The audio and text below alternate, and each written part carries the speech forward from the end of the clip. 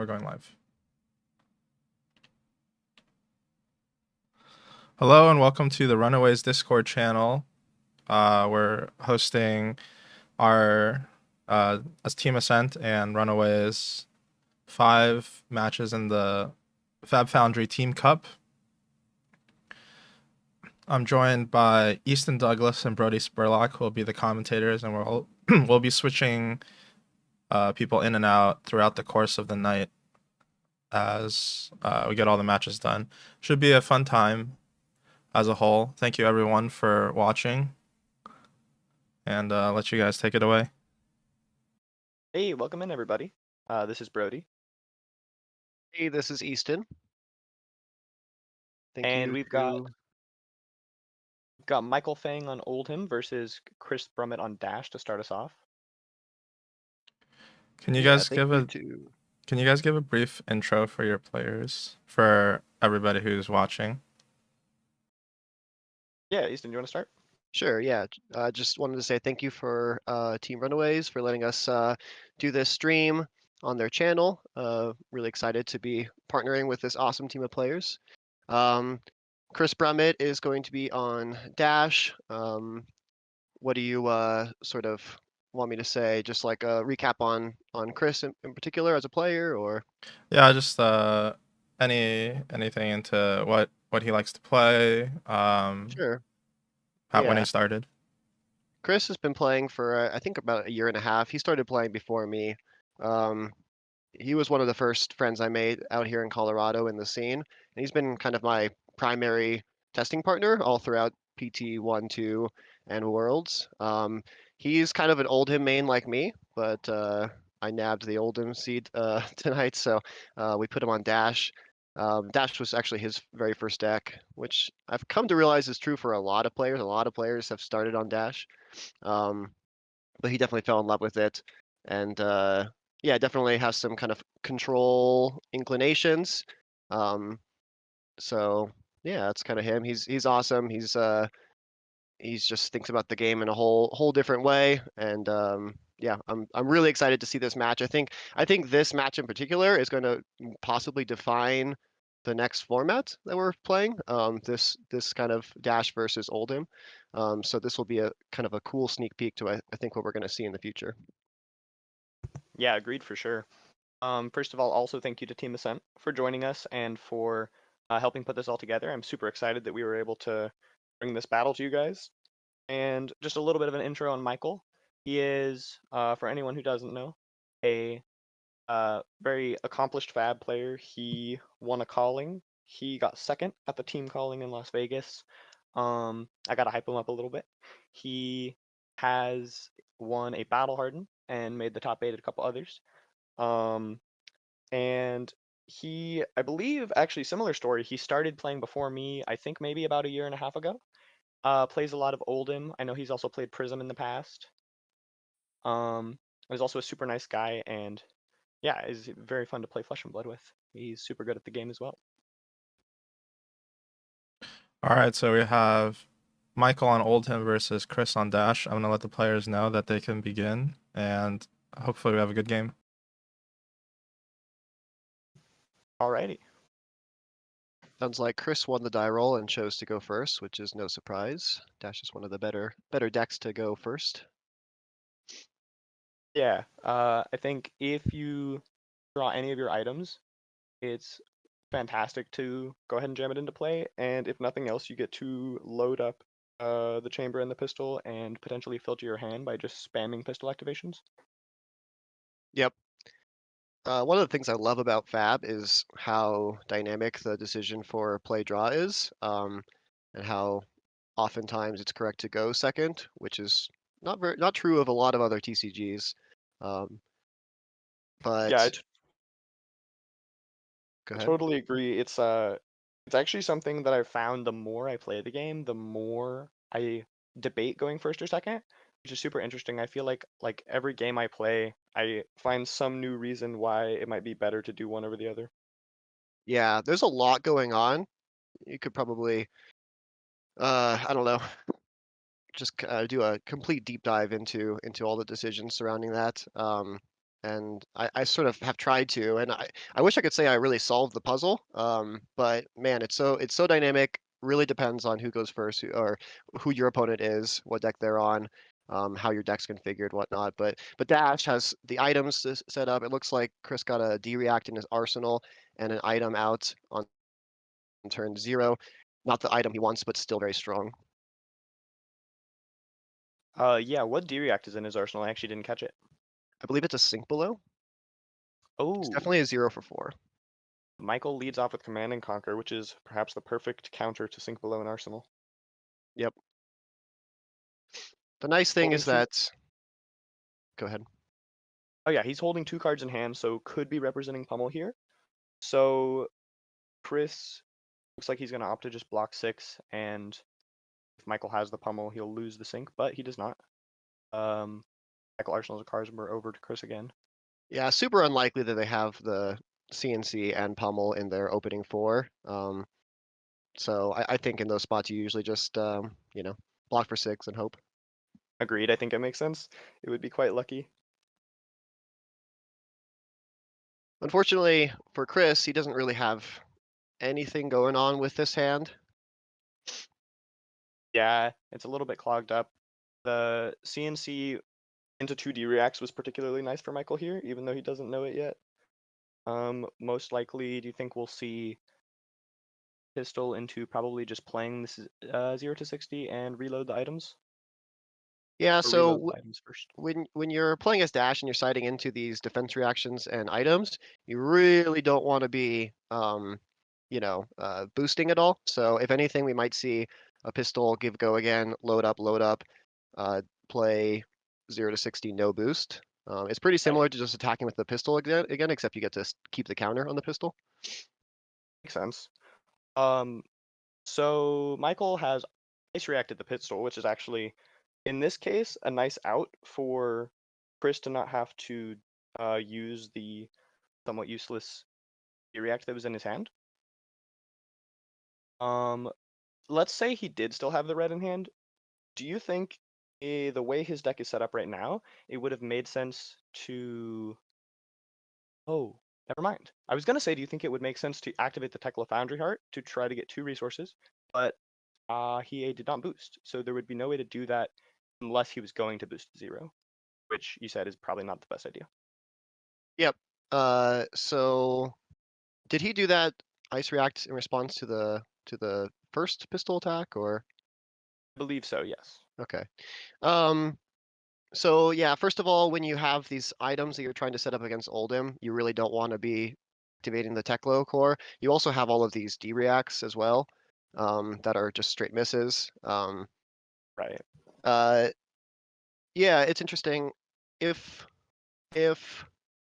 Michael ends up just following this up with the CNC, then I think I might have just liked, just in all cases, to hold the ice card just to preserve the arsenal, because I think that Oldham's aggression is really important, and the arsenal can help facilitate that.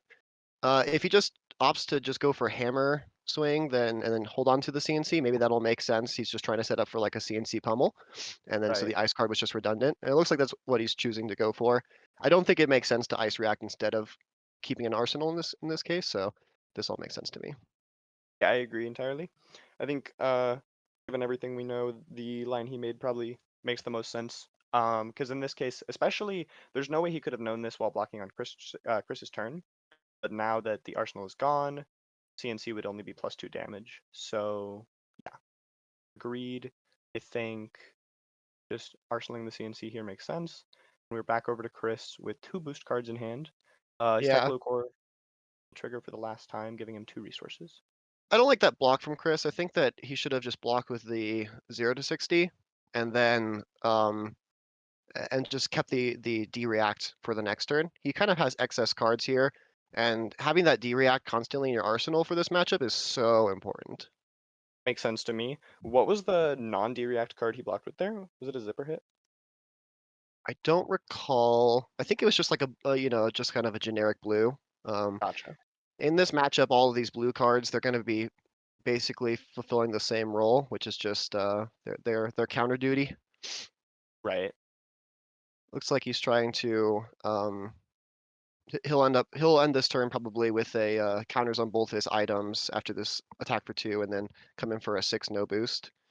Again, I probably would have just like gone for 6 no boost, not attack with pistol, and then arsenal the D-react, but this play pushes a little bit more damage. Yeah, I could see reasoning for both. What do you think is the philosophy with Goliath Gauntlet in this matchup? Do you have particular situations? Oh yeah, there he goes, popping it here. Do you think it's better to just use it the first time you get a chance to? So when you look at deck building for Dash, you have to. There's a huge opportunity cost to run a secondary arm piece. So I just know our lists, and I know that we run only Goliath Gauntlet. So just gotta try to find a spot to cash in on that card's value, basically. And I think Chris has found a pretty good one here. We keep just those red throttles in, and yeah, first available opportunity to get rid of it. We just lock in that 2 points of damage. Makes sense. And Michael's thinking on blocks here. You got to think he's trying to figure out the balance between optimizing the cards in his hand and like getting the best math possible while also trying to pressure Dash perhaps more than you'd be normally incentivized to pressure, because you don't want to give her time to assemble the death combo of items and then you just get locked out of the game. Yeah, and definitely Michael's in a spot too where he's probably trying to assess the cards that Chris has played so far and try to kind of suss out what the rest of his deck looks like. Chris has not developed any other items. I think Michael can assume that he's running all of those purifiers and at least the extra one induction chamber like we're used to seeing. But while Chris doesn't have those items to play out, the way sort of we have our deck configured is to just sort of have a little bit of pressure to push, because you're right that Oldhim really wants to get Dash down to a really scary low life total before Dash has all those items out. That's kind of Oldhim's avenue to winning. So I think from Michael's perspective, he wants to maximize his damage output, maximize his interaction, and keep his arsenal floating from turn to turn so he can find those really, really powerful threats. Makes sense. But it's tough when Dash is kind of on the front foot like this. For sure. It looks like here he just opts to go for the... I'm not sure. I assume he's going to go for what is a pretty efficient play of Zealous Belting into Command and Conquer, but it is also reasonable to leave the Command and Conquer there and wait for, like you mentioned, a CNC pummel. You are giving up the resource and the action point. The Tunic resource will still be there later. So I think it is a reasonably difficult call. What would you tend to do in this situation? Do you think it's better to leave the CNC because of how powerful it is when combined? Also, it's worth noting, there is no arsenal here. So here it is just 6 damage. So later you're getting both the on-hit itself, but also the potential for a pummel. I think CNC is going to be one of his best tools. It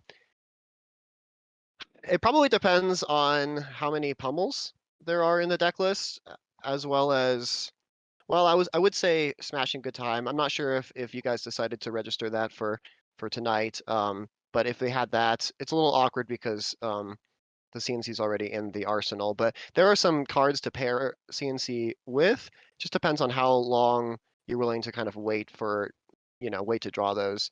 I think the Right. answer is usually you don't want to.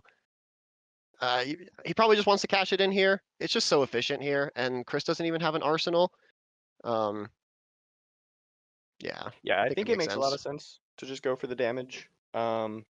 Especially if there's a concern that even though CNC itself is such a high quality card, that if Chris just takes turns off to play items, Michael's going to get so swamped with like card quantity that he's not going to be able to use his cards. So maybe he actually doesn't want to hoard an arsenal too much, especially without Crown of Seeds.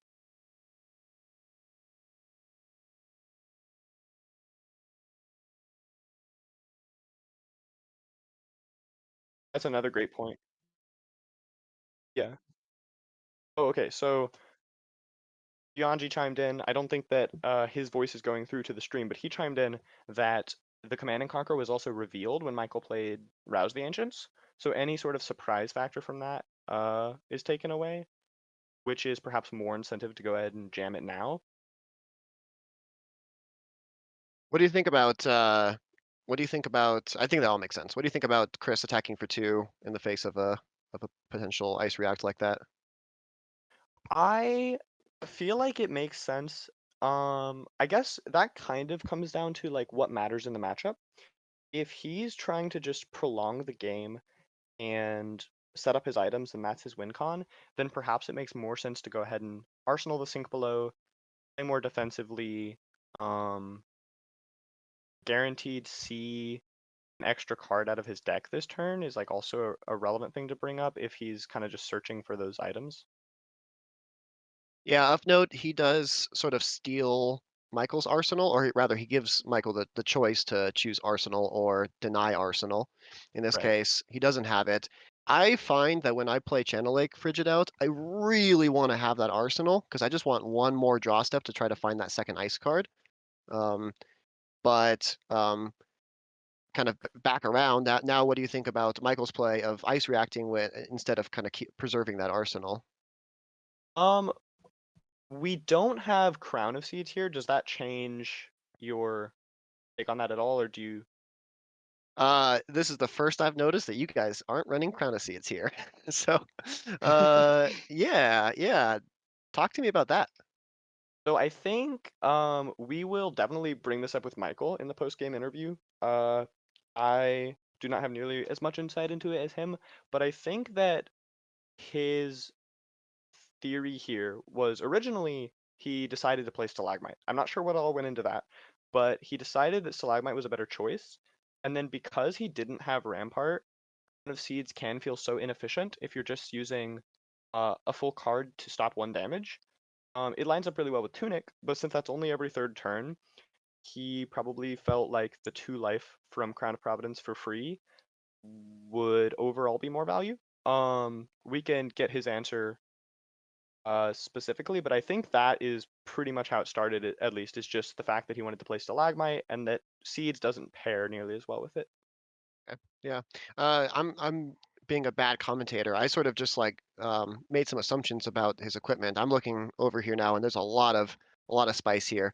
So you have Oh the yeah, you're stalagmite, you have you're the totally fine. Let's talk about mage the mage master boots, and the crown of providence. I would say those are 3 pretty spicy picks. So yeah, I mean, do you have any more insights about the stalagmite? I would say is actually the most surprising. Um, it's kind of funny because your game plan against Dash is sort of, ooh, this is nice. Is sort of such that like you don't want to be doing a lot of blocking, and so that the rampart gets worse. But then if you don't have the rampart at all, then I think that allows the Dash to play a little bit differently throughout the match. Um, and then the other thing about Dash is that um, it's so flexible with its cost curve.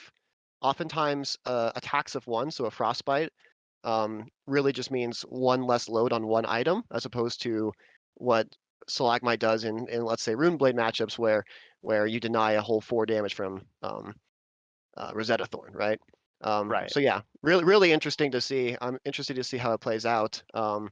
But yeah, any more insights about the Stalagmite choice? Yeah, I agree that once I've not played this matchup myself, but from what I see, like um I first of all agree that once they kind of get into that loop of Dash having items set up and Oldhim trying to block some of the damage while also, try to kill her, Crown plus Rampart is very efficient.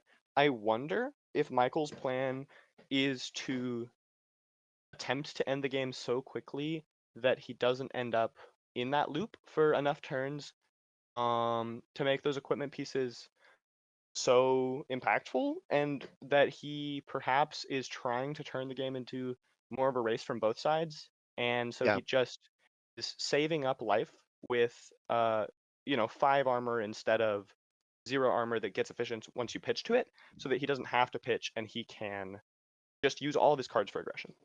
Yeah.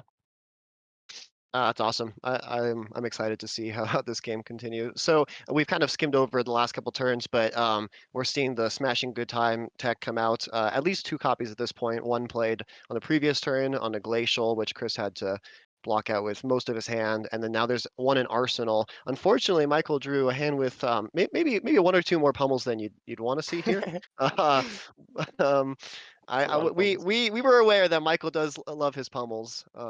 I think on our deck list for Oldhim, we tend to stick to mostly just red, but I know that you guys have been kind of crushing the scene with, yellows, blues, purples, magenta Purple pummels, pummel. Yeah. Gotta love the purple pummel. Yeah, so Yeah. it looks like he's just going to come in with the blue chokeslam here. I'm not actually sure what his arsenal card is at this point. It's Smashing Good Time.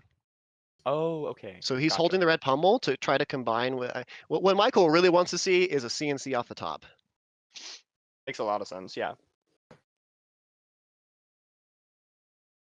Yeah, in that case, his play makes sense. He's just presenting damage and identifying what is important, which is to combine the pummel with the most important hit effect in the matchup and try to get one of those critical items off the board.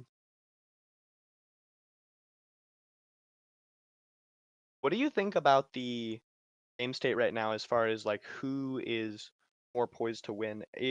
To me, it looks like the life totals are pretty high for Dash to already have 3 items in play. Yeah, I would say Michael hasn't quite had the hands that push him over the top of Chris's blocking potential yet. And so Chris has been able to, even though he didn't draw the items in the first couple hands, he was able to stay at basically 40 while he developed. And I would say I really like Chris's spot right here. The fact that Chris is about to come in with a big turn of pistol swings, he's ahead on life, and he really only needs one more item to start pushing damage that kind of gets to the thresholds in Flesh and Blood where you're pitching a blue or 2, and those blues are worth 4 or 5 damage. That's basically what Dash is doing, is assembling enough items and maybe sacrificing tempo or life in the early game to be able to late game be able to pitch a blue and have it be worth 5 or 6 points of damage. So we're getting kind of scary close to that threshold.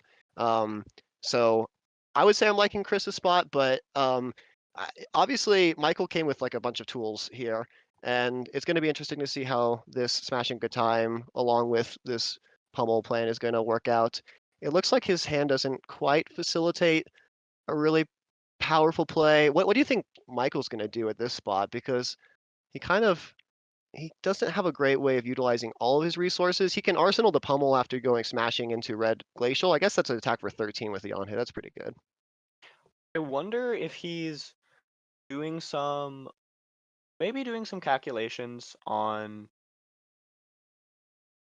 if he were to if he were to just hold the pummel Smashing Good Time again, take whatever damage Dash is presenting, and then try to run it back next turn with a cheaper attack. I think he's in a pretty difficult position. He definitely wanted this hand to be able to string all those cards together. Do you think that this moment is impactful enough that he might be considering a block with Crown of Providence, or at least was considering? And if so, what would he ship? Because I think I could see a world where he cares so much about the pummel Smashing Good Time before time runs out that he would perhaps sink the red glacial just to search for a blue and try to pummel the chokeslam. But I don't know if that's giving up too much value. That at that point it'd be better to just hold the cards, block with them. Yeah. If I was in his spot, I'd probably do the smashing into red glacial for 13, arsenaling the pummel. That attack should be good enough to keep Chris off of an arsenal. Might even take some equipment block. And so it's kind of setting up for a really good pummel turn the following turn. It's kind of going for a 1-2 punch rather than stapling 3 cards together, 3 power cards together. Right. So that would be my inclination here. I definitely Interesting to think see that's Chris arsenaling a red 060 here. What were you saying? I definitely think that what you said makes the most sense mathematically, and yeah, it looks like that's what Michael's gonna do. I'm actually not sure how many Smashing Good Times are in his list, but he maybe is hoping to just start presenting big numbers, and even if the on-hit effect doesn't actually go through, it at least takes some cards from Chris and gives him a little more time to find another smashing if he does have them. This is big though. Chris didn't draw. He only drew 2 cards that block here. Oh wow. Yeah, and he doesn't have a D-React in his arsenal. So the fact that he has these 2 pounders in his hand means that he can block for 6 in hand, 4 more with his equipment, which means he's 3 off from being able to stop the on-hit here. So if I'm His Chris in this best prayer situation, is to, yeah, oh yeah, I think maybe you're about to say the same thing. Crown of Is there a Providence, yeah. consideration of blocking with 2 cards and 2 equipment and doing the weighing the odds of trying to sink into a D-React? I bet Chris is doing just that right now. He's trying to weigh the odds of what the chances are of drawing one of his D-Reacts. He's already played a few. Yeah, he's looking at his discard pile. Michael is too. They're they Maybe know they what's both going know on what's going here. on. Yeah, yeah. We actually talked about this kind of a play. We were saying basically the smashing good times plays, like with a pummel with the CNC or on like a red glacial, you're looking at 13 damage. So 9 block in hand plus 4 equipment is enough to block that out. So we just want to be really conservative with our equipment blocks. And I think we cut down one of the pounders for this reason. But Dash has 0 blocks. That's always been a thing, and Dash has always been kind of in these tricky spots. And I think this is part of what defines a good Dash player is how to navigate through these kind of tough situations when you don't have the block value you're really looking for. For sure. Another interesting question is, how often do you want to play out these Teklo Pounders in this match? Is it like since Dash tends to be actually more of the control deck here and is trying to prolong the game to find the pistol items, what's the thought process between playing or not playing out a pounder? Or is it just a blue? If you have an opportunity where it's basically free to play out, like on turn 0, or when you have the tempo and you have extra cards in your hand, then yeah, I think it's fine to play out. I think in these kind of games you do end up playing just a interesting block here. The pounders are basically just a blue. They're basically a concession to having a hybrid deck where you can be aggro and non. So I think what Chris did here was basically say, if I draw unmovable, then I can block this out if I block this way. And if I draw a non-unmovable, I can still Spark of Genius for to replace the item that you're going to destroy. Gotcha. That makes sense. Yeah. Yeah. We've I think already seen. I don't think we've seen any unmovables. I think we've seen maybe 2 to 4, a 0 for 4 D-Reacts. I think 3. Yep. So I think that's Um, probably what he said was like, I have unmovables left, but I don't have as many 0 for 4s, and he made this play. Makes sense. Do you know, does he play 6 of the 0 for 4s into Oldhim? Or less? Yes, yeah. Okay. Yeah, it makes sense. I guess Spark is a pretty high priority card, right? Like it's essentially just an item, even if it Yeah, is. he was pretty quick to block with one early. It's an expensive way to get an item out. Chris is in an interesting spot now where he really needs to get the chamber back to kind of get his aggression going. He's kind of lost out on his equipment blocks now, which could have been valuable in the future. So yeah, it's going to be interesting to see if that pays off or not, or if Michael's going to present another attack where he would have preferred, Chris would have preferred to maybe save at least one of those. But Right. And it looks like Michael's hand does have the potential to be pretty aggressive if Chris just plays one attack and a spark or even 0 attacks. I assume he would want to go zipper hit into spark so he can get the card draw, and it's an arsenal either way, so you just get the +4 damage. Yeah, I think that I'm not actually sure what color zipper hit this is. It looks like yellow. yeah, it looks like yellow to me too. I think that's pretty good. There's always the concern of hitting one of your items with the boost or hitting a D-React. You have obviously the feat to buy you out of a situation. I would say, Oh, you're super right. You asked me earlier about you know, who's favorite. I would say after that last turn, the fact that Chris drew those two no blocks, I'm thinking that it's a pretty close game at this point. Makes sense. Yeah, I'm thinking like an aggro boost dash player, and not considering how many misses there are in the deck. In that case, do you think that do you think that perhaps you don't want to play or Arsenal the zipper hit? Or do I you think think it's it's fine to go ahead and Arsenal it? so the big concern is boosting away an induction chamber. That would be like devastating. Now that the chamber's out, I bet he'll just arsenal the zipper hit. It's fine. You do have the feat to like save you from one boosting on a D react. Um, Just don't Chris want to Chris take is the chance yeah, before that but chamber's in play. losing one of the chambers, it looks like Chris is going to really need to, you know, put together different forms of aggression here, um, and try to maybe utilize some of those boost cards. Yeah. But Michael has a big turn here. He has a tunic resource and he has that red pummel in his arsenal, of course. Chris has some good blocking cards, but let's see how he navigates his this blocking situation. Yeah, it's interesting. You have to think from Chris's side here, you have what I assume is still a pretty high priority plasma purifier, even with only one chamber, or do you think that at this point he actually is not as incentivized to play it since he can't do more than 2 pistol attacks per turn? I think 5 into 5 is pretty strong. So I think he definitely really wants to get it down. Unfortunately, he only has one blue, or one resource card in general, and the unmovable is going to take the same kind of you know, resource card that the purifier would want. Um, so it looks like Chris is probably just going to take a big hit with the hammer and just hold this purifier over the turn cycle. Makes sense. Chris is still pretty healthy with his life total, and Michael's already used a good amount of his powerful threats. Yeah, I think Chris is just doing the best thing he can here in protecting a valuable card. His alternative was, if he wanted to try to play it, to just discard unmovable to pummel and take an extra 5 damage, I think it was.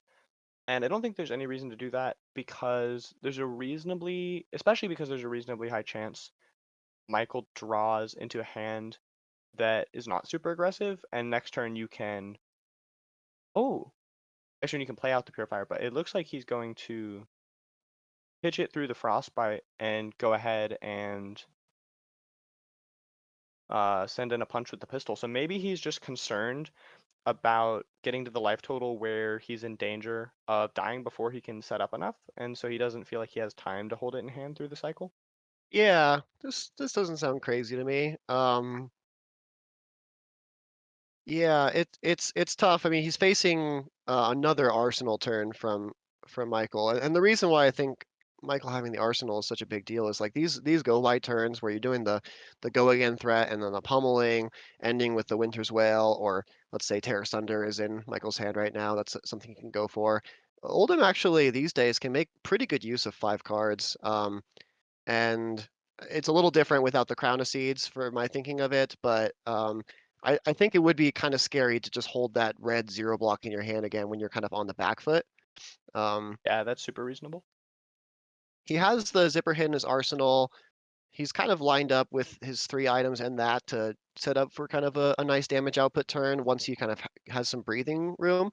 But Michael's done a good job, and which is kind of why I like the fact that Michael did go for that smashing good time into saving the pummel. Is that it's just 2 really powerful on hits back to back, really putting Dash in kind of a defensive position. If Michael can levy this kind of tempo into more things like Endless Winter we see in his hands, Channel Lake Frigiding. He can really just chip in, chip in, chip in, and then maybe cash in later on those all those equipment blocks that he's brought in, because he's gotten Dash to such a low threshold that she can't quite push through that damage. For sure. So this turn cycle, do we know? I believe the card in Michael's arsenal is Arouse the Ancients, but I'm not sure. Is If it is, then he has several options. It looks like he's considering blocking with the Endless Winter and then either going Rouse into Hammer, revealing that he's arsenaling a Glacial, or maybe just throwing the Glacial for 10. I think probably between those two, the consideration would be throwing Glacial is one more damage for the same 3 cards, and also allows you to keep the Rouse, which can be really nice to like utilize your 5-card hands. Looks like he's digging for a blue here. Ooh. Yeah, so this will allow him to go Rouse into Glacial for 10, so 17 damage. Pretty strong. It's a nice use of the crown, I'd say. Yeah, I agree. Yeah, think I like this he's play. I think he could have also just taken it and then gone Rouse into Endless Winter. The on hit from Endless Winter has actually really reasonable text in this matchup, but I mean, 17 damage is a lot of damage. Yeah, for sure. Oh, I got confused and was thinking that Rouse was Zealous last turn. When I said 9 damage, that was a lie. It was 11. But yes, so he's coming in for 17 here, like you said. He's done a lot to kind of come back from initially looking like he was pretty behind. Definitely. Think Chris is in a spot where he says, okay, you have no arsenal. Let's preserve as much life as we can. There's no on hits. We'll just take a few points of damage. I draw up, you draw up, and Chris is just praying that Michael finally gives him a little bit of reprieve. Looks like Chris is not quite going to get that. Probably Endless Winter with the pummel here. Yeah, it's a pretty strong 4 off the top.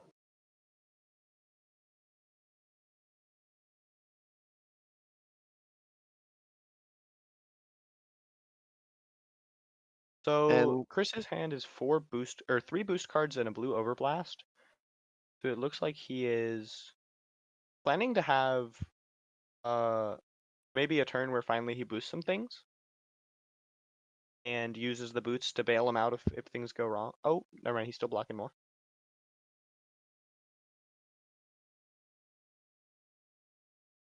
That makes a little more sense. So I assume the main consideration there maybe then was to either block 6 and oh, okay. So he blocks 9 because if he takes the on hit from Endless Winter, he can't efficiently load items regardless. So either he's going to use 1 blue to load them up, or he's going to go ahead and just give away his whole hand to the pummel. And so it doesn't make sense to hold the second blue as pummel protection, since on hit stops you from doing the thing you were trying to do anyway. yep. Yeah, I think Chris, same position as before, just trying to buy a turn where he's not sort of dealing with this endless onslaught from Michael. Didn't get there again because now there's a channel lake in play. Chris is going to push a little bit of damage here, but really just a little. Yeah, I'll admit I'm a little bit surprised. So that's a yellow 0 to 60. So I think Chris could have just blocked with this yellow 0 to 60 and then not taken the damage from the Winter's Whale, had only 1 tax for this throttle, and then come in for the 6 all the same. So I think in that scenario, do you also block with the Tekla Foundry Heart? Or no. So he blocked with 1 card. He blocked with 1 card, preserving these 3, taking the on hit. oh, I But see. he could have just blocked with this. I don't think it's worth taking a point of damage to preserve the card in your deck in this spot. Yeah, I definitely agree. Yeah. I think I missed the whale there. So on Michael's turn, I think we're going to see a pretty spicy. Actually, it might not be played this turn, but he has a pretty spicy Toma Fiendel in his arsenal, which. Oh, he is going to it's play it. happening. Interesting. Would have maybe expected him to wait a little longer, but I think he's maybe digging for that second ice card. Yeah, I think so too. And he does not find it, but he does Didn't find get another there. smash in good time. Interesting. Now, do you just go hammer swing, arsenaling the smashing good time, and holding the CNC here? No, okay. I think it's a little bit too. I don't Too want to use the passive. word greedy, but yeah, since Yeah. since if you don't find a pummel, that play isn't, really any better than just arsenaling, smashing good time, and searching for another attack. So I think maybe you just have to go for the +2 and the on hit here. But it's definitely an interesting idea. I think there's like potential merit to it because if you do draw a pummel, it's so wildly powerful. Yeah. Chris just blocking for 6. I think Chris is reasonably behind at this point. I think it's correct to not respect the pummel there. If he has it, he has it. Chris doesn't have a premier arsenal or anything. So it's not like he was too scared of that. Yeah.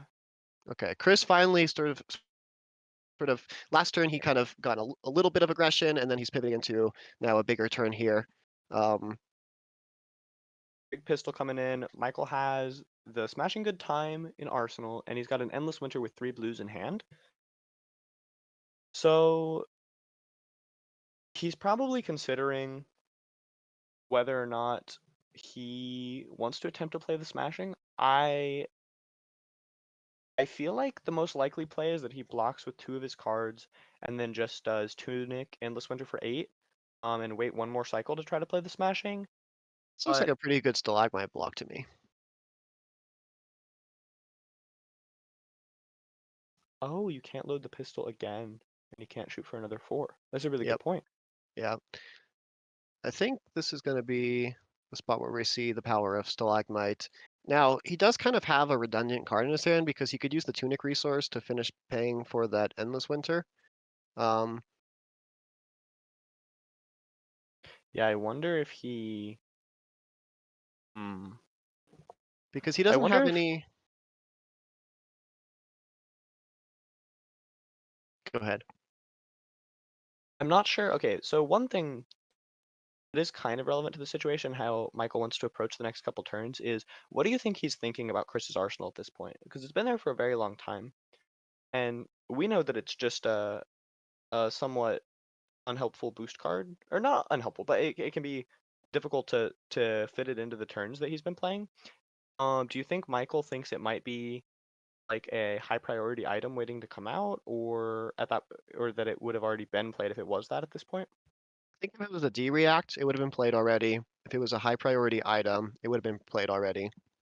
There's a purifier towards the bottom of Chris's deck.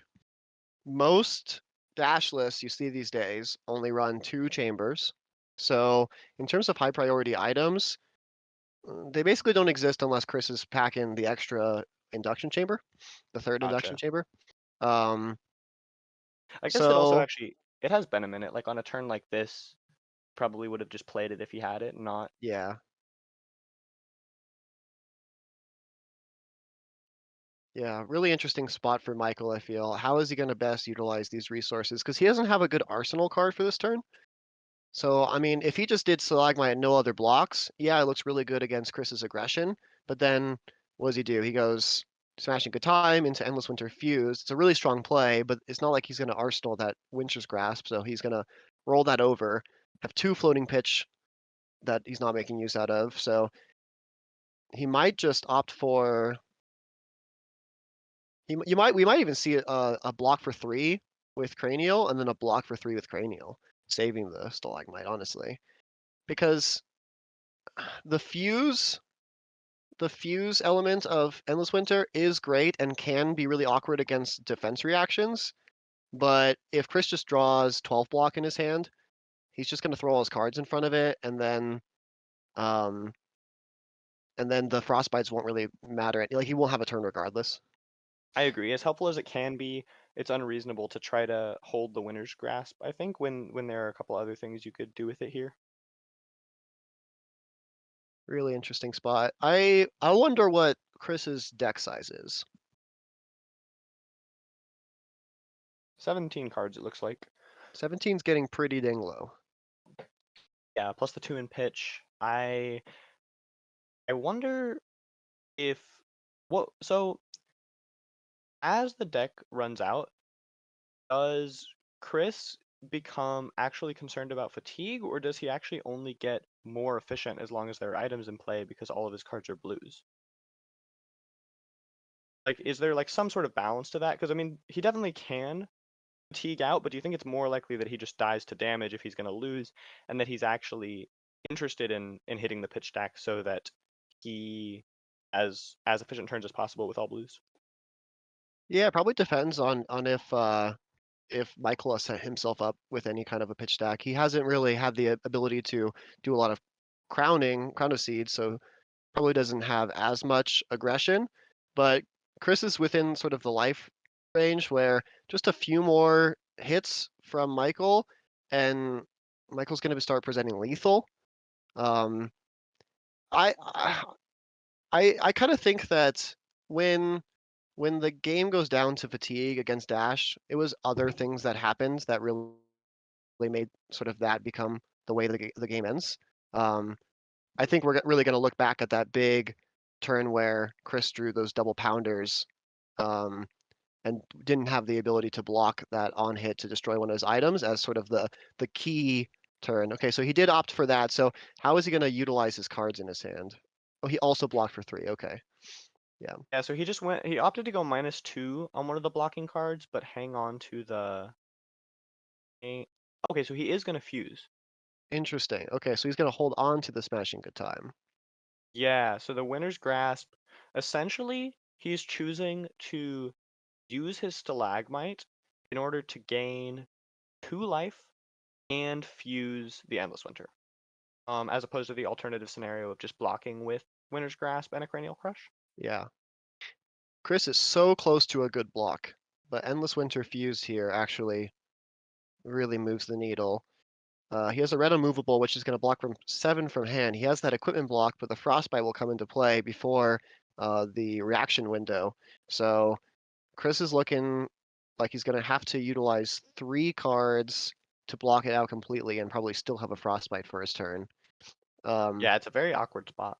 The problem with just doing just the unmovable is that that dang on hit, even if he just takes 1 frostbite and goes to his turn with 2 blues, he can load up 1, 2. He can load up all his items, but he can't even attack with the pistol if he loads them all up. Right. Um, Then, if we're trying to find the best line here, I think I don't love blocking with the Foundry Heart because if you do that and you're still planning to play the unmovable, you have to pitch 2 cards to it, and so you use like the same amount of cards to just gain +1 life. If you are you thinking the play might be to just block with like the whole hand and not do anything? And hold the unmovable or hold because I think like potential well, let's see what he does. yeah, I could see this. I think Chris might be setting himself up to get ice reacted here. I think he's probably going to clear his arsenal with that. He's going to not boost and clear his arsenal, Right. and then he's going to try to arsenal that unmovable, which is kind of setting up for the ice react, which he knows Michael has in his hand because he's holding this Winter's Grasp. Um, might still be the play. It does seem like one of the more efficient plays possible.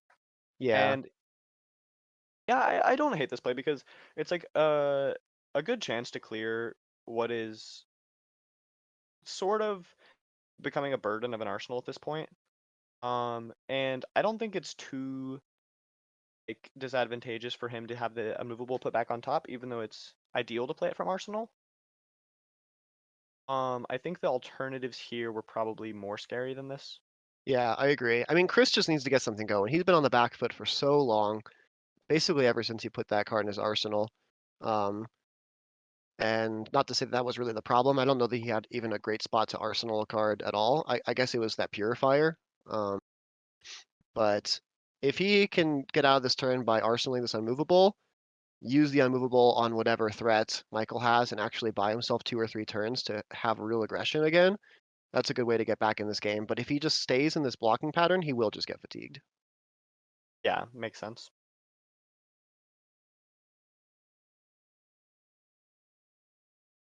All right, so Michael Michael is taking the damage. took the damage, allowed the. So he's going to go for a big dominate. Now that unmovable is going to be big here. It's gonna be massive, yeah. Yeah, so this I is wonder. this is perfect. 8+3 is what both sides are showing here with their threat and smash a good time, and then a block plus a movable. Yeah, this has to feel bad for Michael.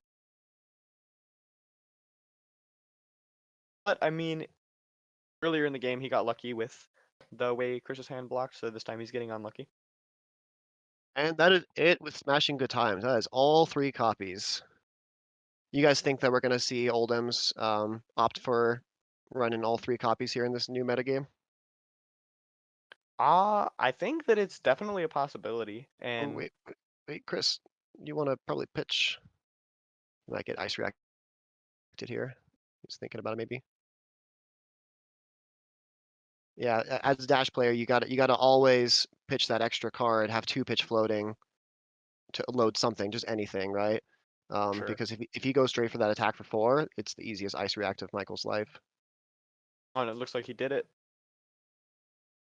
I wonder if that was perhaps a miscommunication of some kind. It looked like they paused for a second. And anyway, we're Okay, yeah.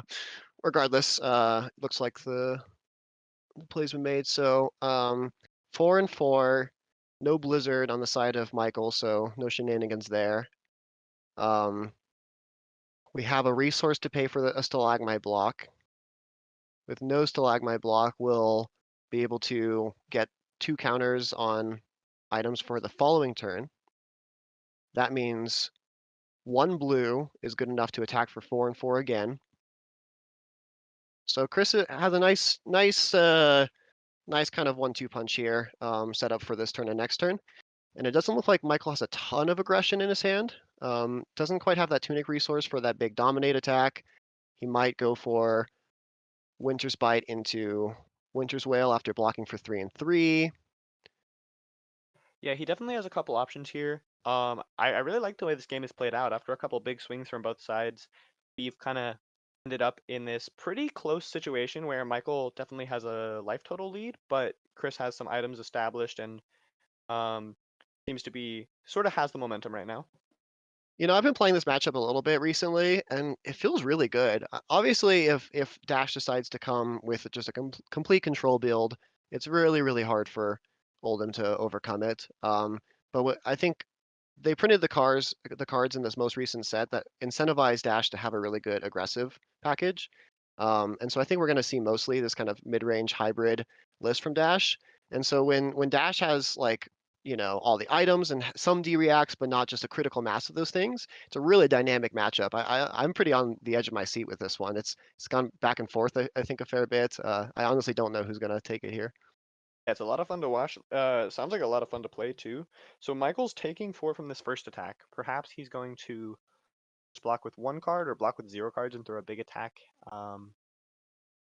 Going for the block with the Crater Fist. So his options at this point are to play Winter's Bite and play Thunderquake, play 2 Winter's Bites and send a Warhammer. That would be interesting. Perhaps send Thunderquake and Arsenal the Macho. Yeah, probably play this Winter Bite and hold his breath. See if Chris decides to pitch a red. Yeah. That's probably where this all begins. This gives Michael kind of most options. He can just come in for 8. He can. I don't think he's probably going to be looking to heave here. Yeah, I think between Heave Thunderquake and Warhammer Arsenal Macho, the latter's probably more appealing. Yeah, I think Chris's hand kind of bailed himself out of a tough situation. If one of these blues was a 3 block, he might have pitched the red here, but I think he didn't. So is he going to go for a heave here? Heave I guess ho? so. Maybe Blue? his plan was to hope to get a red pitch on the first Winters, and that's why he made this play, but because it was a blue, he's going for the Quake. I don't know if that makes a lot of sense though, because I do think we've hit the pitch stack, so Yeah. perhaps we just hit it though, so I'm not sure. Maybe he was planning to heave it all along as well. It's definitely possible. I believe that both players have hit their stacks. Yes. Chris definitely did because he's drew into that double pounder hand. And I think at this point in the game, like in the end game, there are a lot of choices on both sides, and decisions are going to be critical here. Yeah, 100%. He's able to set up, not getting the really strong kind of attack for 4 and 4 again, because the Winter's Bite plus the Winter's Wail just taxes resources a little bit too much. But he's very ready for the next turn. Yeah, Here we go with the Purifier again. No time to cast that this game. definitely not. So perhaps he's thinking about just pitching that away to the bite since it's a red pitch and it doesn't block. Yeah, if he pitches just the red, then Michael has the opportunity to maybe Polar Blast here. It's interesting. Do you think, I guess off of Tunic he can still Polar Blast and do any Oh, but do you think he wants to Ice Fuse the Glacial in his hand? As opposed to Polar Blast since it's a guaranteed dominate. Yeah, Especially since playing the Polar Blast out requires the Tunic resource. Maybe that's enough to. yeah. Then again, sorry, go ahead. No, I think that makes more sense to fuse than to just play out the Polar Blast, I think. There is an argument though that it's worth using Tunic to. Oh, well, I'll just stop talking. I did not expect this. Looks like he's gonna heave again. All right. Our boy likes heaving. Apparently Okay, so. Chris has decided to hold on to his unmovable for the time being. Willing to take 2 here. And then with 3 resources, he is able to swing for 8 through a Frostbite, and if no Frostbite, he can load 1 item up for the following turn. Yep.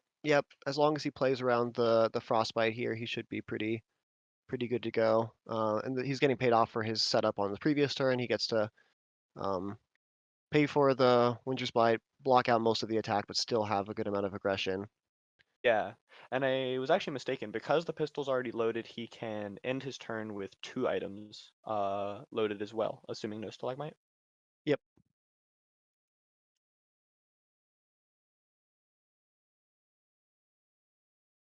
There are those 2 yellow pummels. Yeah, we're back to the Control deck. pummels. I wonder if Chris is savvy enough to be to expect them at this exact spot.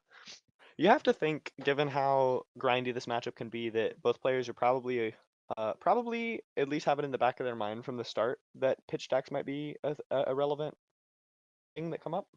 Yeah, definitely. I'm used to this game going to a few turns into the pitch stack for sure. Probably doesn't always get to third cycle, but honestly, I've seen these games play out a lot of different ways as well.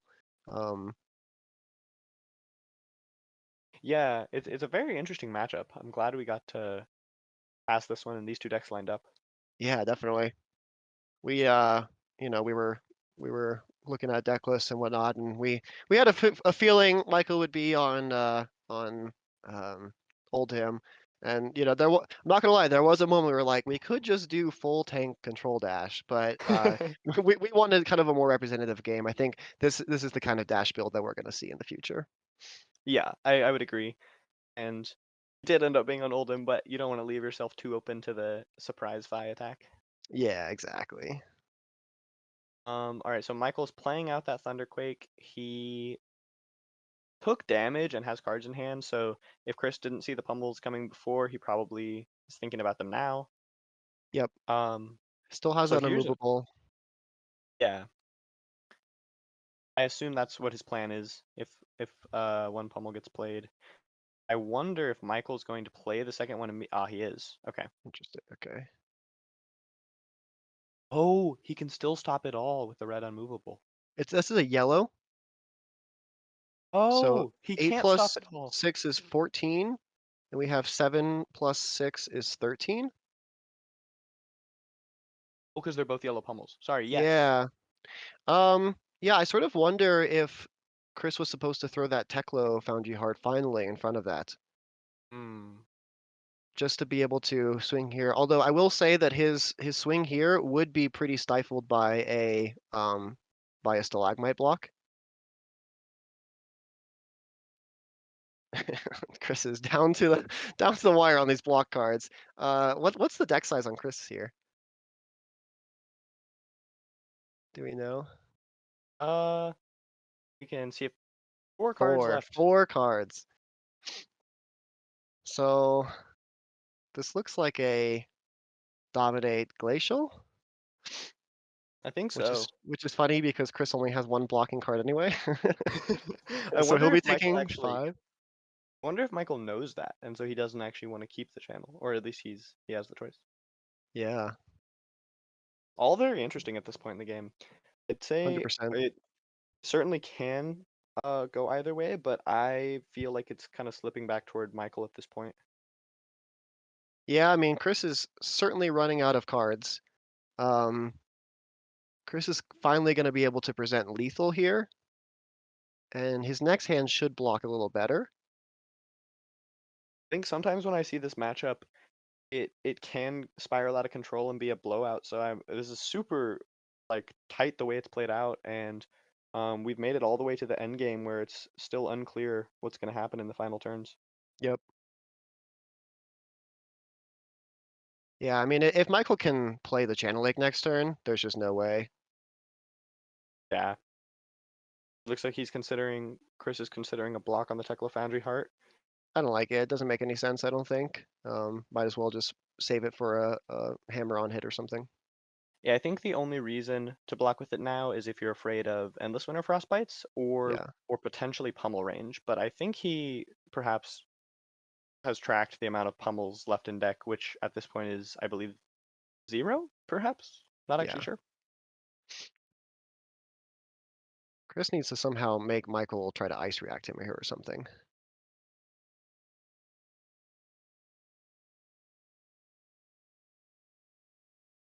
So let's see. Michael he does have a Terra Sunder. I think Chris is out of defense reactions. So we're looking at 3 plus an equipment block is a block for 4, which means that a 6 dominate should be enough to close this game out. Oh man. Not quite enough for the hammer, but it is for the Endless Winter. Not quite the resources needed. Yeah. So maybe Michael wants to get the Terra. What's in his arsenal right now? He has a Channel Lake Frigid.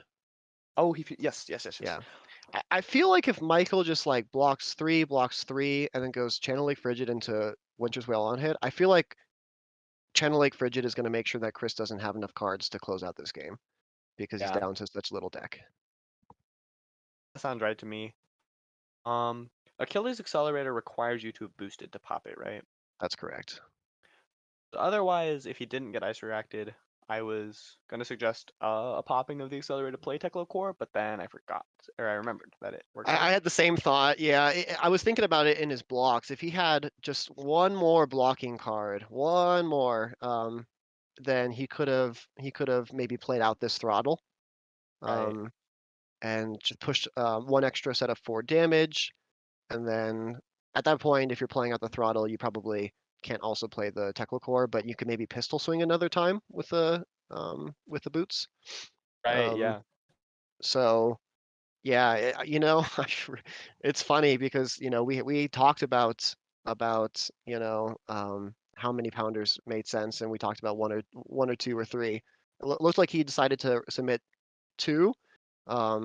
Imagine how differently this game goes if that pounder the first cycle is a 3 block for the Smashing Good Time, and even here, just some random card that does anything other than blue card with no block and blank text.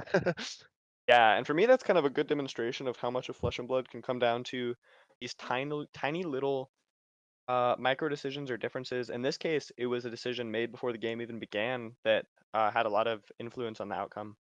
This is why we love this game. Like, man, I just love it so much.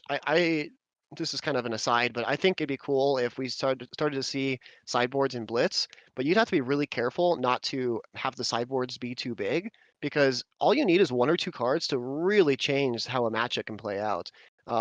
It also means finding the truth between like who's favored in this matchup. Well, what are the decks? Like I would say most decks are able to be built to beat most decks. And I don't know, I just love that. Game's so good. Yeah, 100% agreed. It's super. It makes for really like fun challenges when preparing for tournaments and playing in them, but also like perhaps good like meta games evolving over time, and like the kind of replayability factor of the game is that you have so much agency over those things in and outside of the playing the game itself. So Chris had the opportunity to overpitch here into his items. For those of you that don't know, well, all of Dash's items, including the pistol, you can just continue to quote unquote add counters. You can't actually add more than one, but you can still activate the ability. He chose to hold this in his hand. He might be trying to preserve, like, put a no block in this hand so that he doesn't have 3 no blocks in a row later. That'd be my best guess. Or he's just going to Arsenal. Interesting. I wonder if he. There are a couple different like potential things he could be thinking about with the arsenal there.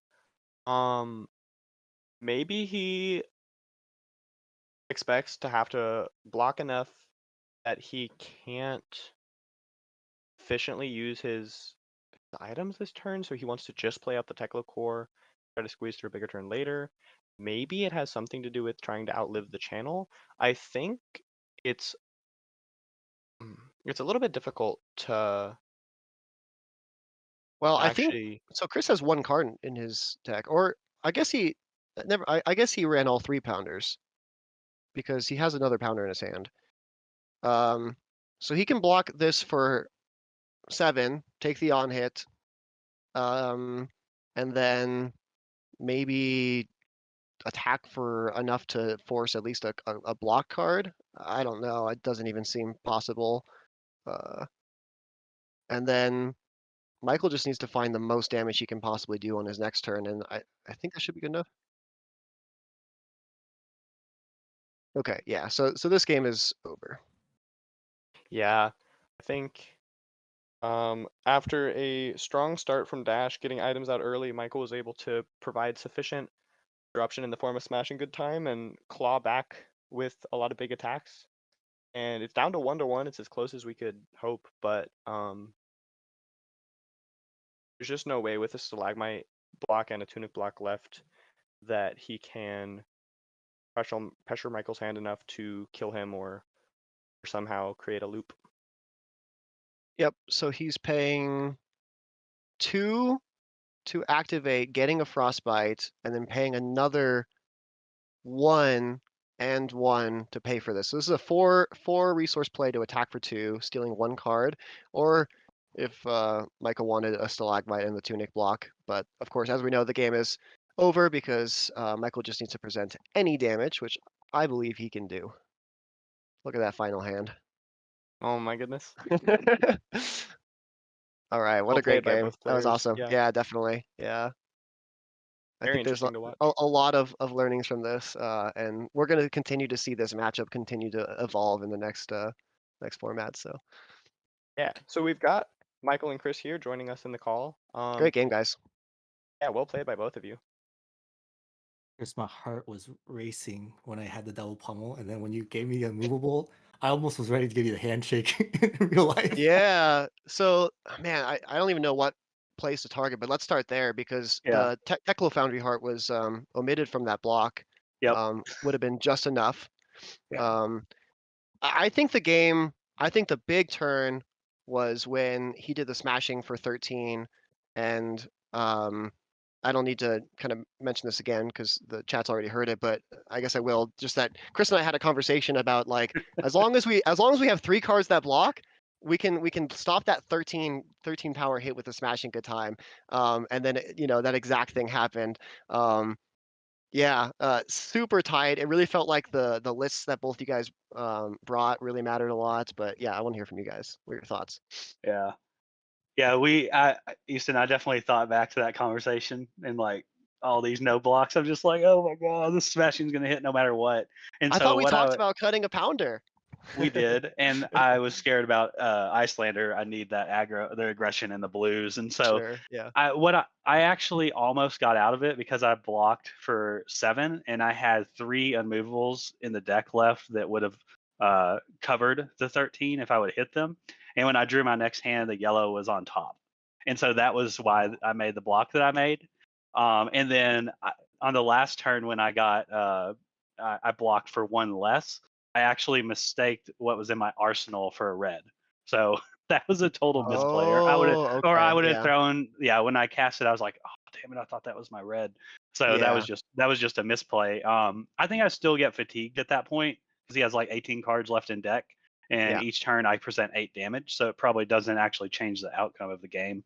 It was really that mid game. I had a really good setup going, and the drawing 2 items when 13 came at me, smashing good time. I knew I was really in trouble. So I was trying to Yeah. get lucky. I almost did, but not quite. Honestly, on the flip side, I felt so lucky that one of those connected. I felt like my draws were a little awkward. I kept drawing all my pummels with the smashing good times. Like both of the times I came in with the red glacial for 13 on smashing, I Mhm. had a red pummel that I didn't really want to pitch so that you'd see it. And I don't have crown of Right. seeds, so I can't like crown it away. And How do you feel, Chris, about arsenaling that yellow zipper hit mid game? oh yeah. Yeah, I thought that I was kind of priced into it because I can't really boost at that point. And I don't mind having 1 attack sitting in there for the turn that I try to take some tempo. So like after I run, after I get to the point where I can start threatening lethal, I like to go ahead and boost 1 attack after attacking with a pistol for max damage without breaking the chain. And have the boots for backup. I just didn't get a chance to be aggressive because there was so like 6 pummels and 3 smashing good times is just a whole lot to try to set up through. It was really close, but I think what Michael put together, I think people should probably take note. Like that's a pretty good recipe, I feel like, for beating an item dash. And I thought some of the equipment choices were really interesting, but it all makes sense. Yeah. Like if you get to the end game and you're blocking with Rampart, you're probably already losing that match. So I like the idea of just let's stay on the front foot, and that you saw how it played out. I think it was still a really close game. So I don't think it's like incredibly in Oldham's favor if they can fit all those cards in their deck and still be competitive with the rest of the meta. But it's definitely getting closer, whereas Dash, I think, is favored in some of the other lists. Yeah, we were just commenting about how close that matchup is, and I don't know, what I said is that we're going to see that continue to evolve. People are going to change their strategy and try different things. It was Mhm. really cool to see the innovative equipment package that Michael brought to the table. I sort of just like shortcutted in my mind at first, expecting to see the usual stuff, but Yeah. it was really cool to see kind of that stuff play out. And just that extra little bit of block without having to pitch any cards or anything, kept Mhm. him alive, and he won the game at 1 life there. Yeah. So yeah, He really got cool. 6 health for it. Yeah. Yeah. The turn that I didn't block correctly with the double pummel, it was also I only needed 2 resources to be able to present lethal the next turn, and Yeah. so it was a really big that was a really big mistake. But otherwise, pretty tight game. I felt like well played on both sides.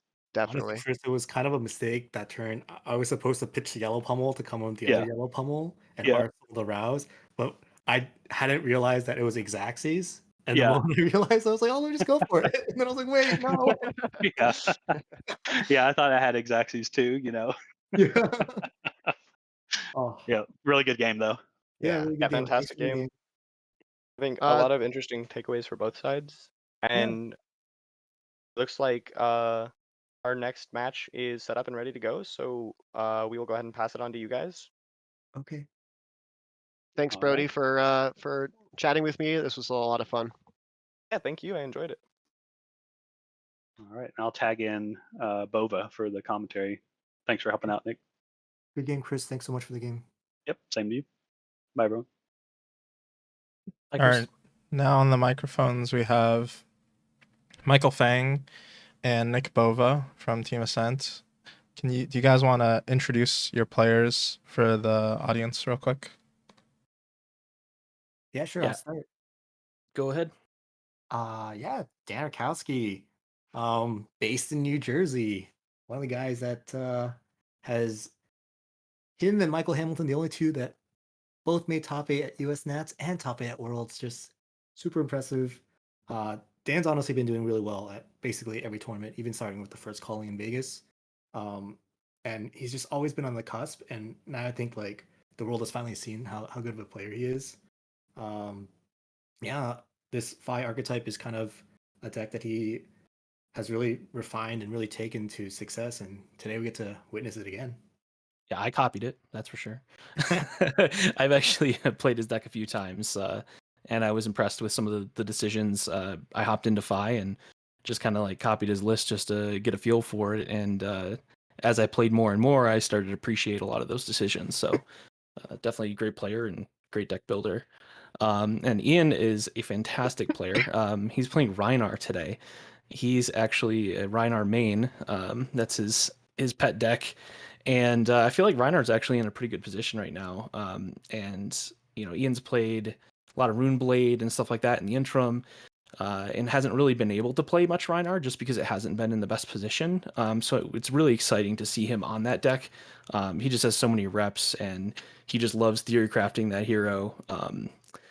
Yeah, just excited to see this game. Should be awesome. I gotta have a chat with Ian about my Rhinar deck. Give him some ideas. All right. Without further ado, let's have the game start. Yeah, congrats on a great game too, Michael. That was Thank pretty pretty impressive.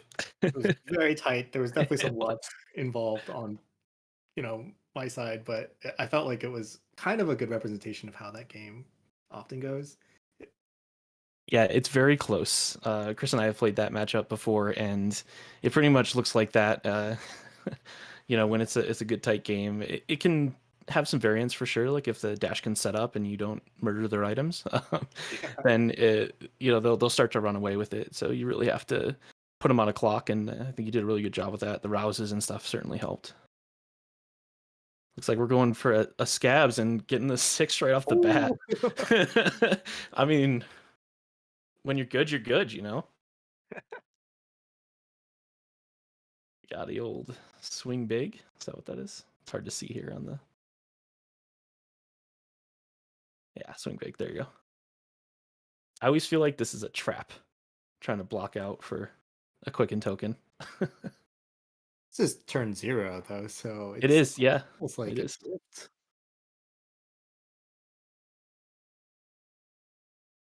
Oh, because he rolled a Skull Crushers, yeah. Into an erase face. That's going to be a rough turn 1. Wow, this is actually insane. This is a 4-card 14. This is what Yep. every hero wants to do. Yeah. Wow. Oh, he draws the E-Strike. That's amazing. He's tapping it there. He's like, yes.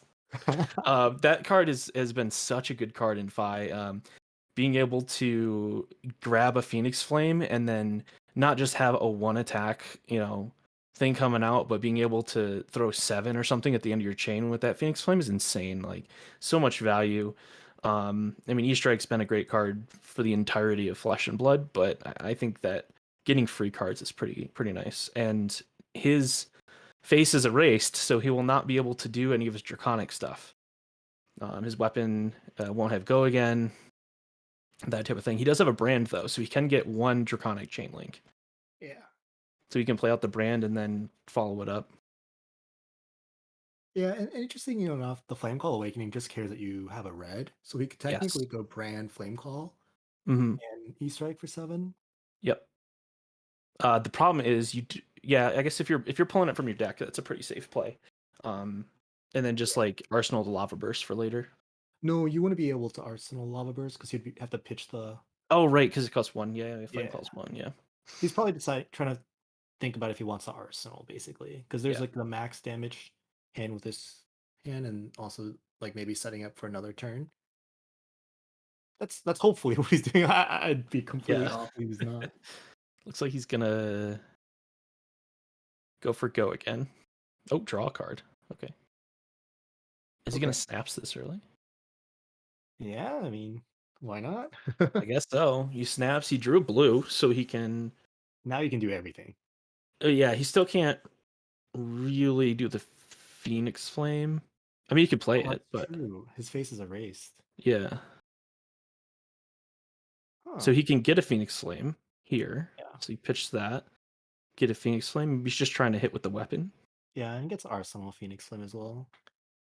The weapon also doesn't have go again, so Right.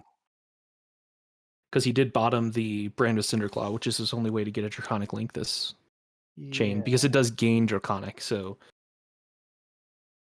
you are able to Now get I'm around starting the to get a little confused. You can still play the Phoenix and then play the Lava Burst.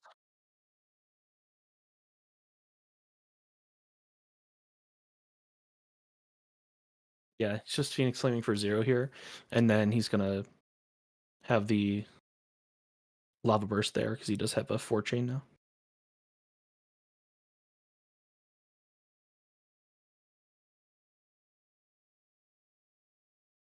You could also weapon and Arsenal. Might be a better play. It's only coming in for 5 here.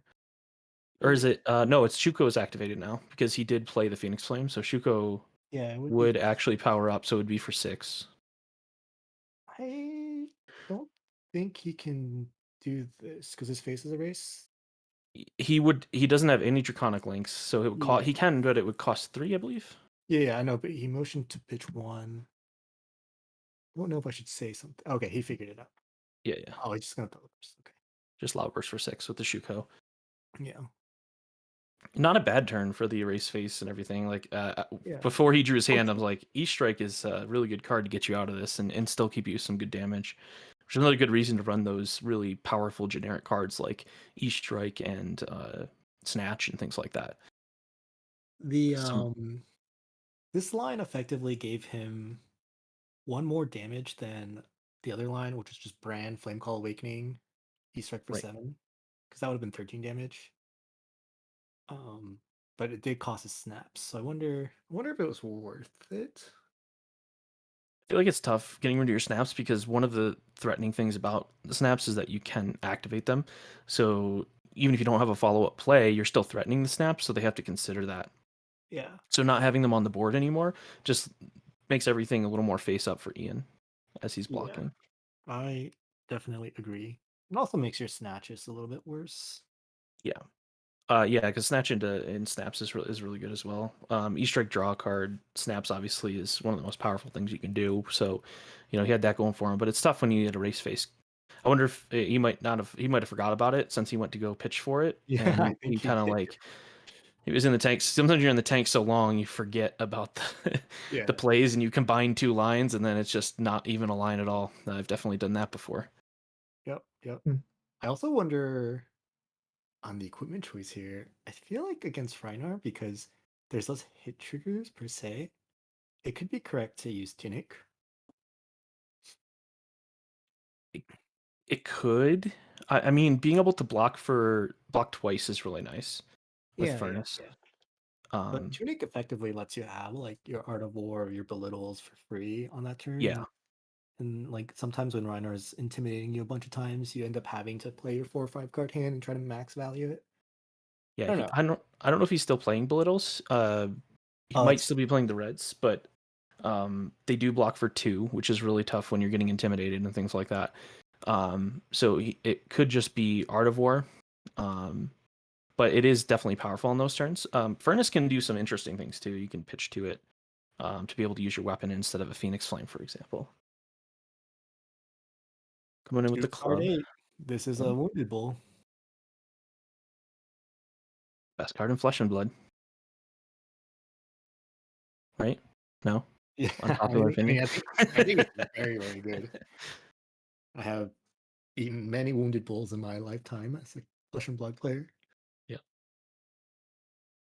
Especially after that draft season. Yeah. And Ian's Arsenal here is That All You Got, which feels so powerful against Fi. Just being able to block, especially with Mask of Momentum, like with Pouncing Links here, it's not quite as powerful, but it is still very powerful. Yeah. It's one of those cards, it's just like it's a yellow sink below a value, effectively. You're gonna banish the other blue here, draw, right? Yep. Yeah, he's gonna be able to make it a lava burst potentially. Does I have the call- blittles. I'm calling it a lava burst because if you can block a 2 with all you got, it's effectively a lava burst, an inverse lava burst. Yes.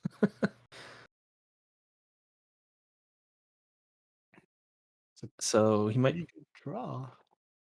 He doesn't really need a blue here. It helps. It would really be good to have snaps here to be able to snatch. Yeah. That is unfortunate. He's probably just gonna end on the burst and keep the snatch for a future turn. So that he kind of Feel loses it. that +1 then from Art of War, I guess.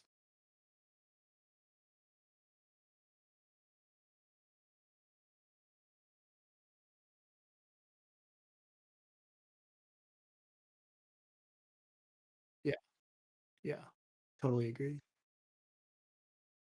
Oh,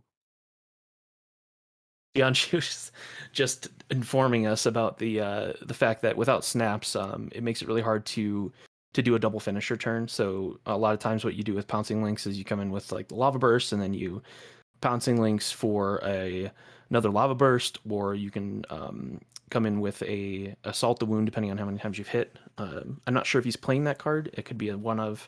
A lot of times, the Videx will have one of Salt the Wound for those turns where it's more powerful than Lava Yep. Burst. yep. I think it's that's definitely worth mentioning. It's just like the deck has less finishers and has more go again attacks typically. Not by a huge margin, but in that sense, it's almost like Dan's a little bit getting punished for using his snaps early. But this is like still a pretty darn good turn for an Art of War turn. Yeah, Uh, it is really nice to be able to pop that mask on turns with like an Art of War or something though. Like it adds a lot of value to that mask. You could come in for Lava Burst for 7, or Lava Burst for 7, and then come in for Assault the Wound or another Lava Burst, yeah. and then it just puts Ian really on the back foot at that point. Yeah, if he had done it this turn, the game might just be like so much to the point where Ian's already in like it, needs to block like at least a card. He doesn't have a great way to block this without equipment. So a lot of times when you have the race face staring you down, you have to determine how much better your turn is without or with the Draconic, and sometimes it's really not that impactful, and you can kind of just either take the 6 or just block, make a value block. But so many of Fi's cards block for 2 that it's really tough in these situations to block cards like Erase Face and Command and Conquer when you really need to. Yeah. This could just be also like another turn where he might just shrug it and say, whatever, race face can hit me. Although that's like one of the few hit triggers that matters. So this could be a good opportunity to use armor. I'm pretty sure after watching Dan navigate the first erase face, he's just trying to think of how he can play through an erase face with his hand. Yeah, definitely. So it looks like I'm trying to think of what he's going to do on this turn. He's got the Arsenal card is Snatch. the Snatch. So he's just going to not worry about grabbing the Phoenix Flame. There's probably only one left in his deck. I'm assuming he's playing 3, but Yeah. he could also be playing 2.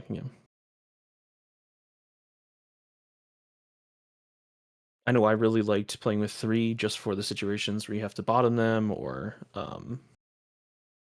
discard 1 or banish 1 for Art of War. Just gives you a little bit of flexibility because these cards are a little undervalued. Like a 1 for 3 go again is not exactly what you want to be doing to get the most value if you're not grabbing that Phoenix Flame too. So What's his plan? Is he gonna grab a Phoenix Flame and E-Strike here?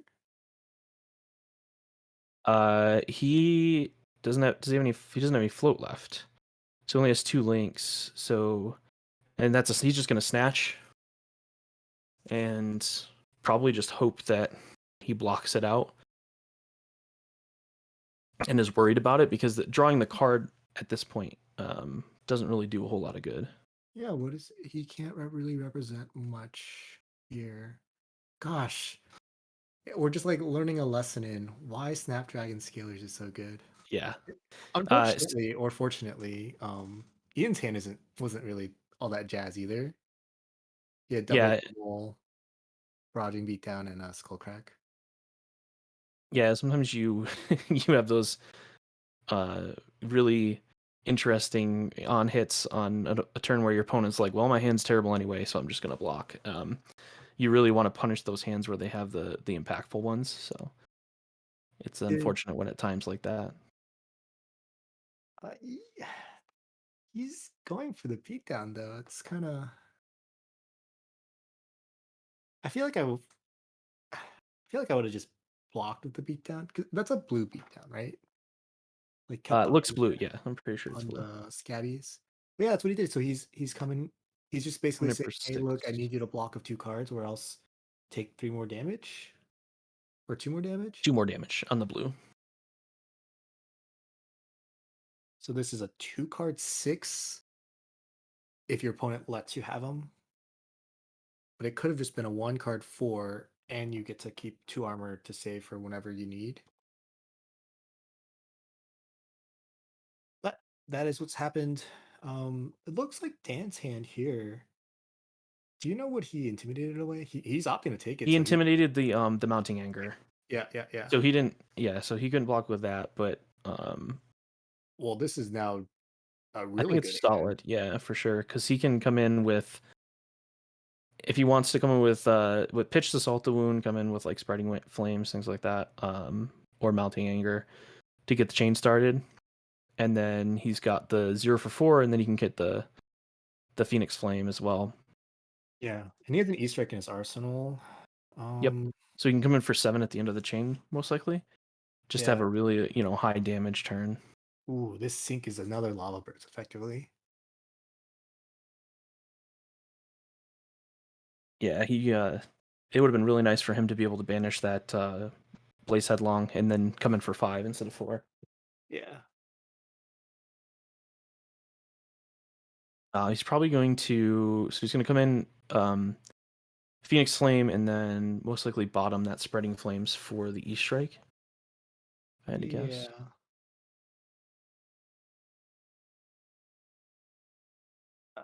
In that case, the CNC is not going to be great on Ian's turn if he decides that that's the play he wants to go with.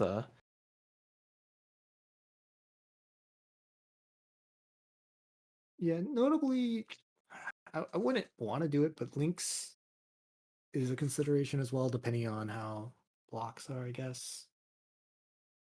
Is there anything with Go again that you can Lynx out? I guess not really. Yellow Belittle, but yeah, that costs that's 1. Pretty good because it would give him the blue so that he can come in with weapon. So the yellow Belittle itself is 2 damage. Oh, it's gonna go with the Lava Burst. Okay. Yeah, he's going for it. So then he can Spreading Flames and Lava Burst for 7 and keep the arsenal. This is how you know Dan's not watching the stream. He's definitely not listening to us. It's probably a good thing. This is definitely more damage. It's like 2 more damage, right? Because because you get the +1 from the Spreading Flames on the Lava Burst because base power is only 2.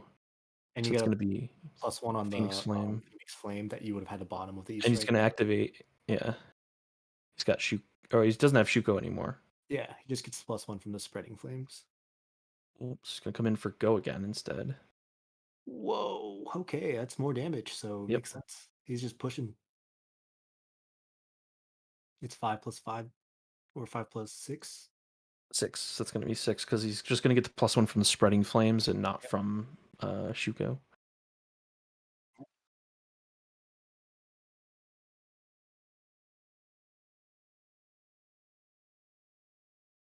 Yeah, if you have Shuko there, you can Phoenix Flame to activate the Shuko and then just keep the E-Strike, and then use it for next turn.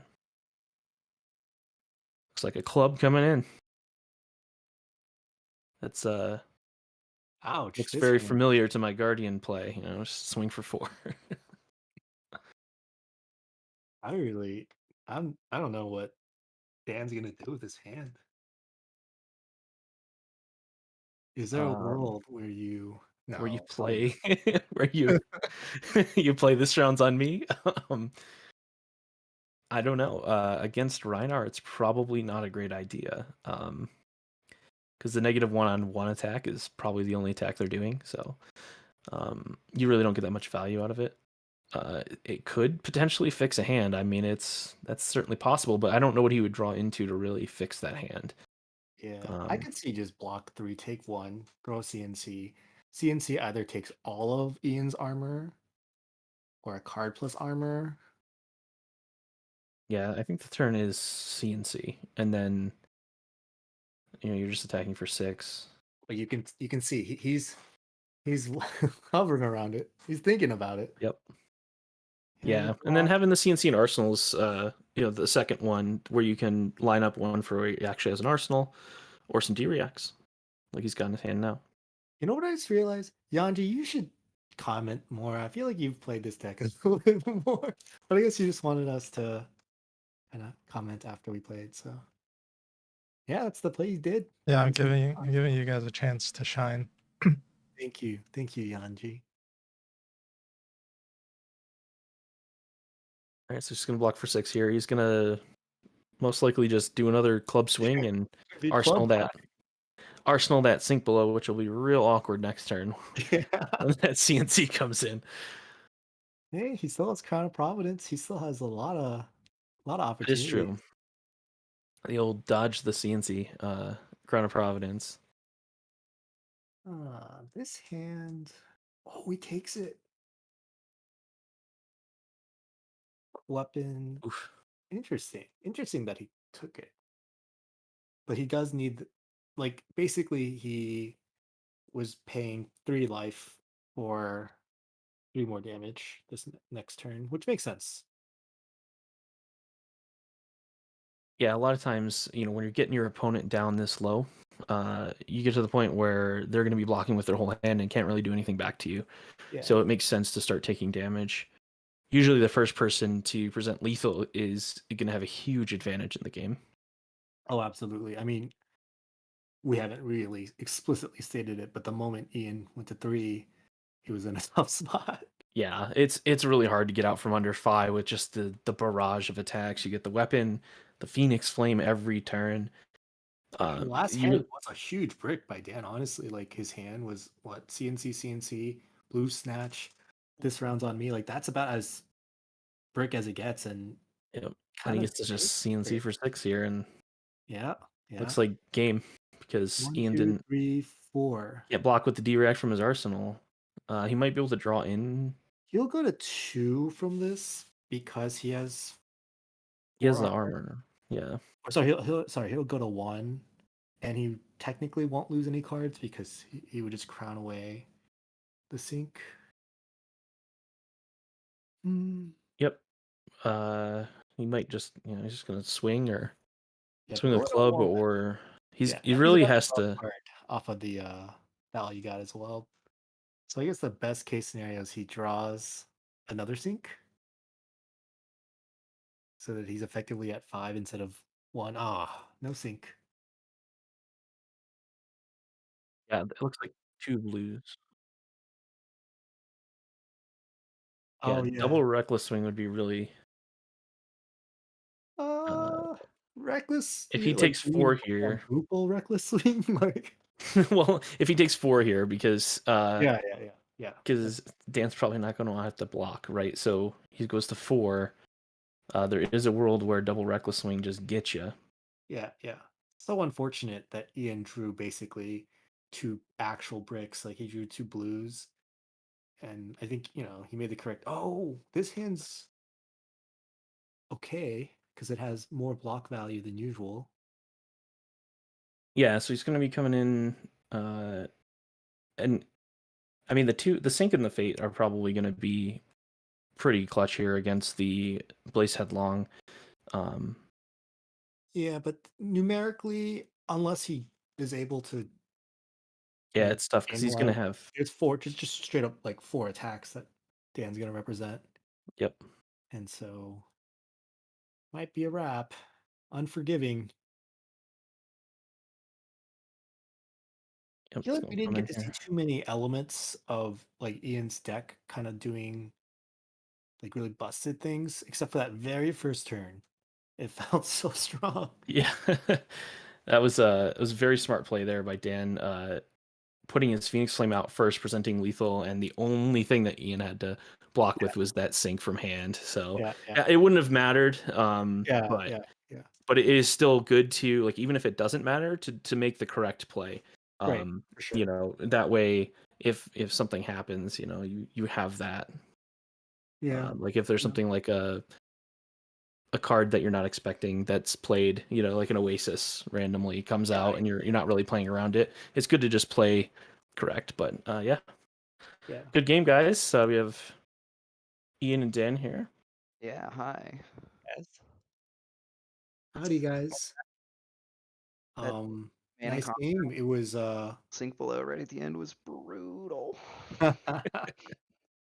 I was feeling pretty good actually to like turn that around and maybe sneak it with Reckless Swing because I still had all my armor to block all the 4 power breakpoints, and then yeah. that got ruined pretty fast. I think that one turn, Ian, where you played blue barraging, and the turn before you had blocked out a snatch, even though Dan had a card in his hand. That turn might have been like the kind of minus value enough. Because if you had just blocked with the blue, barraging and then just threw a robbing club for 4, then you would have had the 2 armor on your scabbies for like a future turn. Yeah, that's true too. Yeah, I'm guessing Dan was really happy when you blocked like that. probably. Right, Dan? Yeah, I'm not super proud of how I played some of that game. Specifically, that turn I didn't math correctly, and I had an unplayable E-strike in hand and a snatch set. So yeah, I was definitely happy to get a block. Yeah. Yeah. Dan, I Hard have not to to block ask, snatch. Yeah. did you consider that your face was erased on your very first turn? Because we were watching that turn, we weren't sure. Yes, I was aware that my face was erased. I don't know. Playing on TTS, it's been a while. It was like really throwing me off. So I wasn't Yeah. like thinking super clearly. We were both a little rusty on those first turns on TTS for sure. Yeah, no, there were 2 turns that I messed up. It was the snatch turn and that first erased face turn. Ian, I Yeah. thought you were gonna just roll your way in after that turn 0 where you 15 damage plus erase faced. I mean, that was incredible. Yeah, it's pretty good. I think the only way it can be better is if instead of 2 yellows, it's 2 blues, because then I get to swing Romping Club too. But, Oh my gosh. Oh, yeah. sure, yeah. I was just sad I couldn't get a quicken token out of the deal. yeah, because it's 1 Yeah. higher from the Skull Crushers. Yeah, we forgot to take that into account. I was like, oh, he's at least gonna get a quicken token. Yeah, and yeah. Nope. Big sad. Not even that. It's a tough matchup for Rhinar, but you can win it. You just kind of have to be perfect on all your blocks, and yeah, a little better on that snatch block, and then just like super punished by the Command and Conquer when I tucked that sink below in, and then the way I blocked the turnout, I wasn't thinking about Command and Conquer at all. So Yeah. I mean, he had just Command and Conquered you the turn before. Yeah. And kind of like couldn't really do anything with that last card. So it's that card wasn't a starter for sure. I guess just from like kind of watching. Yeah. Like if you were trying to like predict what the card he arsenaled, what Dan arsenaled was. right. But yeah, we were watching in real time. We were like, oh no, and it worked because it kind of was unfortunate because all of Dan's attacks that turns were 3 base. So he right. didn't Yeah. really So give you I that never extra wanted to sink send out the value. sink anyway. Yeah. Yeah, Mm. yeah. But yeah, Command and Conquer's got to be the second best rupture card for Fi, right? Like Lava Burst first, Command and Conquer second. Yeah. And it blocks for 3. That's really like the main reason to play it into Rhinar. Yeah. Sure, yeah. Because sometimes the damage lines up and you gotta be able to block with the cards that you can if they're going the what's it called? Intimidate. Yeah. Intimidate route. Yeah. Yeah, we were That's wondering if you were the- going to cut your entire belittle package or not, Dan. You know, you still had the reds in there, but wasn't sure if you were going to cut those completely because they only block for 2. I mean, there's not enough 3 blocks in the deck to switch anyway. But yeah, I was only playing reds. I mean, they're good, right? They just fuel everything you want to do. Like you can Yeah, I think actually the use main plan pitch. is. So. Sorry, I didn't mean to cut you there. Oh, you're fine. I was gonna say, I think the main 5 plan is, like, on average, 5 should do more damage than Rhinar. Oh, for sure. So, like, the bullets kind of add to that. So the main plan is to not block, but sometimes they price you in with, like, 2 barragings or something. I And was that's when getting you really nervous want for those 3 you when you blocks. went to 4. Because the double, what's it called? Yeah, Double yeah, reckless. I was Yeah. like, ooh, I wonder if he's gonna block with the armor just to play around it. Yeah, I mean, I should have. Like, TTS very much messed with my mental that game. I was don't shook even. I'm not even sure when it's so like a long. direct race and you're that low. If it's correct to play around double reckless swing, but you should definitely play around one of them. Well, I think with the armor, it's, like, free, right? Yeah, I got Sure. a Yeah. Yeah. Because you left an armor block on the table. Yeah. I got a root for Rhinar. I was saying I have a spicy Rhinar build. This is like basically just the list that won the San Jose calling, except I like switched something out for skull crushes, and that Yeah. was it. Mm. I'm playing a no 6 power attacks Rhinar deck. Yeah, Yeah, I've tried do you that in the see past. there's a calling in New Zealand on February 24th? Oh, it's in February. Yeah. Oh, nice. Okay. Interesting. Anyways, just wanted to mention it. That was obviously a good game. I'm Yeah. gonna hop off and Sounds good. You guys had a great game. That was very Yeah, exciting oh to my watch, though. gosh, dude, I was so nervous. I was This is so shaking. tight, so Yeah. tight. As soon as I saw that double pummel pitch stack come back, I was like, Michael's a genius. No, Oh, that turn I was supposed to pitch the pummel to do a pummel. Can you guys switch spots on the table? Sure. Because Aaron's red right now, right? Let's just I'm set red. up on the overlay so that the Runaways is on the right side, so that Runaways Yeah. is blue. Yep.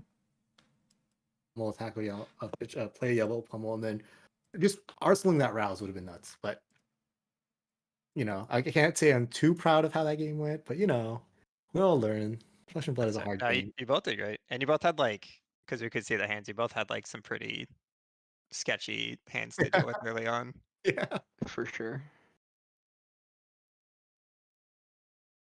No, that was good. I feel like we both only made a couple mistakes. It's weirdly always like fairly close like that. Just normally, I'd say the majority of the time 5 presents lethal first, which makes it really tough on Rhinar. He's like got to get you to 2 and find that reckless swing right on time, or Yep, that's fair.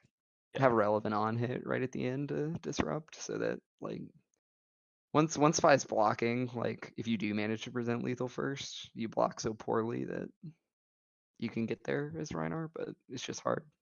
Yeah, Yeah, Dan I kept think- drawing the explosive. E strikes on the turns that you presented erase face, and I was like, that's one of the best cards to see Yeah. after being erase faced, because you can just do so much value without having to worry about the draconic stuff. For sure. And then 100% you were supposed to play links into me. So yeah. Yeah, It's that's just just gotta shorten the game. yeah, it's way too easy for me to block momentum triggers. I think the matchup shifts pretty heavily towards me if you just don't have that like 6 to 7 damage sitting there in play. Yep. And you have, like, pretty efficient 1 and 2 card attacks. Yeah. So 6 reacts that block for 4, and then that all you got, and then everything else besides the 3 pummels is a 3 block. So it's just so easy to block momentum. Yep, agreed. That makes sense.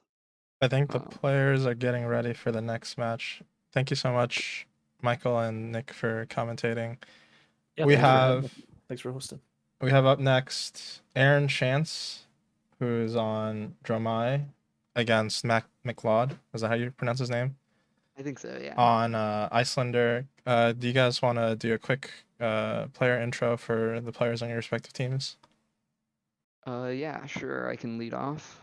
So Matt is an up and comer. He's played in a couple nats, and he's grinded a couple callings, but no big breakout success yet. But he definitely fits with the team vibe of being mid range and control players, and he like proxied all the Icelander cards as soon as they were spoiled and was like testing that deck immediately, which was kind of hilarious. So Nice. Yeah, and on our side we have Aaron Chance. I don't know all of his credentials. I know he won. What was it? SCG Con Syracuse. oh, That very like nice. RTN. I played in that Yeah. one. Yep, I know yep, that's correct. Playing Dromai there as well. He's been very high on Dromai and playing a lot of Dromai. He's one of the more confident Dromais playing against Fi that I know of. Yeah, I feel like every team has like one person who's just like all in on Dromai and figures out all the matchup knowledge for Illusionist. I feel like it's one of the harder classes to play. Yeah, I would agree with that. Well, You, sounds like we have some good expertise on both decks. yeah. Um, but with Prism gone, I feel like as Dromai, you really need to know your game plan into all your decks. There's no deck that you just like free roll as Dromai, but if you have good game plans, you can do really well. You know, Yeah, I think this matchup, especially on both sides, like super skilled. you need to understand how this game plays out. Yes. Yeah, it's gonna be grindy and It's a like pretty unique game. yeah, right, because all the Ash Wings obviously are a problem for any of Icelander's arcane damage, right? And then like you actually want to use a majority of your bigger physical threats as poppers throughout the game, so you're not necessarily presenting a ton of physical damage. And then for Dromai, you're such a red heavy deck that Yep. you really have to abuse Flamescale Furnace to like have a chance at actually being able to use the Ash Wings, right? Yep, and your dragons can die at instant speed. Yeah, which is just ending your brutal. turn, So more or less. yeah, There's a ton so going on here. Oh, he's on the Crown of Dominion tech. I've been hearing a lot oh, about this. I have not. So you'll have to fill me in as that goes on. Yeah, so I think the consensus of what I'm hearing is it's kind of just good in Dromai. But the main thing is on the first turn, it just guarantees you something you can pitch 2 reds to. Oh, okay, cool. But then I think it's a way to get like a quick dragon start. And I'm not a Dromai player, so I might be butchering this, but like you start the game with no ash, right? So this kind of says you trade 2 reds for 2 ash and a card. You Yeah, have 3 cards left, so you can go double dragon still and end with like a dust up or something, or an arsenal card. no, that makes a ton of sense because like all these grindy matchups, like against Guardian and against Icelander for Dromai, like managing all these abstract illusionist resources is super important, right? The Yep. dragons and the ash. Yep, exactly. It just makes that part of the game easier. Right. Just Also, have it when you need it. we saw a key card in the matchup in Oasis Respite. I believe it got arsenaled there, so we're just like sitting on a huge arcane damage hose for a deck that doesn't have a lot of pitch, which is super important to stop these on hits and like other effects. Do you think he saves that for like an ice rain, or he kind of just uses it whenever it's efficient? Yeah, I don't know. It's probably a little bit hand dependent, but I imagine you just like if you can save it for an ice vein, I feel like you do, right? Especially because he's on no rune gloves, so like he's That's my prepared first thought. to Oasis Respite and then pitch another for that null rune so that he full prevents. Yeah, Also, we agreed. just like snap took a wounded bull there. Interesting. We like our big dragon and we want to play it. Oh yeah, we have a blue in hand, 100%. Yeah. Yeah, I think Aaron's pretty locked on like his strategies in Yeah, this like match, when especially you like should take damage when you can. It's just vanilla damage, right? So he like knows big dragon plus second dragon means take whatever, get set up. yeah, well, and the big dragons are so hard for Icelander to kill, right? Like it's why the popper count in the deck's so important, which I'm honestly kind of surprised he played the wounded bull out because like imagine if he had just held it in hand this turn and could just like pop here. Yeah, that's fair. I Um, do think one of Icelander's win conditions are pressuring early though. oh, for sure. You don't want Dromai to get set up, so it's a balance, right? Yeah, agreed. But yeah, I don't think he currently has access to 4 Arcane anywhere. Unless he gives up the Yeah. gloves. And then there's another dragon that's just awful for Icelander, revealed off the top too, so like super brutal. Thamai, no instant speed, and it's also that 4 damage threshold that's so hard for Icelander to deal with. Because right, Icelander just like always wants to get that hero value and the waning moon value every turn. Yep, efficient cycles. Do you have any insights into the attack action quantity in this Icelander deck? I think it's pretty standard. Like I don't think we're doing anything crazy. Like Do you know if the I don't. scars are in there? Believe the scars are in there, but I don't think we're on like barraging Braunhide or anything. So Okay. Is anyone I didn't know about that? some people have thought about it. It's That's been funny. used, but which the Scar for Scars are great at dealing with these 4 health dragons, right? So Yep, exactly. Even the that's lesser health actually ones, just another. having that go again. Yeah, that's actually maybe another reason why the snap no block was taken by the Dromai player, because it immediately gets you lower to turn off all the life for lives. Yeah, definitely could have been considering that.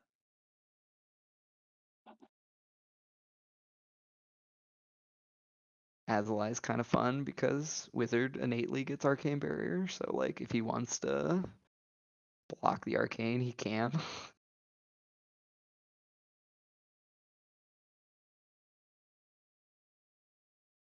What did the Yeah. Icelander put in Arsenal? Do you know? Aether Hail. Oh, okay.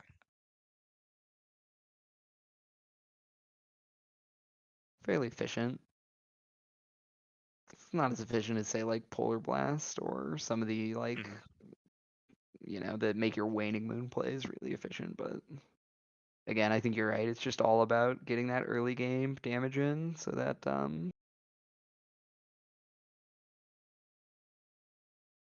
before Dromai gets set up. Are we Ice Veining the face here? Oh. Oh, sure. You kind of just have to do that. Oh, that makes sense. That's probably why Note's in the deck, right? Yeah. Just to get the one-time pump. Yeah, it's kind of cool.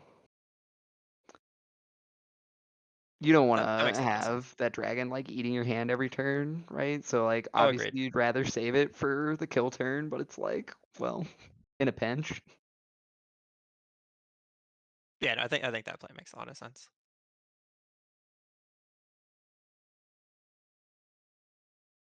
I also really like what the Dromai has here, like keeping the Serakai in, the 1 health dragon, because it is weirdly hard for Dromai to just like ping these at instant speed. Which honestly maybe is why Matt didn't run out the Aether Hail last turn. He's like, I want to save this to kill a low health dragon, like efficiently when it attacks. Yeah, that makes sense. But like if Dromai leads with the Thamai, like you kind of have to respond to it being cast, so that's rough. Yeah, I'm curious how Aaron plays this hand. I have very limited Dromai exposure. Yeah, me too. I don't think you go for the rake yet because you don't have enough ash. I feel like yeah, you just want to get the Thamai out because it's Yeah, surely. so effective. Yeah, forces Icelander to take an action if they're planning to. Yeah, and we're positive ash here, and it lets us pitch to Furnace to generate 3 resources. Like I think this sort of play pattern is a lot of the time what Dromai wants to be doing. It's like do a 2-cost thing to go up ash, pitching 2 reds, Yep. pitch to your Furnace to generate 3 resources, like whenever you need it, and Matt has a pretty nice hand here, though. Gets to pop and have a way to kill Thamai in his turn.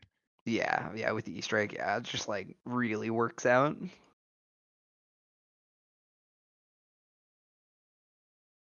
It's so important that that Thamai goes away as soon as possible. Yep. I think he does get stuck with a card in hand, but He does, yeah. that's okay. There wasn't really a way around that. He'd have to give No, up his arsenal there, which I don't think you want to be doing. no, we can't always be perfectly efficient.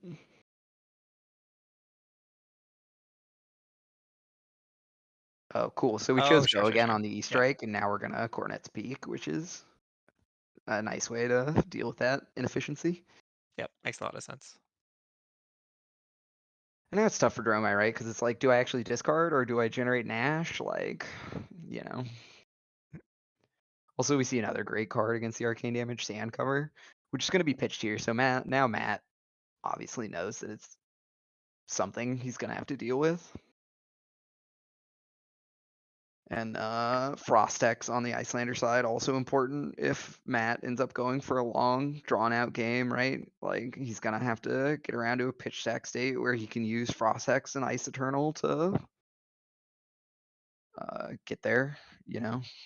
Oh yeah, for sure. Oh, Saren actually has quite a bad hand here. He does, yeah. There's no dragon to play. It's red light, and we're just like sitting on a sigil. Yep. Weirdly, it plays well into Matt's hand because like he's got poppers when there aren't any dragons. Yep. Well, he did make the Ashwing, but Yeah. So like we can pop the Ashwing, which is fine. Keeps the null rune count down, gain a life. It's just rough because we have a limited number of poppers, right? And we want to make sure we're popping these hard to kill like 6 health, 4 health dragons. So and I Matt do believe deciding. now we're in a spot where Matt has a tough time using all of his cards efficiently. Yeah. We're still just sitting on this Aether Hail. We're just like chilling. Yep. But that's because Aaron attacked him for 1 this turn. Yeah. I almost wonder if you could have looked at using the Aether Hail to pop the Ashwing and then like saving your poppers, pitching poppers instead of just using them every time you get them. But Yeah, I could see that. like Dromai doesn't want to be blocking these physical threats either. So like that's the thing with Icelander, right? She gets to like be the muscle wizard. She's not locked into just like all arcane damage to win like Kano. So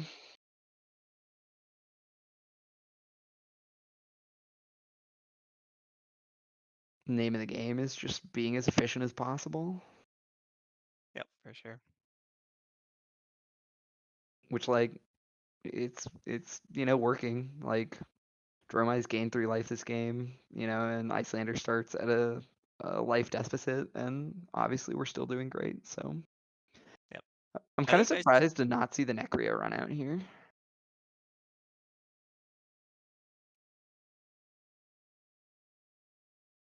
Yeah. Yeah, no, I wonder why that is too. Maybe I think oh, go ahead. I would say I think he's probably just values getting the blue aura down. Yeah, and I have to imagine that there's also a prioritizing. These are the dragons in this matchup that I want to play first cycle, and then these are the dragons that I want to have second cycle. Sure. Yeah. So it's like very possible that it's like, well, I want to use Azalai and like some of these lower health dragons and the Thamais in my first cycle to gain tempo and eat poppers. And then at the end of the game, when they're out of poppers, I want to have Yenderai and the 6 health ash generating dragon that just got pitched, whose name escapes me, Necria. And Necria, yep. you know. Yeah, no, that's fair. I think it's tough to kind of play for second cycle against Icelander a lot of the time. I do too, right? Like she's so good at playing that second cycle, that control game. So yeah, but I think also just like the chip damage that she gets through. Like I think Icelander is probably happy, right? There's no dragons down. They're yeah, even life totals. Like Icelander just wants to keep it even, control the board, and then at some point, the Dromai is so low that she can't really commit too much without opening and up for then lethal here we damage. see, like we talked about, save the Oasis Respite for that Aether Ice Vein and is able to Respite and then Null Rune 1. So Yep, nice and efficient there. I don't think it was fused though, right? It was just 2 cards. I don't think so either, but it's always nice to just absorb all that arcane damage when you're such a red heavy deck, you know? Yep, for sure. I think we're gonna see a spicy cash in play here. Oh, for sure. Yeah, it's like, oh, I only have 3-card hand. Don't worry about it. It won't be that threatening. Oh, you know what? I bet he actually puts it in arsenal, right? I was gonna say, yeah, that honestly makes sense to me. You get to set up your passing mirage. Look to play like 3 or even 4 dragons on the next turn. Yeah, and you have enough ash Yeah. for it, and you just like play your sigil, play your passing mirage. The only problem with that is Matt gets a 5-card hand to come back with, so like, but Icelander's not super great with that, right? It's not like she has a ton of go again and a ton of efficiency, you know? Yes, but Icelander gets to play on both turns. And I think Right. she still has that Aether Hail set, right? Yes, still has the Aether Hail, so we can come in for 2 Pretty damage to good cycle. Frostbite, and then the Waning Moon, yeah. Yeah, and then a 7 on Matt's turn. Which is 100% what we're gonna see. He's like, oh cool, you're doing nothing, and you just have cards Yep. in your hand. Let's get some damage in. So we should see the sigil here before the Frostbite. Yeah, he's gonna respond to the Icelander hero trigger. They're Yeah. just communicating it out. And Aaron's very much priced in to just take this damage. Yeah, because he wants Probably to the keep E-strike damage too. And like we were talking about, he didn't pay for anything this turn, so there's no flame scale play to generate a whole bunch of resources, so he just takes it all, which is pretty good. Oh boy. Oh Can we boy. pay for things?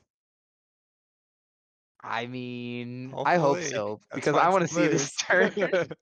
I mean, surely this is what Aaron was aiming to set up. Yeah, 100%. I think the Tumultai is just icing, and the Chromai as well, like plays around the instant speed destruction of the dragons. It's gonna play around this hypothermia too, which is pretty sweet. And For yeah, sure. Matt just coming in for 7. 7's a great number. It always chips. It's super threatening. Like Yep. what my Rhinar deck is based around as well. Like how many times can I attack for 7? Yeah, and I think it's a little tricky for Aaron, like not knowing how many resources he has to work with. Like I think with any blue in hand instead of one of these cards, it's easy to no block. I feel like I'm such a risky player that I'm like, you're gonna draw 3 cards. Like, even if we don't find a blue, surely we can use our furnace to fuel our turn. Like,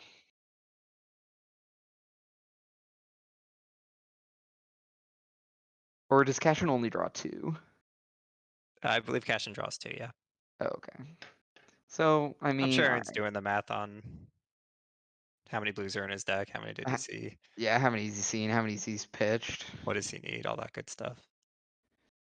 All those things good Flesh and Blood players do. Yeah, so I Except guess for the the crown of moments. Dominion acts as like a second Toma Fyendel, which I know the Dromais are very high on. Yeah, it's super cool. Okay, so we have all reds. So like Yeah, you but were saying, the furnace here should we be able to do go. quite a bit of work. I just like Flesh and Blood already has so many decision points every turn. I think I would die with what I'm presented here. Yeah, that's fair.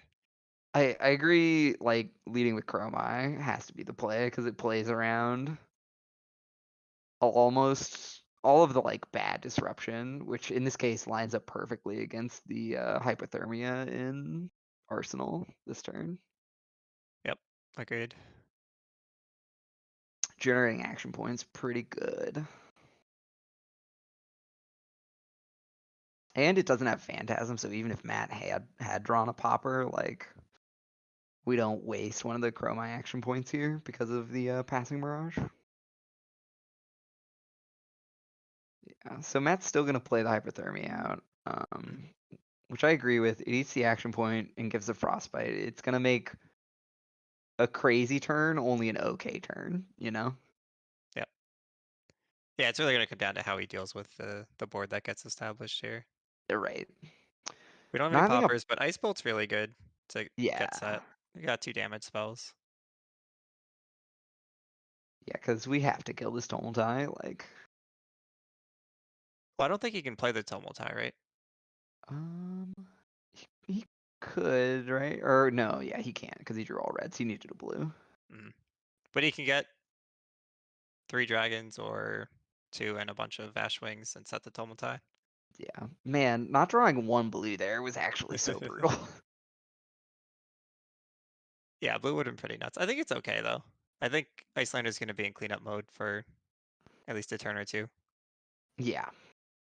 And that's where you want, as the Dromai player, you want your opponent spending resources on the dragons and not on you. Yep, have to keep them distracted. Keep them busy while you chip some Assemble damage Voltron. and keep assembling, yep. I guarantee you Matt is breathing a sigh of relief as he sees the Tumultai pitch, because Storm Striders is so important to Icelander presenting lethal. Oh yeah, absolutely. And then this naturally has go again, so pretty good into the hypothermia to like pivot here and send out the billowing.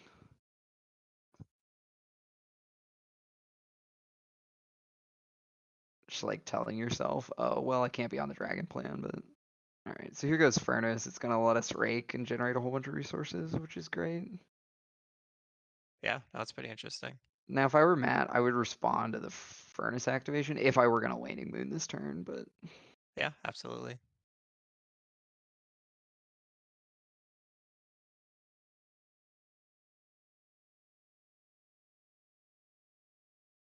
yeah. So he's gonna think about responding to the Rake the Embers, but I think he needed to respond to the Furnace being activated.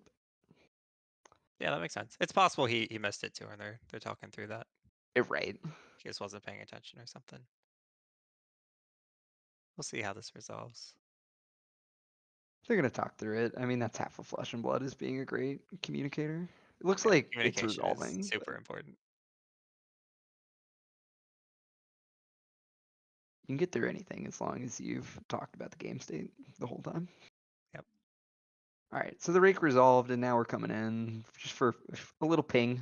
We're gonna be annoying, like every illusionist ever. Yeah, no, they're super annoying to clean up as well, unless you have Cinder or something. Yeah, which I do not know if he has Singe actually. We have like 2 Icelanders on the team, and I did not check in on their chats this week about what exact 80 they were gonna bring, but Oh, sure. Yeah, we are close though to kind of that life threshold where Icelander starts ignoring Ashwings. yes. I don't think it's quite there, but it could play out in a way that Icelander is forced to go face because they can't kill the Ashwings efficiently, and then maybe they get locked into that plan and Yeah. just try to race. Getting the Amulet of Ice out here is really nice. Looks So we're like fusing and killing the um, Chroma? yeah. I don't think we had to fuse. Oh, it's so we can pop the Amulet of Ice to Sure, tax our sure, opponent. sure. That's cool.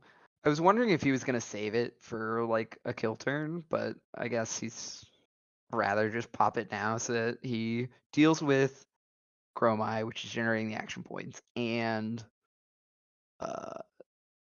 still like if the Dromai has an all red hand, they're either discarding a card or pitching 2 cards. So Yeah, I think you can justify both routes there.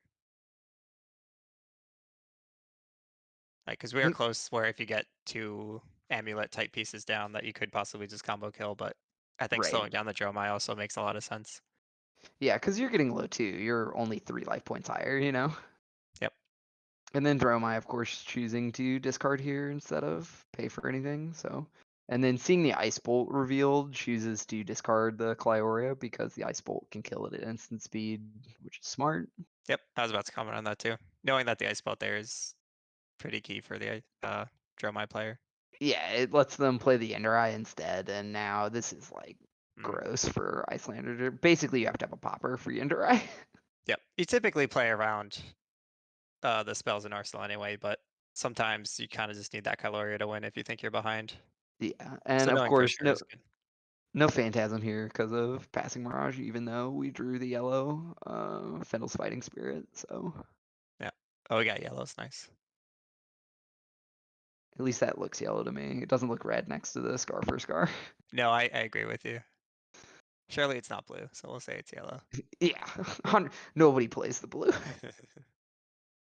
Some crazy fatigue dash list, maybe. So I think Matt's got some good options here. He can Yeah, clear 3 dragons if he wants. yeah. We can this also turn cycle. clear the passing mirage with the Scar for Scar, which is nice. So we're gonna choose to mitigate some damage. We took 1 damage first so that we gain a life from the Vendal's Fighting Spirit, which is cute. Yep, pretty efficient there. I like that. Uh, we also could have just blocked the first one and still ended up at the same place, but it's fine. We So I get think Dromai Rise bolting here. face. And then we're gonna Waning Moon face as well. In response to Furnace this time, we Waning Moon. Interesting, very nice. Okay, so he's probably saying I'm going to find a popper for this dragon. I'm not giving you the 2 for 1. Yeah. And so on Yeah, I Matt's turn, I would not be surprised to see Scar for Scar take out the passing mirage and then Arsenal the Ice Bolt. Yeah, I think it's a good idea.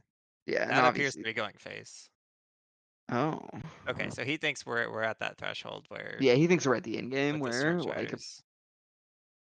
Yeah, missing the blue for the Tomotai could have possibly decided this one. We'll see how it plays out. yeah. I mean, obviously, this Dromai list has a few blues to bail it out. Like we see the E-Pot here, and we found another copy of Thamai, so the game is far from over. Oh, But agreed, 100%. But keeping the Striders gives Matt the option to take this line. yeah, I think if also we're gone, gener- he just has to try and control this board somehow and push through. right. I also feel like because there's always a growing board state as well as like going towards the second cycle, even though Icelander's so good at second cycle, you just can't do it against Dromai because you can't physically deal with the board presence. Yep, agreed. You have to end the game at some point. So I don't hate the aggressive look here, and the damage gets taken. So like valuing the Thamai to slow down the rest of the game. Yeah, so I think he's kind of disregarding the pop option. I do think he found quite a few poppers already, so he might be considering that Yeah, pretty heavily. And I think yeah, his we've plan is just attacked to with get 2 and we've popped twice, I think. So at least 2 pops. And I think his plan is just to get damage set every turn and kind of mitigate Aaron's damage that way yeah, and try and get there with the chip. we also have Channel Lake, great disruption piece with tons of ice cards. So we may see that happen next turn cycle because of course Icelander never plays it on her turn. What is that Thamai at the bottom of Aaron's board? It got played, it got cast, and I think he put it there as I am never attacking with this. Like a self reminder that it's Oh, is more that Thamai in valuable. play?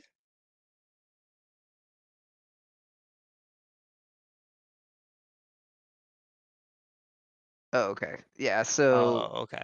Thank you. gotcha. So the Thamai is on the stack, That and makes they're sense. debating whether what the response is going to be. I feel like Matt probably responds given the no block in his hand, but Did he copy paste his discard pile? I think he just expanded it, which is an option on TTS. There's like a key that will take a pile and spread it all Okay. out. If you don't want to use the search function, you can. So it looked like quite a lot of the red attacks were in there, like we said. Yeah. I think he's actually attacked twice and popped 3 times. So, yeah, there's Here's a 1 nice view of it. wounded bull. I think 1 I see red. 2 Fyendels. Yeah, 1 red finals and Oh no, we have all 4 in there. okay.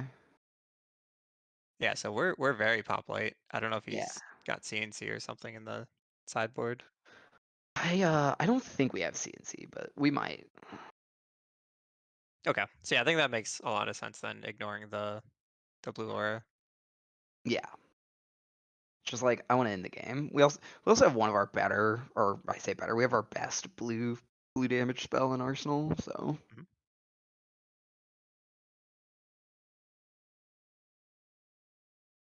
Yeah, it's a good turn to have it E-Pot's too. huge. Yep. Aaron could have potentially set up a E-Pot and set a tome, which This prevents. effectively So. gives plus. Depends on how many cards he draws.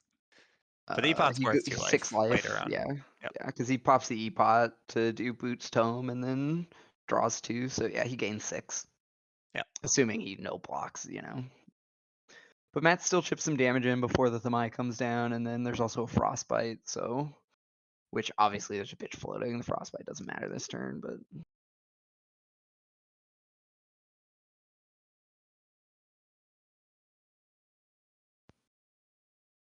actually choosing to attack with the Thamai and it's phantasmed. I like that. Like you're pretty confident there are no poppers, so Mhm. you're like, I don't think my Yenderite's gonna get popped either, and I can just swing it after all the Ashwings. Yeah, I think this is really good timing for Aaron. Getting the Thamai down is kind of big for shutting off Icelander's Yeah. kill potential. I think Matt's gonna take everything. He could maybe block with an Aether Hail here, but holding it in hand guarantees his Channel Lake next turn. There's no like risk of whiffing on an ice card. Especially because he just saw a big clump of them, so. Yeah, do you think he plays the lake or does he peek and set the lake? I feel like. Yeah, he can't Thank you, lake on it. thank you. Yeah, Just Thamai's in talked play, about the so yeah, Thamai. he has to play the lake now, which is Yeah. why he took it all. Yeah, Cool. he's kind of priced in there. This is his only way to slow him down. Yeah, which weirdly this Tome of Final is going to be so expensive. I don't think it actually mitigates the Channel Lake, but yeah, Channel's huge here to slow down the game. Yeah, I don't think Aaron can realistically play that tome. I'm not sure. I don't think he can do a ton. I don't even know if he'll be able to advance his board state significantly if he also wants to attack.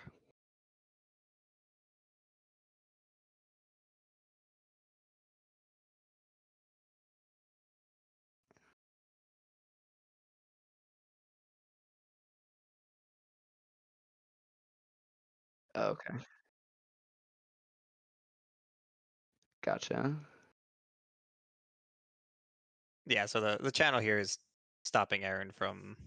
Oh, gotcha. He's got to choose between attacking or advancing the board. Right. So he's choosing to play a second copy of Dromai, which is kind of gross. It's super gross. Again, those are really just locking out Icelander from finishing the game. She can't use Stormstriders. She can't play from Arsenal. 100%. And like, And she was very close to closing the game. yeah. But we saw that Matt's maybe only has one popper left in the deck, unless he has another red that's not kind of standard to run. We're going to keep our Channel Lake another turn here, I think, because we can also Cornet's Peak after we give the Frost Tech, so. Yep. She should Or be and able to Wayne, stall yeah, so. for a little while. Continue chipping. A Scar for Scar would have been huge in this hand. Yeah. Kind of need to at this point. Yeah, we got to find something to kill these Thamais, or just like life's going to be really sad. Yep. And Aaron's Luckily, desperately we have just a looking for blues. Yeah, we have a billion turns of Channel Lake though, which is kind of Yep. nice. Yeah, and I've played this matchup quite a bit in Blitz actually, and Channel Lake, at least in that format, literally just wins the game. It feels like. Yeah, which life totals are so low now, it still might. I mean, there's a mighty dragon army, but it's being stalled by a wall of ice. So Yeah, I think the Mai is the only thing changing the impact of CLF. Like it still has huge impact, but if the Mai is not there, then Icelander basically skips with two yeah, of them now. She would be skipping like 6 Dromai turns yeah. while chipping on those turns. And we did find a blue here, so like we're gonna get some damage in, which is nice. But we also found an Easter egg on Matt's side, so we get to clear one of the Thamais. Yep, that's got to start somewhere. Well, so he also has the Ice Vein. Yeah, I'm not Um, sure you can afford to do both this turn, but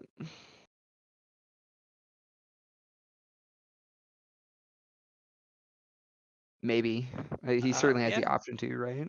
yep. Yeah, he has things to balance because he also wants to get that lake out. I think you do just kill both the mice, right? Because then you draw into a new hand that lets you play the lake. Yeah, 100%. Yeah, you're right. As long as we don't take Interesting. lethal here, yeah. Yeah, it 'Cause, sounds like, actually quite good for Matt.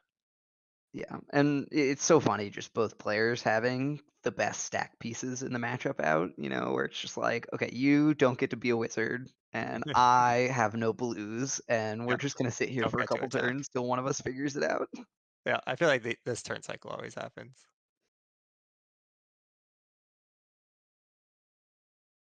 Yeah, no, this is gonna be a super interesting finish. Because Aaron at 7, if these two Themais go down Yeah. and he doesn't draw blues, like he could slip away from him. At the same time, though, he's still managing to like pressure through these channel lakes at least a little bit, which is great because I mean the lower Mats gets, the whoever blocks first, you know, that's flesh and blood. Yep. Just manufacturing those scenarios, being able to play through what your opponent presents as efficiently as you Absolutely. can. So And Icelander does have what, 3 armor left? yeah, I have to imagine he takes his damage and cleans up those Themais. yeah. He's just making sure that there's like nothing else crazy that goes on. When you get this low, it's good to just like take a pause and be like, wait, everything I Absolutely, yep. planned works, right? Like, Yep. Really just every turn. That's a good tip overall. Just take the time to think and reconfirm that the decision you're about to make does make sense. for sure. That was one of the biggest level ups for me was training myself to like take that pause and not just be Yep. like, oh, we got this, slam it. Yep. Every player has a moment every tournament or 2 or 3 that they just didn't take the time to think through one decision and then very quickly realized it was the wrong decision. Yeah, that's why experience on the deck is just so important. Absolutely.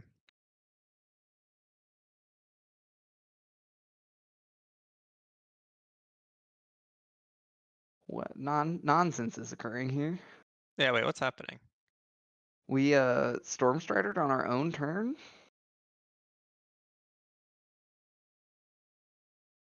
Okay, so he says, forget the kill Thamai plan. I'm hitting him in the face. I think so. Yeah, like this has to be Ice Vein into E-Strike for 7. Yeah. Wow, spicy. Wild. I like it. Because like the other play seemed really good. You kill the Thamais, you have the Channel Lake to make sure you don't die, Yeah. and then you're free to. I guess with the Ashwings, maybe he didn't want to give Aaron the out of just pitching for AB a bunch. Yeah. This is a spicy play. Well This done. is super spicy. It's exciting if nothing else. I mean, I have to say this is on brand for Matt. He's like Nice. always sees the like spicy line that can get there, and I'm always just like, damn, I did not see that. Yeah, I will say one thing Matt has done really well is he kind of like this matchup has a lot of pivot moments, and he at some point was forced to pivot into trying to end the game quick and going face, and he's done really well to stick with that plan. Yeah, he's not Um, deviated at all. He decided that that was the plan and is like no faltering at all, which is great to see. Yeah, usually if you switch game plans in a game of Flesh and Blood, you're gonna lose because it's not 100%. because that means you played other turns inefficiently because they weren't working towards that same plan. So I think he's done a really good job of whether this is correct or not. I think it's just correct to stick with your plan. Right. I also wouldn't disagree that with this play by any means. Like this is a No. lot of pressure. You're You're basically saying almost you definitely don't get taking to a have a card with this turn. Ice Vein, yeah. And you're saying maybe you're dead. Yeah, maybe. I think.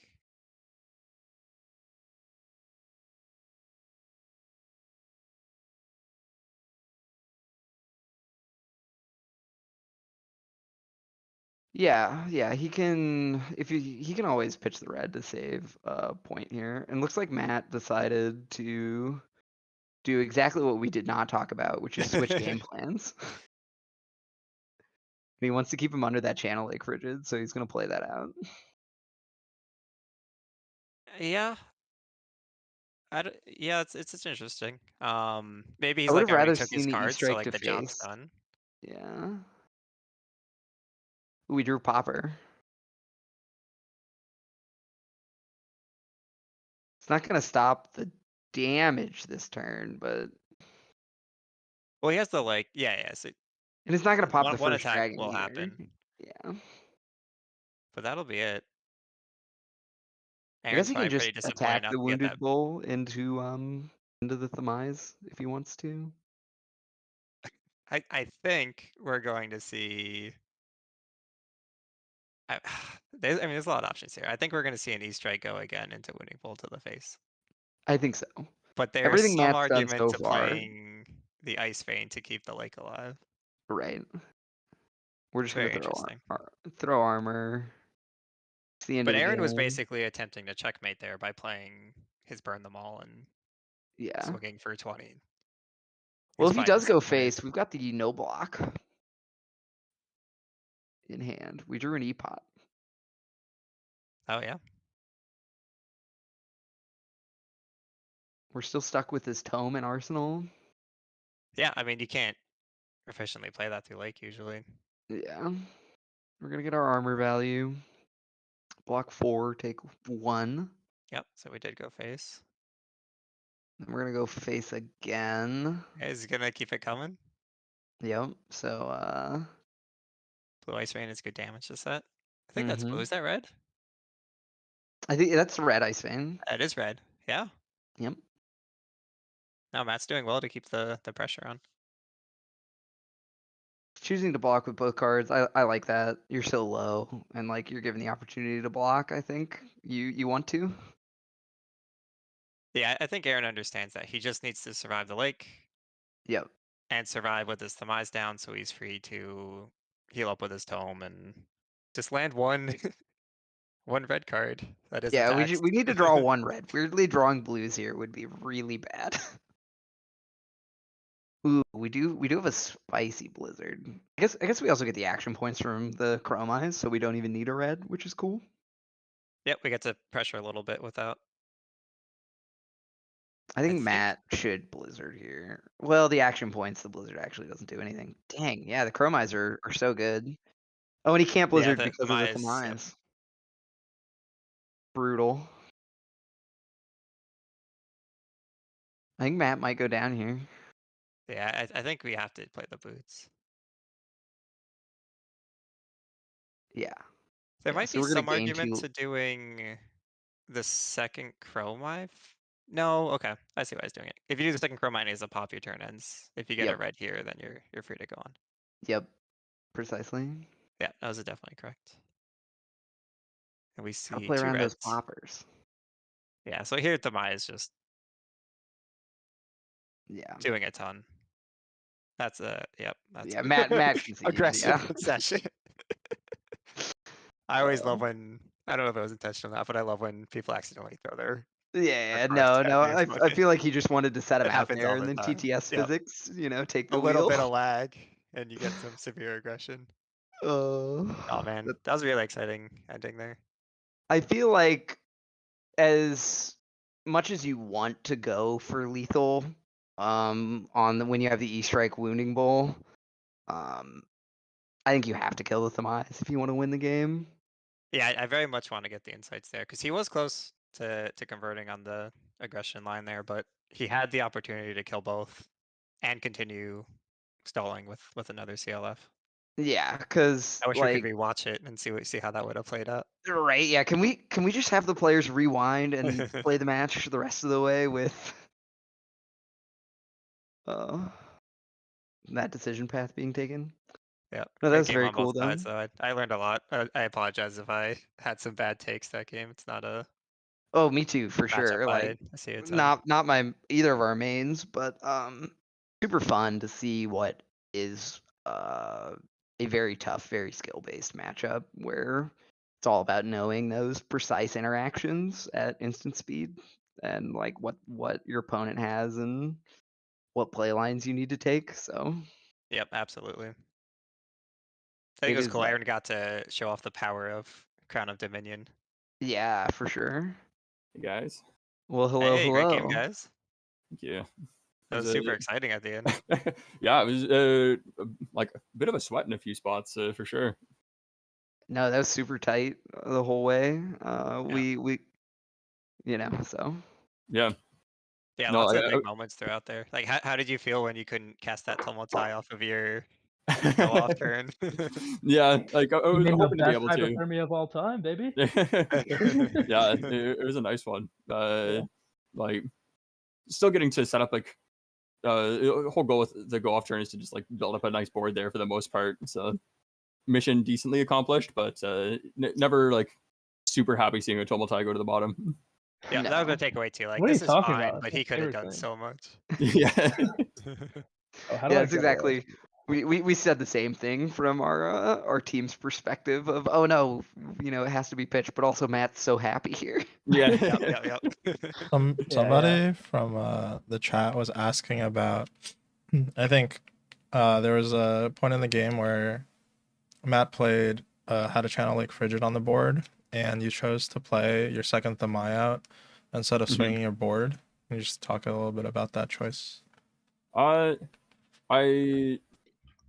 felt like the game was still going to go a decent amount longer, and like from that perspective, like the way I felt like I like get out of the game or like end up losing is the Thamai gets dealt with, and like my life total Yeah. was like relatively low, and I could have like swung further with my board, but like with the CLF in play, I don't get to attack too much, so they're able to still block decently, and if they're able to keep a hand that's able to like deal with the Themai, then all of a sudden I think I'm in a bit of a world of hurt. Whereas once two Themais are in play, then it takes so long for the Icelander player to like get rid of them, or they have to try and just like kill me without doing so. Yep. You also have to Yeah. find a spot to play that tome in Arsenal at some point. Yeah, And the Thamai means you have like extra. Like exactly. you're both stalling each other. Yeah. Yeah. So Matt, towards the end of the game there, you had a hand that could have cleared both Thamais. And Yeah, instead we were you went talking about that face, which we afterwards. loved. Mhm. Yeah, Hey, we were can you talking. just I was speak like, to that a little bit? bad play for sure. I bought on the hypothermia that probably buys me back into the game. But yeah, I think that was just a mistake. I was thinking I'm out of time and I need to attack, pretty much. Okay. Once We, that second Thamai came down, I was basically thinking I was in a really rough spot because I didn't have an answer to the first Thamai in 3 hands. Yep. So the second Thamai came down. I was at 10 when the second Thamai came down, I think.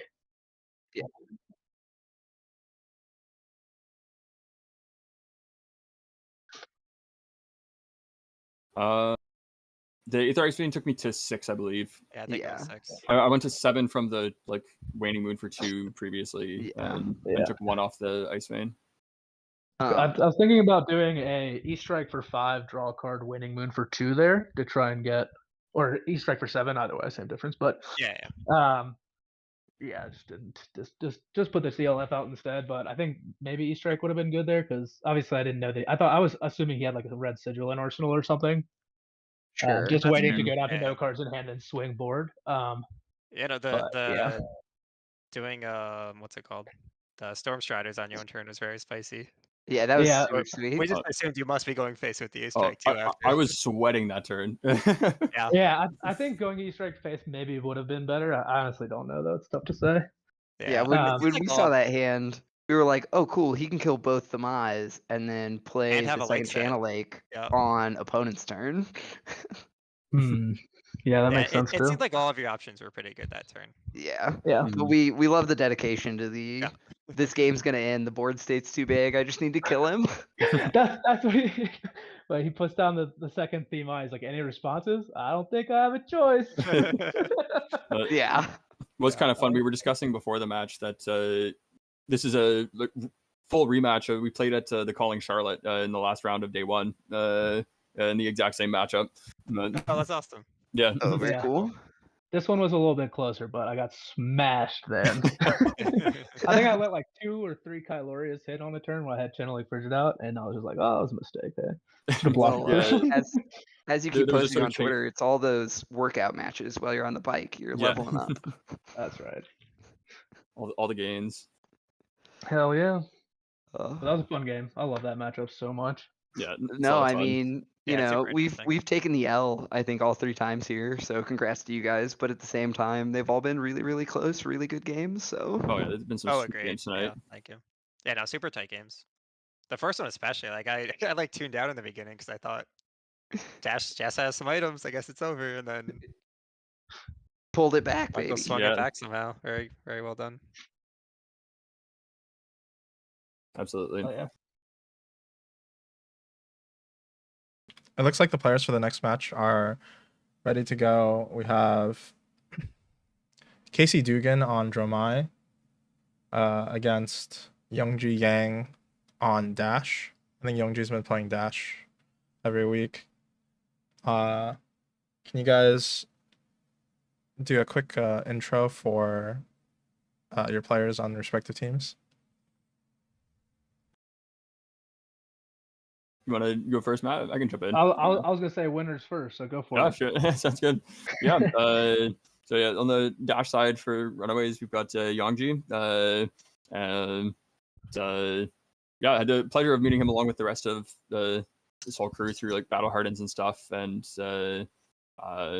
like stand-up guy has been playing around with Dash a whole bunch since the new set dropped, and been seeing some sweet builds out of him. So I'm excited to see what he pulls out here. Hell yeah. And we got Casey Dugan on the other side playing Dromai, my favorite hero. And I've been playing with him for like a year and a half. I think I played my third ever game against Casey. Incredible player. He's played a lot of Illusionist and Bolton, and now he plays Oldhim against all odds. But yeah, I'm excited to see how this game goes. Dash versus Dromai is pretty interesting, I feel like. Yeah, a few of us were talking about this matchup beforehand, so I'm glad that we get to actually see it in action here, because there's a little bit of discussion around like how this tends to play out, and there's a lot of different ways that the Dash player can play it, and like similarly on the Dromai side. So excited to see what these guys bring to the table that way, and never hurts to get some more Dromai action in. Maybe a little biased, but. Hey, I mean, I play Dromai too sometimes, so yeah. I can't hate it. Yeah, it's Absolutely. a fun deck. I was a little bummed out you weren't playing the version that had 2 blues against me, though. Oh my goodness. I just about fell out of my chair when I was like digging through the lists from that one. I tested one game against that, and I was like, okay, he's probably not going to play this deck.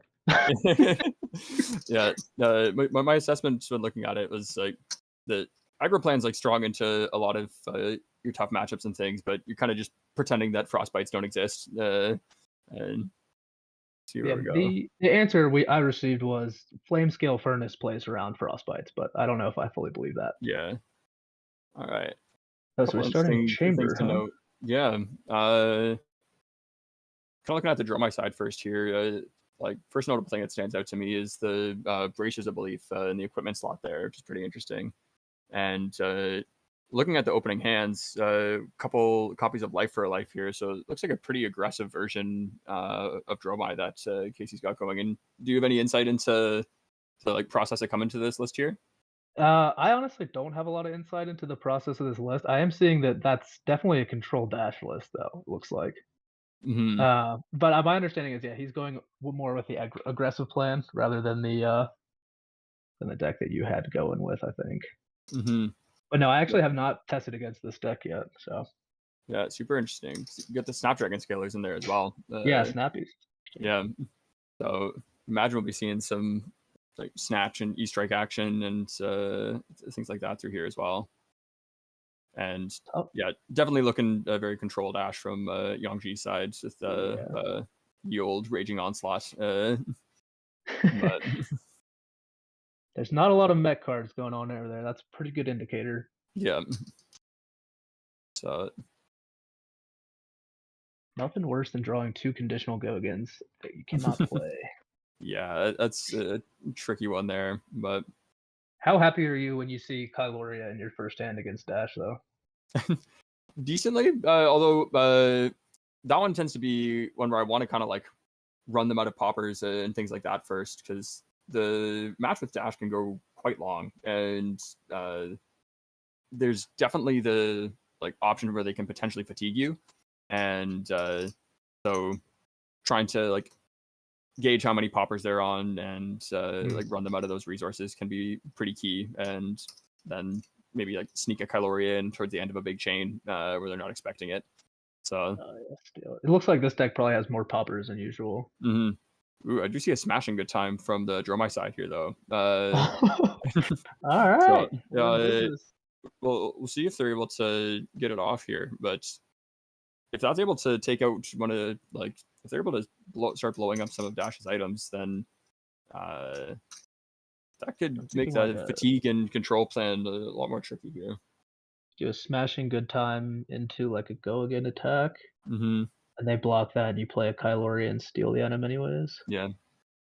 Pretty Getting good. that second chamber online early for Yangji's side though is So like, good. definitely makes things trickier from the Dromai side, because all of a sudden, like, it's really hard to keep dragons in play at that point, because it's so efficient for Dash to just load the pistol up and start shooting dragons down left, right, and center. Yeah, that makes sense. Because you can either take out the like 2 health ones or one 4 health one off of 1 pitch, which is pretty sick. Exactly. Nothing is safe then, and even just like all of a sudden rake the embers becomes a lot less scary when you can go decently wide and just plink off Ashwings. Oh yeah. Raise face. Mm-hmm. Not looking like it does too much to this hand. Yeah, a race face, like, I often do see people bringing it in against Dromai. The role is largely that it's like just another popper, but there's not actually a lot of things in Dromai that it really affects, because most of your cards care. Yeah, just the red hot list, right?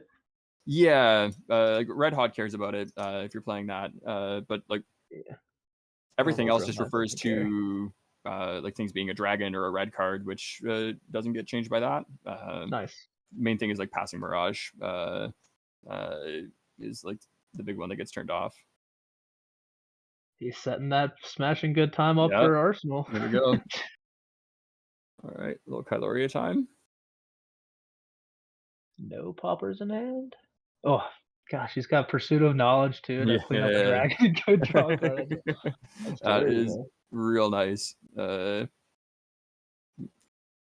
a big fan of Pursuit of Knowledge into Dromai. I ran it in my Charlotte Dromai list for, like, specifically for the mirror and spots like that, and yeah, getting that off on a dragon is a very nice feeling. Yeah.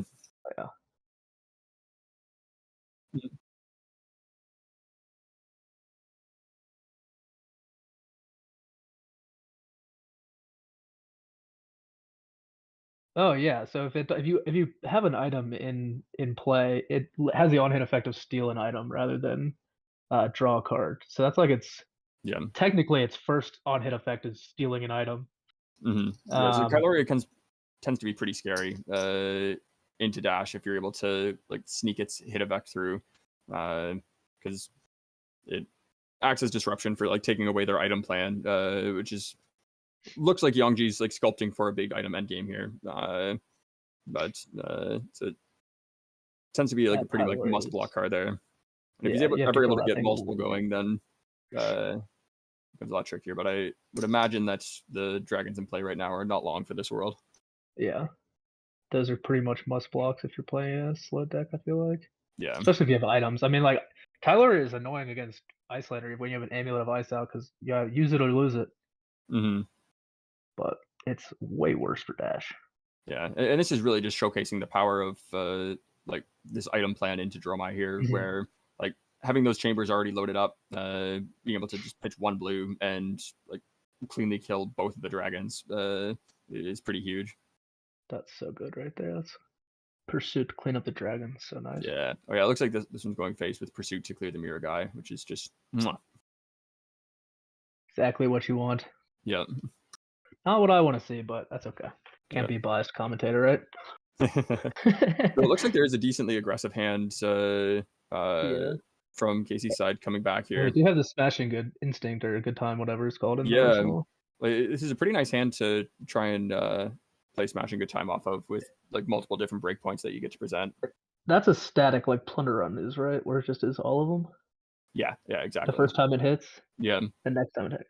Nice. And kind of like threatening, like double threatening on this as well, where you force blocks on the smashing good time with the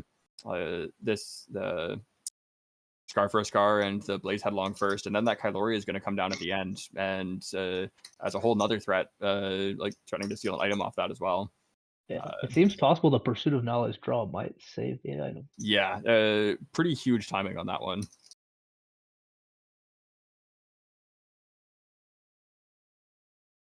Trying to remember, does Smashing Good Time only affect attack actions for the on-hit effect? I don't fully remember myself. What was that? I was asking, do you know if there we go, attack action? Okay, so Attack action. Yeah, I can't. Yeah. Yeah. So Kylori is not going to threaten the hit on that, Yeah. but it That does would present be- its own nasty on hit there. Yeah, that'd be pretty cracked.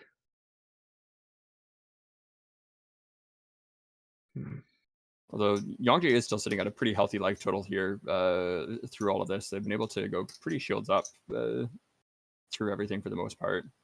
Ooh, he has the popper too. Yeah. The popper on the end is going to be pretty backbreaking for like not being able to keep the Kyloria in play and being left with no arsenal. Yeah, he'll shoot twice. Mm-hmm. 3 times maybe. Oof. Yeah, I don't really want to arsenal that last ditch effort. Just fire off some pistol shots and Yeah, definitely. live to fight another day. Arsenal last ditch effort and start blocking, baby.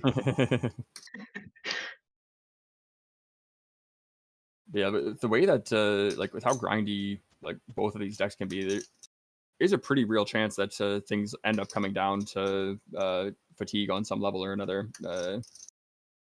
Games go pretty long, and because so many of Dash's resources are spent like firing off shots at dragons and those sorts of things, like you just naturally end up going through a lot more cards over the course of a game.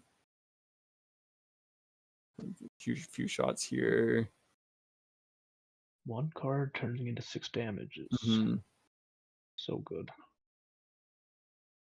Pretty nice hands from Casey's side coming back, but they have to take a chunk of damage in order to run with it. But one question here is like, do you play this Dromai out this turn, or do you save that to try and set up a bigger turn down the line? Question answered. I don't know. I feel like maybe he's thinking about putting Endura in Arsenal because it's the only card he can't play out this turn.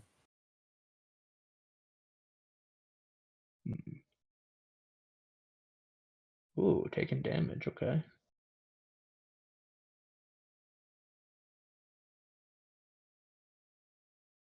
So let's see, is it a red or a blue? It's a close decision there because Dromai is one of those threats that really lets you attack through poppers and various things like that. If you have a board of dragons to swing through or anything along those lines, but while it's really good on offense, it can be pretty squishy on its own, and so it's a bit of a back and forth on like when you want to run it out, and or if you want to like arsenal and like save to push things through. But I think at this point, Casey's kind of saying like, I'm on the back foot a little bit here and just I can't afford to wait around and see what happens that way. So you just kind of got to put the pedal to the metal and try and force through damage where you can. Try and set the under eye up later and see what they can do from there. I think maybe setting up a dragon that he has to kill is pretty good. Although, yeah, anytime I've played Dromai, I always have a tough time figuring out when to play Dromai. That's a very interesting card. It's such a fun card. Like so many different like funky ways to run with it of things that it lets you do. Yeah, I mean, he showed him the E-Strike too, so like you kind of have to get rid of it because you just do Dromai E-Strike draw card or something. Yeah. This is one of the benefits of the control dash side here then as well. With aggro dash picking up more the last while, sideboarding against dash can be super tough. Like, what are you thinking about going into a match? Like, you sit down across from a dash and you've got like defense reactions like Fate Foreseen and that sort of thing in your sideboards. Like, are you always bringing them in? Or miserable? Yeah, sorry? I don't know. If they flip Tunic, you know immediately that you made a mistake. But I I can't really speak as far as like other decks go. Like for Icelander, no matter what, I just run like the leanest aggressive cards I can against Dash, like Mhm. assuming that they'll go um, aggro, and you just kind of have to race them out. Yeah. But that's a tough matchup if they go aggro. If they go control, it's a little bit better, Mm-hmm. just because you have way more time to set up your Frost X's. But I Yeah. feel like you want to. It's tough to say because I feel like aggro Dash will far and away be the more popular version of the deck based on how straightforward it is. But Mm-hmm. yeah, Especially with the control new Dash tools that is it's got tough. now. Yeah, I mean, Pulse Wave Harpoon is just an insane card. Oh yeah, absolutely. But if you don't, if you mess up and go full aggro into a control deck that can fatigue you out like Dash can, you are in a rough shape.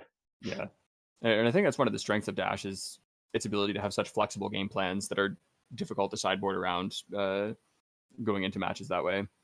And it's been kind of interesting watching the cycle of Dash narratives over the last while, sort of like since US Nats, where Control Dash first had its big breakout there, and there was a while where if somebody flipped over Dash across from you, you could basically assume that they had a bunch of defense reactions and stuff like that in their deck. And then with the release of Dynasty, we've kind of cycled back towards the aggro side. Yeah. But Control Dash is not to be forgotten yet either. I don't think so. I haven't played enough Dash to know which one wins the mirror, control, or aggro. Do you have any? Do you know? So I haven't played a ton of that specific matchup. It really depends, because it depends on if aggro knows that they're playing into a control version going into it or not. Because if they're sideboarded into their like item plan, then it's probably pretty close, because they're both.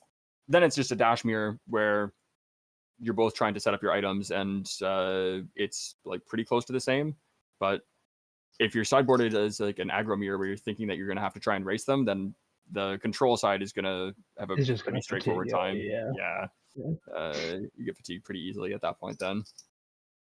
It's a lot easier to fatigue someone that banishes half the cards that you play. Yeah. 100%. This is kind of interesting here. We'll see how much impact this Dromai has on Casey's side coming up, because with how many defense reactions and things like that are in Yongji's deck, Dromai's a pretty nice way to like gum up your opponent's hand a little bit here if they happen to have multiple defense reactions kicking around and potentially force through a chunk of damage. Yeah, it makes a lot of sense. I never really think about Dromai against defense reactions as much, but that's interesting. Yeah. From my experience, like when Control Dash was rising up a bunch, like Dromai was sort of one of the main ways that you could get an edge going through there, because it was like pretty tricky, like because they had a lot of ways to come through and fatigue you. But setting up a board state where you can Dromai and try and punch some damage is quite nice. And yeah, I mean, ideally you get them on a hand where they have like 3 reds they have to pitch to their pistol next turn, which is just insane. Let's see what he does. Looks like he's at least keeping it for now. Yeah. I think E-Strike. I wonder if he's gonna. Oh, he's drawing a card there. Okay, Snapdragon's incoming. Yeah, so it looks like we're trying to set up for a pretty big turn here. Pop the Snapdragons and try and take a bunch of cards from Yongji's hand here and maybe set up a couple dragons in play. That if they're able to find a spot where they can take Yongji's hand and where he can't clear dragons on the way back, then that's when Dromai can really start snowballing here. Yeah. Roll through that way. Okay. Seeming like he might E-Strike. Draw a card again. Burn them all coming down definitely makes things tricky as well, because now Yongji's got to face a choice every single turn, basically, of like, do I start leaking damage or do I let some of this arcane through when it's a similar problem to the Rune Blades, where you're being attacked on multiple axes and just getting damage like chipped through all the way through. Yeah. This is a good turn though. Another one. I feel like, what do you arsenal that to have a card to activate? You have a lot of dragons though, so I guess maybe not. I don't know. Yeah, and like being out of Ash here makes like holding on to the Thamai a little tricky. Yeah. Like, you kind of need to find some ways to produce Ash and things like that first. But yeah, be able to play a red, activate Furnace, and play a dragon, I guess. Yeah, it looks like a pretty nice turn from Yongji coming back here as well. Then you get to set this Plasma Purifier up and play, clear this Dromai out of there, and with more of these items coming online, like with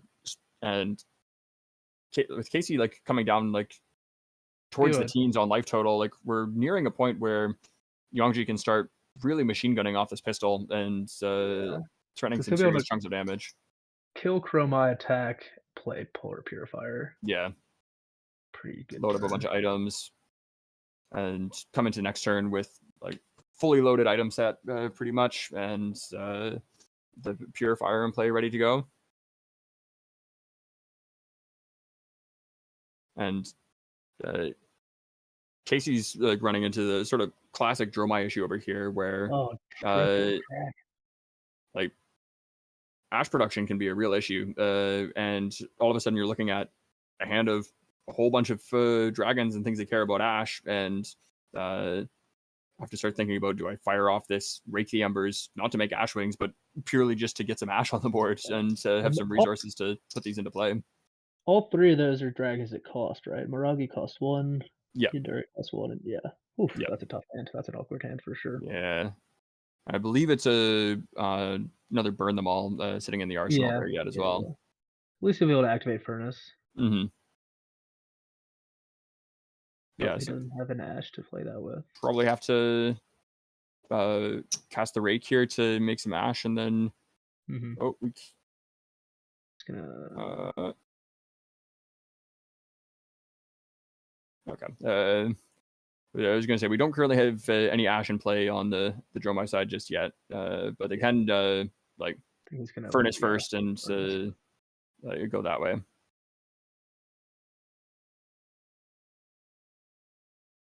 Yeah. Interesting.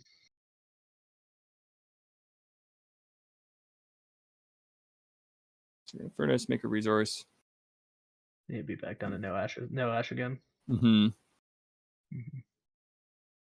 Enduro seems like it might be good against Ash with not being able to clean up too quickly. But again, Popper in hand, so it's a moot point. Oh, no, Miragi, never mind. Don't know how to read board state.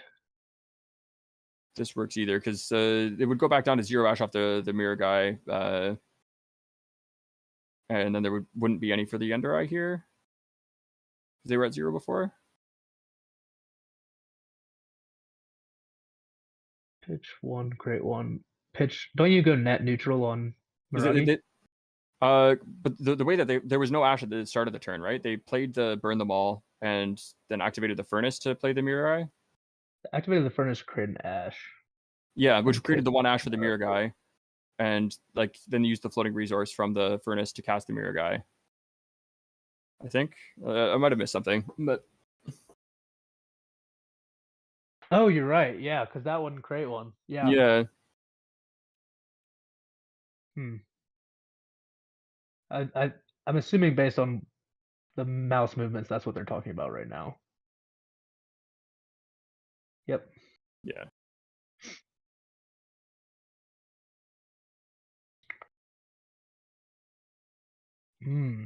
Interesting. So the whole relationship of managing Ash through the Dromai side is definitely super tricky. Yeah. It's like finding ways to get it in play and keep it in play, and all of those sorts of things. There's almost no great way to sequence that turn, but I feel like maybe playing Rake the Embers, activating Flame Scale, and then playing a dragon. My other thought would be just in order to get more Ash in play, you could play the Burn Them All, activate the Flame Scale Furnace, and then pitch either Mirror Guy or Yenderai to just play the Thamai. The Thamai, yeah. And then Arsenal, whichever one you don't play that turn, could be another option there. And then you still have a Ash kicking around for the next turn to keep rolling that way. Being this point in the game with no Ash is really uncomfortable for Dromai, I feel. Yeah, because now you're in a spot where There you're you go. sort of forced Sleeping to. Blow is good. Yeah. Yeah, you're sort of in a spot then where you're forced to take some damage in order to just get Ash online and go, which is tricky when Yangji's getting these items online and able to start pressuring more and more damage on the way back. It doesn't look like there's going to Interesting be. that he would have to go no Arsenal to keep the Popper in hand, I guess. Or I Mhm. guess maybe just attack with the Popper, that makes sense too. Yeah, I think he's probably pretty happy to attack with it here. It seems like there's a decent amount of them in the list, and like threatening Casey's arsenal here is Yeah, definitely super good. relevant as well. And Only 2 armor block up. mhm. Oh man, he might even Goliath Gauntlet this. Yeah, I could definitely see that. Like we're coming close to the end here, and I think Yongji is definitely wanting to potentially like start ending this game with the double burn them all in play here. There's like the more turns he lets those stick around, like the value of the arcane damage just keeps stacking up, like turn by turn. Okay, so he's cleaning up the Miragi. Mm-hmm. Be curious to see if Casey's able to find a spot to like Shoot get for a slew of 2. Ash Wings into play off of a rake or something like that to like make use of this Bracer's ability for something like that here to punch through a little bit. I wonder if they're like looking to save like Snatch or something like that in the deck to try and buff up for that. Yeah.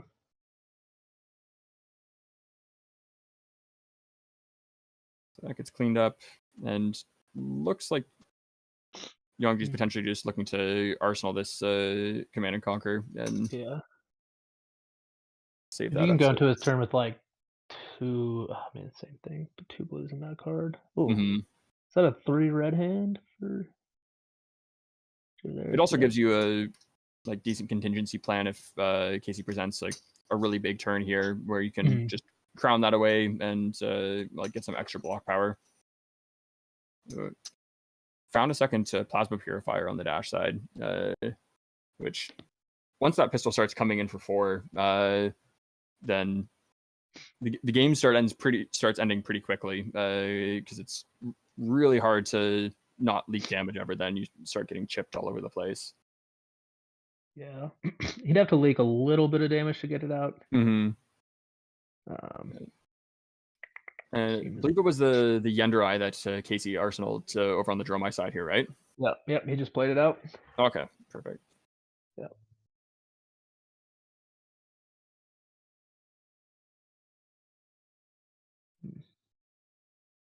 So that's coming in for 1, 1, and 3. Mm-hmm.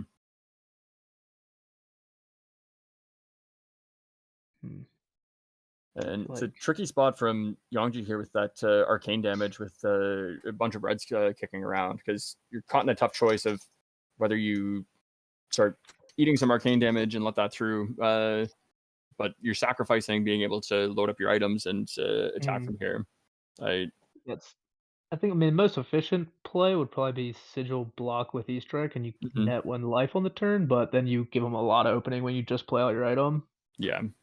But so maybe he's going to do E-Strike go again item. Mm-hmm. Take 5 here. I can't remember what's in his arsenal. It's the Command and Conquer. Oh, right, the Command and Conquer. Mm-hmm. Right. Interesting. Jeez, I mean, you could go E-Strike, go again, Command and Conquer for 8, 9, however much Goliath Gauntlet adds. 8. Yeah, like it'd be a pretty big turn coming back there. Then you arsenal the Purifier. Oh, that'd be gross. Mm-hmm. Yeah, you don't get to play the Sigil at that point, which, but it sort of a like Yongji's got to assess the question of like how much they need to value like having or gaining that life, or if they can just go into full beatdown mode. I think what they're kind of trying to figure out here of like how much damage can they throw back after this. Which the other question, nice. Yeah. Okay, so they're going with take 2 block. Yeah. The Sigil being an arsenal is really good I mean, Command and Conquer. Obviously, Mhm. neither of them know that, but that's such a good. They CNC with Goliath gone, so you're like, oh, gain 3 life. Yeah, exactly. No value for you.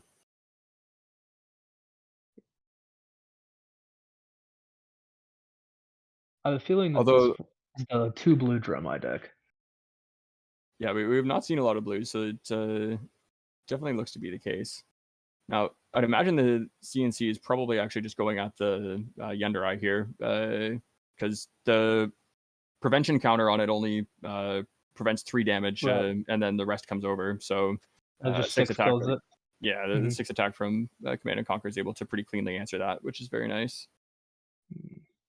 Load. Ooh, Interesting. bit of a tough hand on Casey's side there with you like to see the snatches and things like that, but usually you want to see them alongside cards with natural go again, and that sort of thing. And They're like with their Snapdragon still alive. yeah, and Okay. Interesting. that all you got can look pretty nice into the pistol at different points, but don't think it's going to get an opportunity here to really like get much value off of that.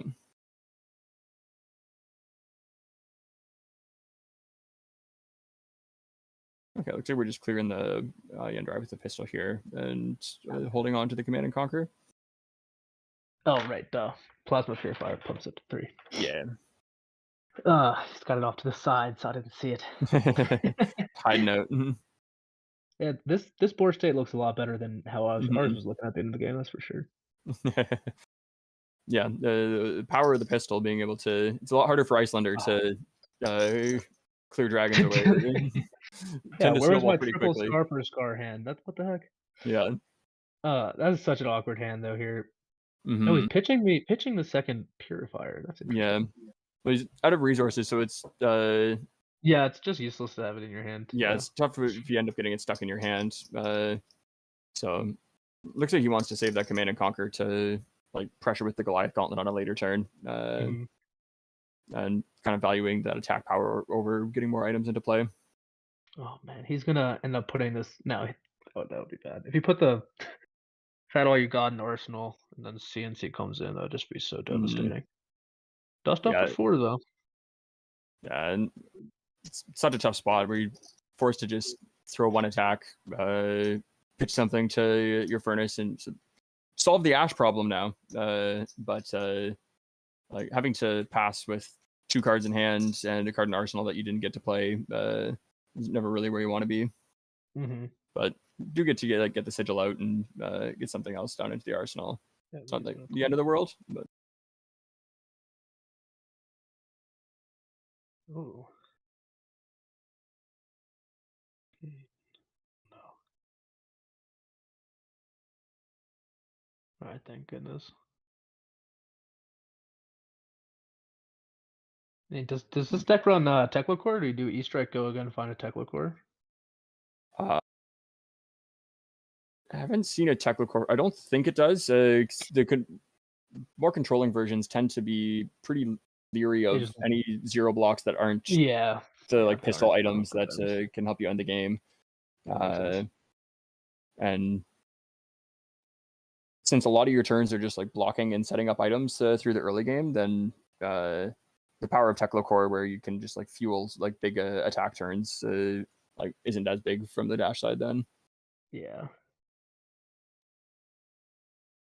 Yeah, it looks like we're gonna load up a bunch of items. Then imagine this E-Strike's probably gonna come down and try and threaten a big chunk here. It's possible that they want to throw the Command and Conquer here and arsenal the E-Strike for a later turn. Try and threaten all the arsenal here. We'll see which route he decides to go on that one. Just loading up. Mm-hmm. Now we're coming in for 7. Yeah, that's probably the right good patient play there. Yeah. Be a decent turn from Casey coming back on this side, though. It'll depend on how much they want to value their arsenal, though, if they are playing the E-Strike.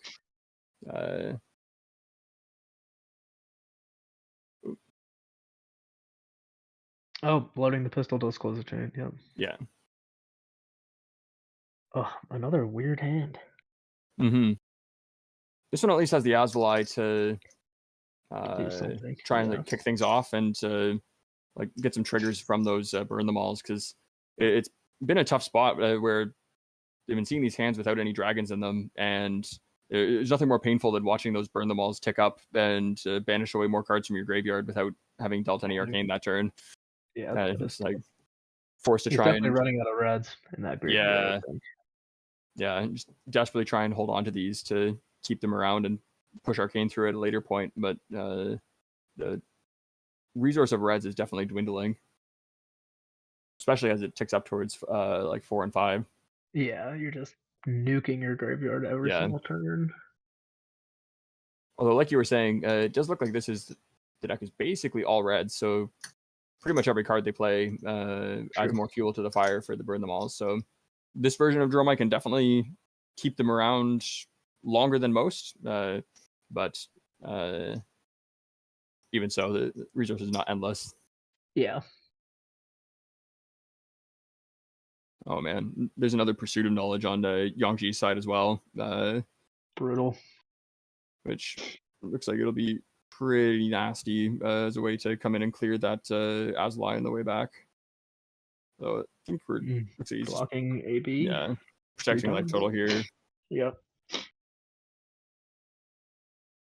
Use a pistol to fire down Azalai then, and once Yangji's able to ride out these burn them alls, then I think that's sort of the point where they can try and turn the corner and like pressure face a little bit more, where like your burn them alls are gone, your like resource of reds in the graveyard is like pretty much exhausted now. I don't have to worry about multiple arcane coming through every single turn. Now I can kind of turn on the jets and try and get this finished with. But the life totals are still pretty close. I wonder if he's going to send the CNC away. Yeah. Maybe he'll send the Purifier away. That would make more sense.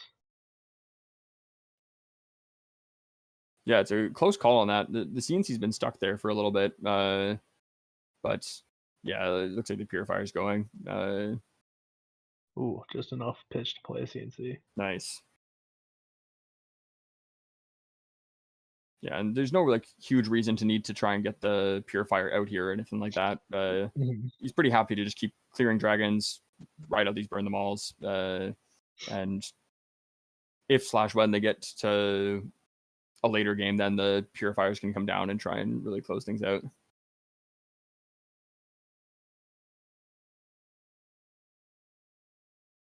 Casey's playing really well through these awkward hands, so that's for sure. Yeah, there's been a pretty tough string of them there. This one looks a little nicer though. Every time he loads instead of playing CNC, it's killing me. Yeah, I think he's like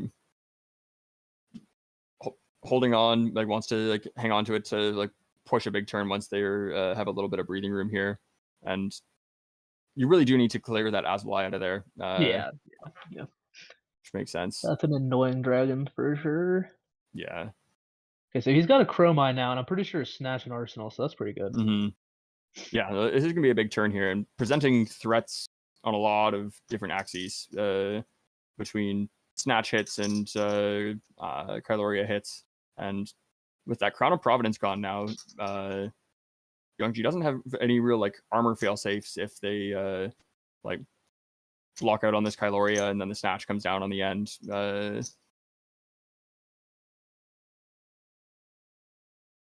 What is as your Dromai player? What is your typical thought process? Is it just popping the Dromai or whatever right away is correct, even though the turn continues? Yeah, it's a tough call. Right here, of course, with the Snatch and Arsenal, that's devastating. But yeah, that's always a tough call for me when I'm playing against Dromai. It's what to do with Dromai. Like if your Dromai opponent like ate a bunch of damage and or just like comes to their turn with like a full grip and they lead on a Dromai and send like that, letting it go without popping it, there's just so many scary things that can start happening from there. If they start like toming from their arsenal or anything along those lines, it's just really nasty. And most of the dragons that they could play, you're able to clear pretty efficiently on the way back elsewhere as well. So I think denying that action point is pretty huge. Yeah, that's always kind of my thought process. Just deal with it as fast as possible. Mm-hmm. But yeah, I guess if it makes sense if they're playing, I mean, if they're playing it off of 1-2 card hands. This Kylori is going to present a real tricky choice here because he's either got to give up 2 cards or give up his tunic that's about to come up onto a 3rd counter, which is never really where you want to be in terms of giving that up, especially with Life Shuttle still both being in the teens. I can't imagine this game doesn't go another 6 turns. I think, like we were saying at the start, this match, especially with the dash being more controlling, can really grind on. Just like grinding through each other's resources that way. But is there any way we could see like a count left in the deck for either of them? 28 for Dromai, 30 for 30. Yeah, so still really close on the number of cards as well there. Yeah, that's a lot. That's a lot of deck left. Mm-hmm. But now it's pretty likely that this Snatch gets to hit here then, and like give Casey another arsenal for next turn, because if Yonji's pretty priced into wanting to get rid of that Kyloria. Yeah, definitely. Can you just Ooh, Bracers are believing it too. Nice. Ooh. Not the only blue in the deck. Come on. This is a spicy one. Oh man. My God. I was getting nervous. All right, so what does that do? That adds +2 damage or +3 damage? I don't think I've ever seen Bracers of Belief been played before. Yeah, +2. +2. Yep. Yeah, because it's essentially like a Ravenous Rabble effect onto it. Yeah. They were all about that in that set. Oh yeah. Yeah. Ooh, scar for a scar there then as well. Tough, not lower life. No, but it's still a pretty good chain ender here, and the damage push off that Snatch is super real. Bringing Yonji down to 12. Their whole turn is essentially gonna be clearing that Kyloria, and this might be the spot where we see that Command and Conquer finally show its face to pressure that arsenal that he was forced to give to Casey off of that Snatch. Yeah, you could pretty easily clear the dragon, come in for 8. That's not bad. Yeah, because we got the counter lingering around on the purifier or the induction chamber here to give go again for the pistol, and then we'll have 2 resources still hanging around there. Looks like Casey has an interesting hand there. Uvia not looking like it's going to do too much here with the only one Ash kicking around right now, but definitely one that can be a scary threat into controlled Ash. Yeah. Because it takes a lot of resources for them to actually clear it out, and if it gets to stick around, then it starts spitting out annoying flying Kadachis every turn. Yep. It looks like he can get up to 3 Ash Wings and an Ash, though. Without the hand, although CNC is incoming, isn't it? I think so. Looks like he's thinking about it. Yeah. Still holding off on that Goliath Gauntlet, though. Yeah, saving that for a later one. If he takes 6, he can play the Scar for Scar with Go again, but it'll be in his Scar file. Yeah. Or rocking a rocky place. Tough. Hate to see it. So not breaking Goliath Gauntlets feels pretty good for Casey here, though. That extra 2 points of damage really puts you in the danger zone against Dash. Yeah. Then you're in a spot where like that pistol's able to start stripping cards from your hand every single turn. It becomes an amplified version of the Katsu Kadachi lock. So we'll see how much Casey values that Scar for a Scar in their arsenal here. Or if they want to just take some damage and make some Ash and try and get some Ashwing presence onto the board.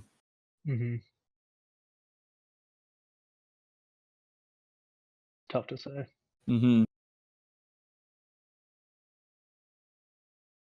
It's a tricky decision then as well with because you're again forced to pitch the Sigil of Solace away in order to like play both the Sweeping Blow and the Rake the Embers, which if you're taking all the damage from this Command and Conquer, then like you were saying, that life total buffer is like, super real at that point. Okay. Just gonna go in, I guess, try and make 3 Ash Wings.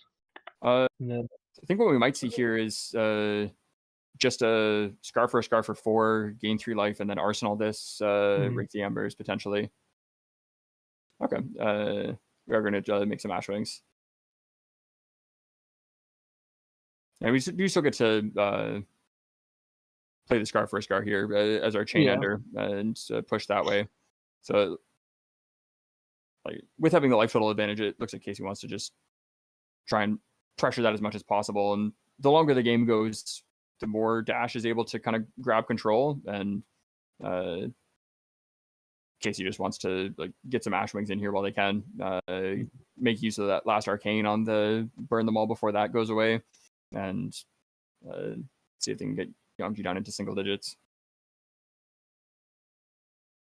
got my doubts based on a couple poppers in hand. Yeah, those look like they're going to be pretty key here. And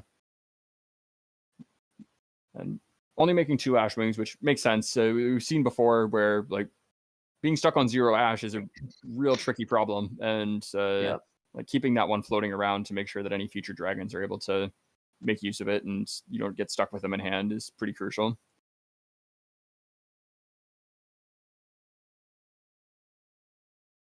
I felt like Yagi had such a big lead at the beginning of this game. This has gotten a lot closer. Yeah. No, that Kyloria Snatch turn was one of the big kind of turning points where things evened up a lot, I think. Like it really showcases the power of how much of a must block Kyloria is in this matchup with that ability to steal the item. Like Yongji's just in a spot where they can never let it hit, and then that Snatch is able to just slam down at the end of the chain and get so much value. Yeah. Well, that Scar for Scar might be having to go again after this next turn. Yeah, and getting that extra life total buffer off the Fighting Spear here is like just exactly where Yongji wants to be as well. Yeah, because he used Tunic to prevent the Arcane too, so it's just like gaining a life that turn is pretty tough. Yeah, exactly. Yeah. Can't quite tell. Ooh. Is that a red Fighting Spear that's left in Yongji's hand there? Yeah, it looks like a red. Yeah. Okay. Gotcha. This would be a good turn to not attack with a pistol. Oh, it's so fun seeing both hands. It's crazy how much info you have. Oh, yeah. Yeah, Casey's sitting over there just begging, like, please send a pistol at my face. Like, send two. Yeah, Yeah. let me fire these off. There you go. I wonder if he's going to cleaning up the Ash Wing seems probably pertinent, right? Because that's 2 damage next turn. For sure. And given that they're loading up the items here, and imagine that wonder if they're just cleaning up the Ash Wing, and then we'll see if they decide to play this Enlightened Strike on the end. Yeah, it looks like that's coming in here.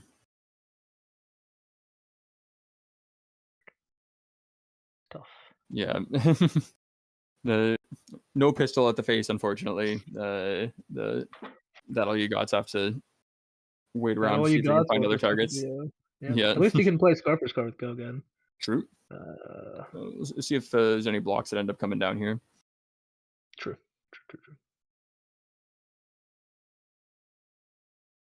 That is tough because you block, you just don't. Another awkward hand. Yeah. And it's a tricky balance with the Asvali and Billowing Mirage. Yeah. In hand here as well with like Ash use. If you play the Asvali out, then you're out of Ash. But in order to keep Ash around when you cast the Billowing Mirage, you need to pitch the Asvali, but it's also one of your better threats to try and push through damage. I think you would want Asvali with Burn the Wall at this point. Yeah. Oh, 7 is so much damage. Yeah, I wonder if we see Casey here say like, I don't think I've got the time to like find other targets for these. That all you got? Just kind of fire them off right now. On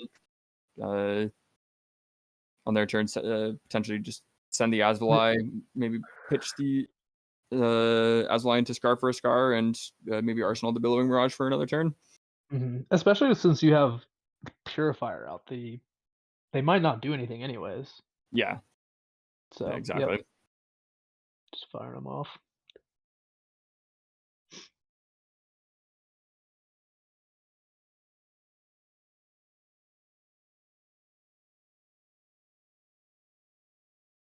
And I think you're right about wanting to get Asvali into play here. Like that burn them all's going up to 7 here, and I can't imagine there's that many cards. Yeah, there's only 4 cards in the graveyard total, so it's definitely not sticking around any longer. Yeah. And at least even if he pops it here, you can get some damage in off of Arcane, maybe. I mean, unless he protects it, of course, which seems extremely likely based on the hand. Yeah. Well, now we're getting to the point where like most of what's left in Yangji's deck is going to be blues, and Yeah, he's just gonna be attacking for 9 every turn off 2 cards. 3 cards, whatever it is. They're just going to come in and machine gun these pistol shots off each turn, which makes it again really hard for dragons to stick around, and it's going to be a lot of pressure as that life total keeps dropping. Okay, so going with the Billowing Mirage here, and that also makes sense. They still get to get the Arcane off the Ashwing. I guess it is like 1 more damage, isn't it? Yeah, it's 1 more damage, and they also don't run the risk of just getting the Asvali popped. Which is pretty disastrous in that case. Yeah, that is pretty good. I wasn't thinking about the Ashwing doing Arcane as well. And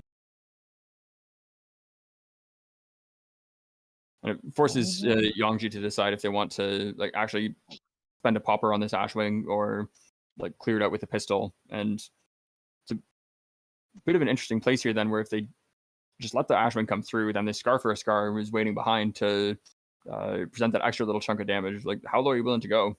Yeah, that's exactly what happens here. So it definitely seems right to just block the Arcane and the physical with popping off Vandals. Oh, is he not though? No, he just took it. Which your poppers are a limited resource, and that's true. Possibly wants to just maintain his density of those to like wait for future dragons as they come through, or like maybe even thinking about attacking with it from the lower life total. Presents a pretty big chunk of damage, and oh no, okay. Yeah, it is such a good threat. All right, there goes the burn them all. That's tough. Yep.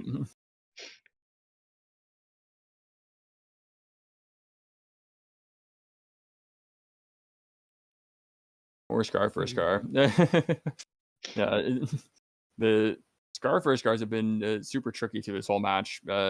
Just all of these pistol shots going at dragons, and that's a lot of just what Dash's game plan has been here, right? Clear things out, like I'll take some damage and whatnot, and but then like through the end game, I'll turn the corner and bring it back around. But it's made it tricky to string together like big attack sequences from Casey's side here, where these cards have not had the go again that you want to be able to like push damage with. Yeah.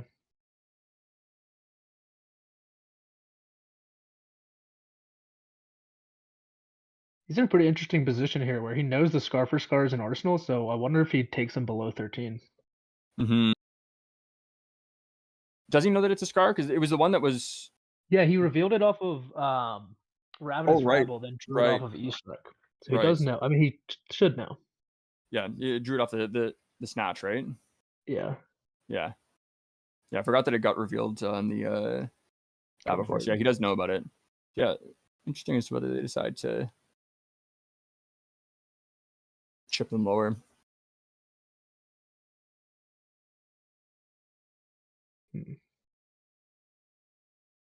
God, that's such a tough choice here. Take 3. Yeah. Block it. If he chooses to.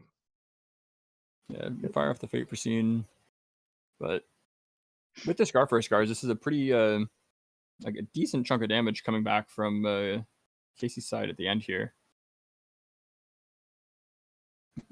For like 8 off the Scars, and then the mirror guys left around that Yangji's got to deal with yet, and then like see if they have any resources left to still punch for damage afterwards.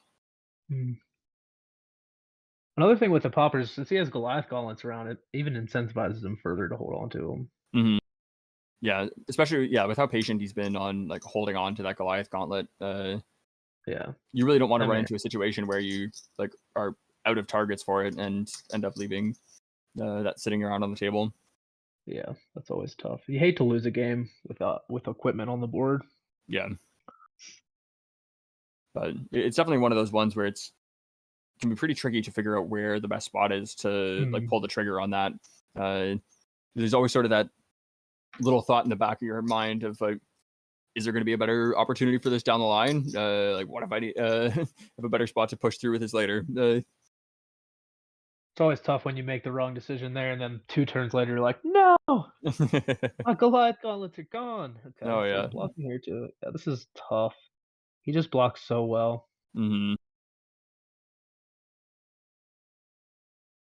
Yeah, and can pretty cleanly like take a chip of 2 here. Clean the mirror guy up on the way back with the pistol, and then have that Fate Foreseen sit around in their arsenal to go shields up. And having the defense reaction in the arsenal there, like especially with where the life totals are at, makes it a lot easier to just get through even like a decently big attack turn from KC's side and have some good threats to try and really start stripping some cards. Yeah, no doubt about that. Very well played from both sides, I feel like. Absolutely. Yangji's been relentlessly cleaning up all these dragons all the way through, and he's been so patient and diligent. It's nice to see. And Casey's just been like standing on their head, finding ways to chip damage through and present awkward threats to just like chip them down, and find avenues to keep putting threats into play.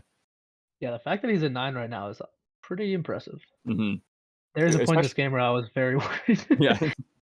Especially given the Ash issues and things like that Casey ran into early on. Like hands like that can be just so backbreaking from the Dromai side, where you're forced to take sometimes like multiple turn cycles to fix your Ash and to, like, get your engine rolling again. Yeah. Punished for not being lower life. Interesting.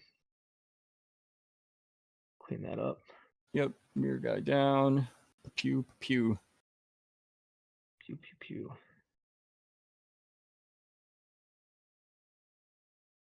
Yeah, life for a life. Unfortunately, not going to be able to present any potential life buffer here, but still put it through a like pretty big attack here with Rabble, Asvalai, and then either the Enlightened Strike or the life for a life coming down at the end to depend on if they want to maintain Ash in play or present the bigger attack with Enlightened Strike. See which way they decide to go. It's kind of interesting getting to see the top of the library with Ravenous Rabble first on if there's something that you want to draw off Enlightened Strike and Arsenal. Yeah, that's true.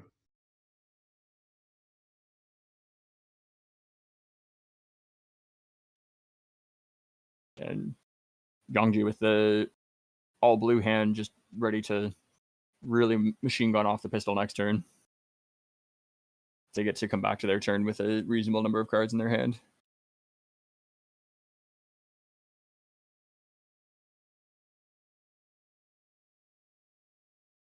I think I missed it. Did you see what was revealed off that Ravenous Rabble?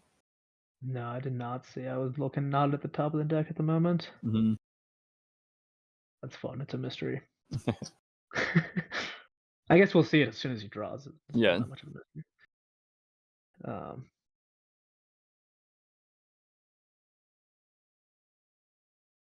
But presuming it was a red. Yeah. So checking to see just exactly how many copies are left of the different threats in the deck, trying to figure out what Yongji's got left to worry about and what they've got to be ready to machine gun down and that sort of thing. Yep. Oh, yep, it's coming for 4.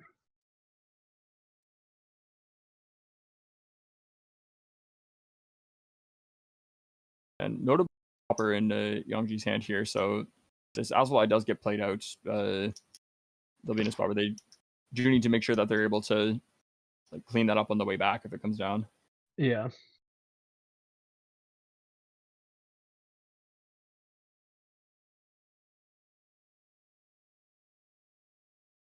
Close one. I think this one's going to really come down to which player is able to get into a spot where they're able to like really start taking cards from their opponent first. Yeah.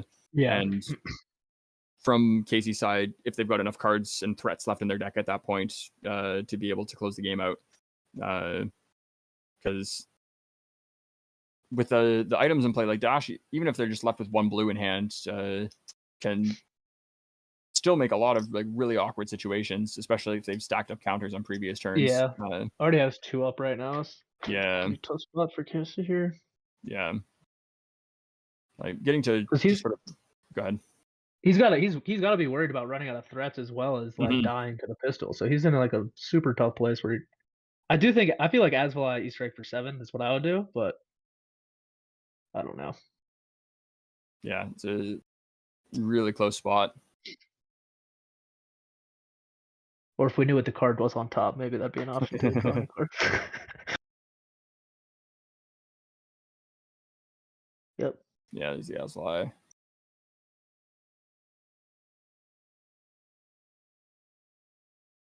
Yeah, and going down to 0 Ash here is really Casey like kind of taking that full commitment to like I've got to end the game here and finish this off. So like, Blue Rotary Ram. Interesting. All the mech cards add into the deck. Blue blocks for 3. I think ones like that is also largely like being a non-attack action that blocks 3 into things like Bolton and things like that. Great point. Yep. Super relevant because from the dash side, I've definitely seen points where when all of your cards are basically attack actions, and especially through the blues, you can run into some really nasty spots into those sabers. Yeah. Where God, that would just get nasty real quick. Yeah. Yeah, I remember the first time I played against that Sabres deck. Jeez, that's brutal. Yeah, I heard like whispers of it when I was first starting to play Flesh and Blood, and just like this like crazy combo deck that the Europeans had started playing. Yeah, that was right around like I guess right after Monarch, like not too long. I just know someone was talking about it, and I was like, okay, let's play it. Yeah. Triple Lumina. Okay, this deck is insane. Oh God, not the Fate Machine. So good. Yeah. No, Fate Machine pretty clutch here. Yeah, and then so keep good. that life total buffer. And then also lets him kill Aswalai. Yeah. These defense reactions, that's that danger that we were talking about with whether or not you board those into Dash. Like when you run into the control deck, you run into these spots where like, you get around to your second cycle, and all of a sudden these clumps of defense reactions start showing up and like gumming up your offense and make it really tough to close out the game. Yep. He can use one to block here though.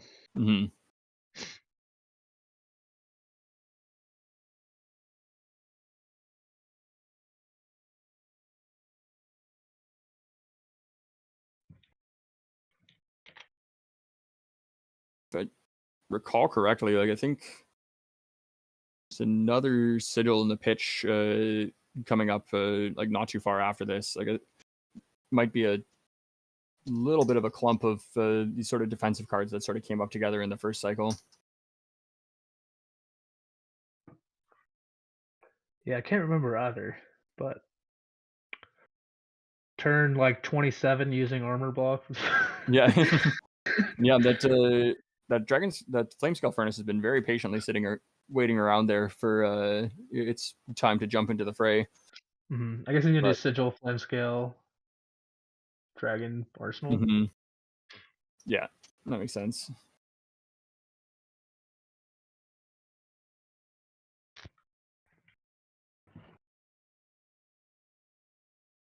some Ash going.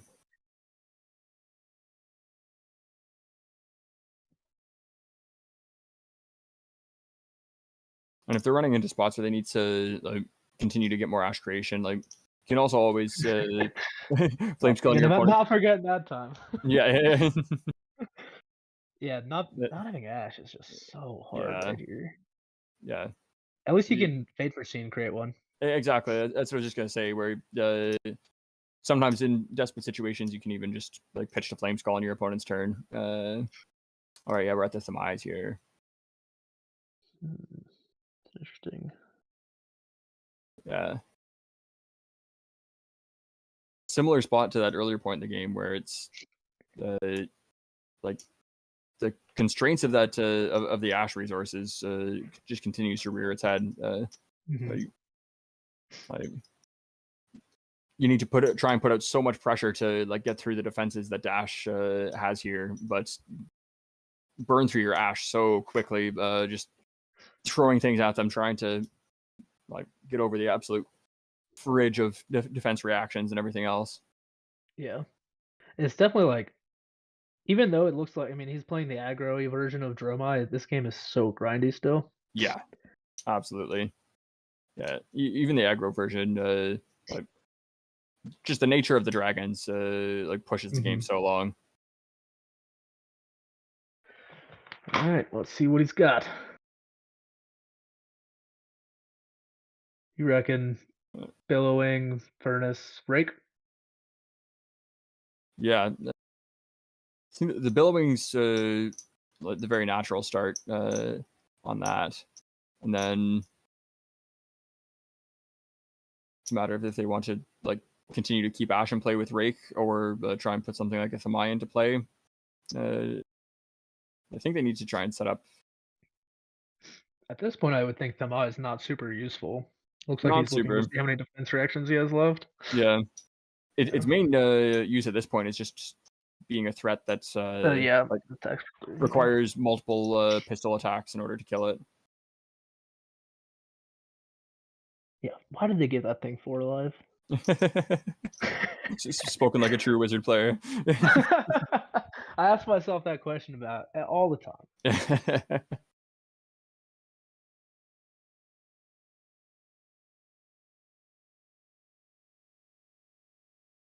I'll be curious to see what they end up firing off here.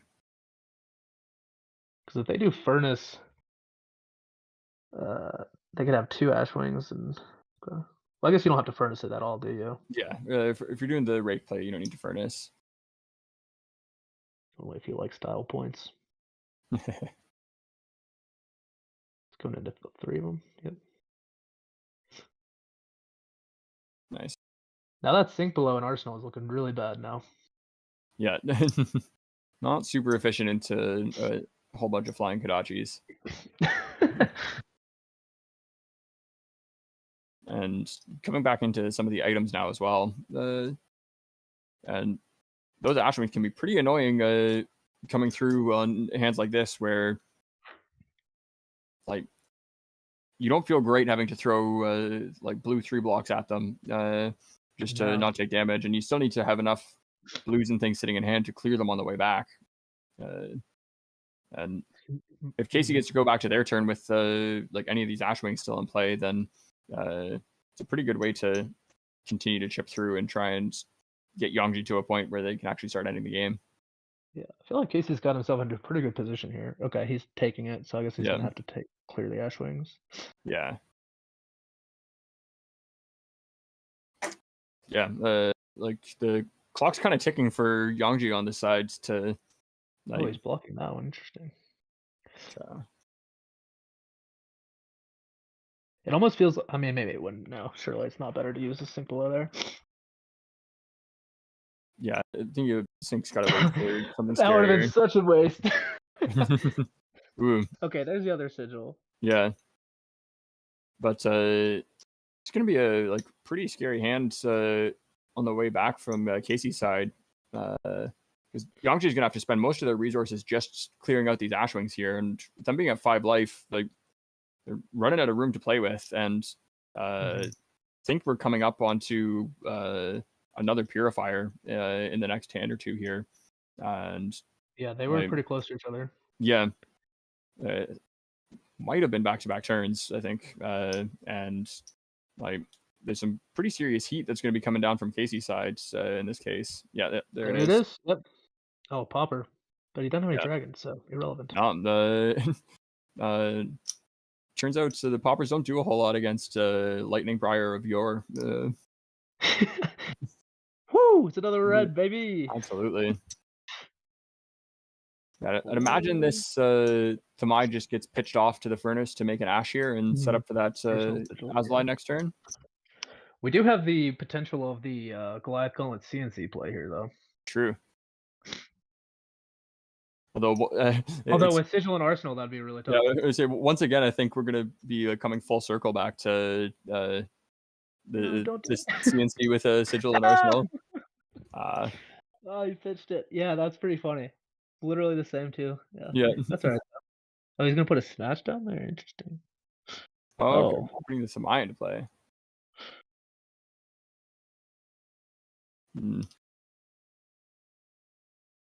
This one's going to turn out a little more unfortunately into this CNC that Yongji's picked up here, and kind of gives them free reign then afterwards to like really like load up all these items and start trying to like get Casey's life total down into the same threshold.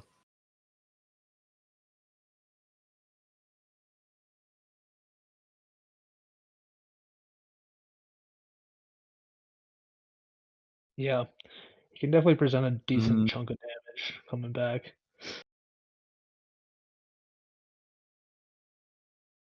Seven guards left. Jesus.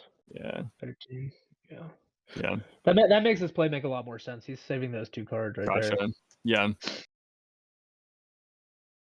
Yeah, there's not too many threats left to work with. And like, while Yongji's sitting at a precarious life total, without a weapon or anything like that, Casey still needs cards with actual attack power on them in order to close the game out. Yeah. He's kind of in a position where he can't really block. Yeah. That's the tricky piece. That Popper is tough. Yeah, that's a pretty huge spot for the CNC there.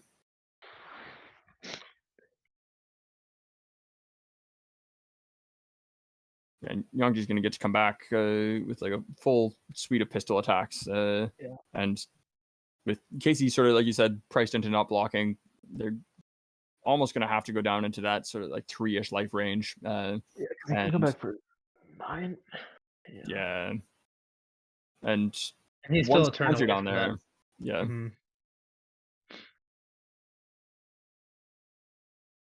All right. Going down to 3 might not be the worst thing in the world here. Yeah, this is the hand that Casey's been setting up to try and close this game out on. So, like, sort of in that do or die spot here, or kind of just have to get some damage, and so I'm gonna throw all of the last cards in my deck at you, and hope that we're able to push through enough to close this one out. This one's coming down to the wire. Oh yeah. It's been crazy close games across the board tonight. All the way through. I feel like every single one's come down to like borderline decking, like back and forth on life totals, and like this one in particular as well. Like it's felt like both players have been back and forth at a lot of different points on who's ahead and trying to eke out every little bit of value all the way through.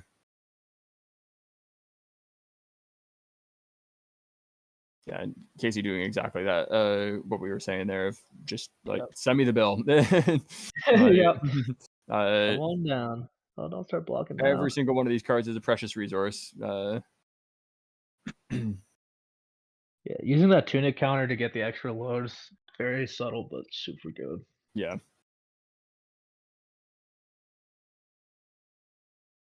Tunic, confirmed good card. Extra resources? Who knew? This game's only gone like 100 turns. Yeah, no kidding. So they're back and forth on if they want to throw like one card down here. I guess he's considering a 2-block to go down 1. Or no, he can't do that because I guess he doesn't have to worry Okay, about there we life. go.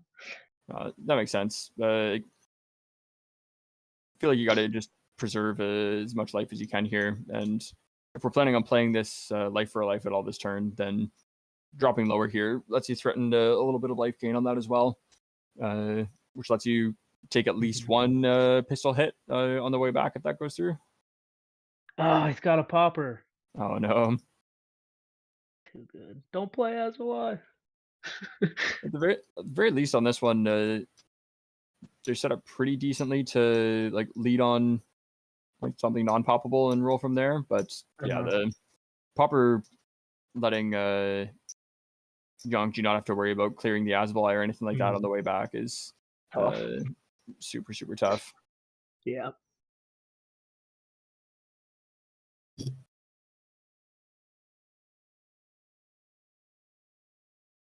Well, it's possible they just fire off the Rake the Embers here, keep the Asbelai in their deck, and like go wide with these Ashwings to try and maximize the threats from those. Is that a red finals? Looks like it. I think so. Pretty sure there was a red one that they pitched shortly after the Purifier. Yeah. I mean, at a certain point, he's got a no block in hand, a 2-block in hand, a 3-block in hand, and I don't know the other card. So a Fighting Spirit for 9 might just. Yeah. Oh, gain a life, baby. Back in business. Yeah. Trying to make that Fighting Spirit as good as possible. Yeah, there definitely is a world where Yangji decides to like potentially not even pop this Asbelai, although it seems unlikely. Just end the game, but yeah, and the value I was on thinking if he did he's not. The value on that's all you got here is super nice. How about that? Yeah. I think Yangji might be able to just end the game here, where like you don't need to worry about this Asbelai anymore because they get to come in for. They've already got their items all loaded up, so they get to come in for 9 with the I guess only 6 with the pistol if they're going to attack with 9. But that's still a pretty massive turn. Yep. Okay, it's a fate. Yeah, and at this point, like you can deal with this Asbelai at your leisure, and with so few cards left in Casey's deck, forcing them to like block with a bunch of things here makes it pretty straightforward to clean things up from there on out. And yeah, it looks like this pistol's going at the face. Man.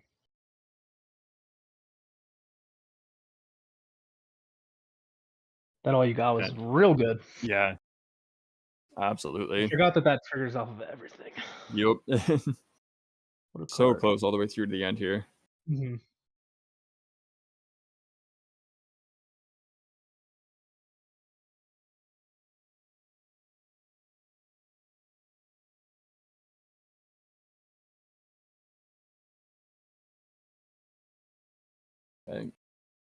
Casey kind of desperately trying to hold on and like claw through this, but those demise are so tricky to cast towards the end as well, where like the 0-drop dragons are pretty good for closing games out, but once they start costing resources, especially 2 resources, you need to come back to your turn with so many cards in hand in order to be able to play those out, and it's real tough for them to do anything at that point. Yeah, just an absolutely enormous fighting spirit coming through here. And one of my favorite plays in Blitz with Icelander. Yeah. Force Casey to throw their whole hand at this. And Yangji getting to come back with a full grip after that. The pistol just goes so wide. And it seems unlikely. So few cards left in deck here. Dash at this point, yeah. Yeah,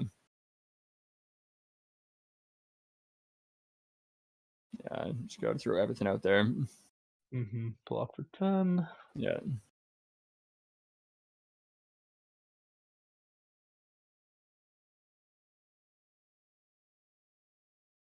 Tough. He's going to draw a 3-card hand or something. Oh, he can attack for lethal. Yep.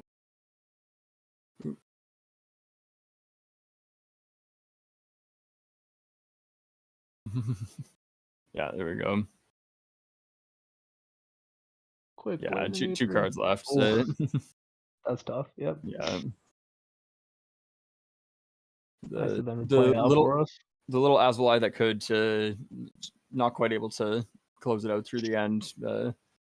And the barrage of pistol fire is gonna close this one out. I think he might just throttle it to finish it off, maybe. Yeah. Nope. Patient as always. Yeah. Oh, that's game. Pistol Oh, away. not game yet. And the last one. What a game. Absolutely. Damn. Really right down to the wire.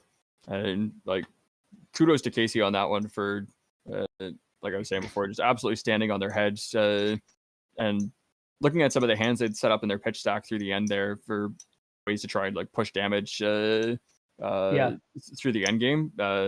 Like definitely had like the forethought in mind. Like once they recognized that they were playing into this more controlling dash version, that they needed to try and preserve some of these threats. And like if they're gonna get there, they've got to like get through all of these defenses and have some like powerful end game hands to finish it out. But yeah, I mean, he was playing to his outs there for sure. Very, very Mhm. tough. Very tough, I feel like. Yeah. But yeah, I mean, Casey's just like an incredible player. He thinks through the lines very well. So I'm not Mhm. surprised that this game went long and close. Absolutely. What a game. Yeah. Players finish cleaning up here and them jump in and see what their thoughts were on the game a little bit. Hey. Go. Oh my god. What a match. Holy. Yeah, no kidding. What a game. Down to the wire.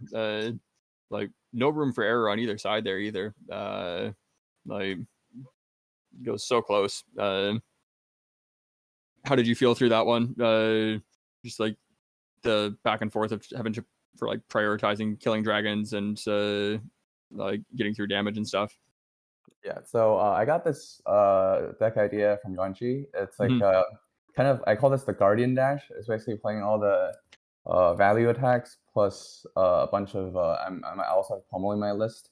So into Dash, basically, I mean, into a Dromai, I basically have no way to like race it. So like basically trying to fatigue or play a value game, it's like all I can do. Mm-hmm. And I think by like turn 3 or turn 4, I realized like this deck plays a very minimal amount of blues.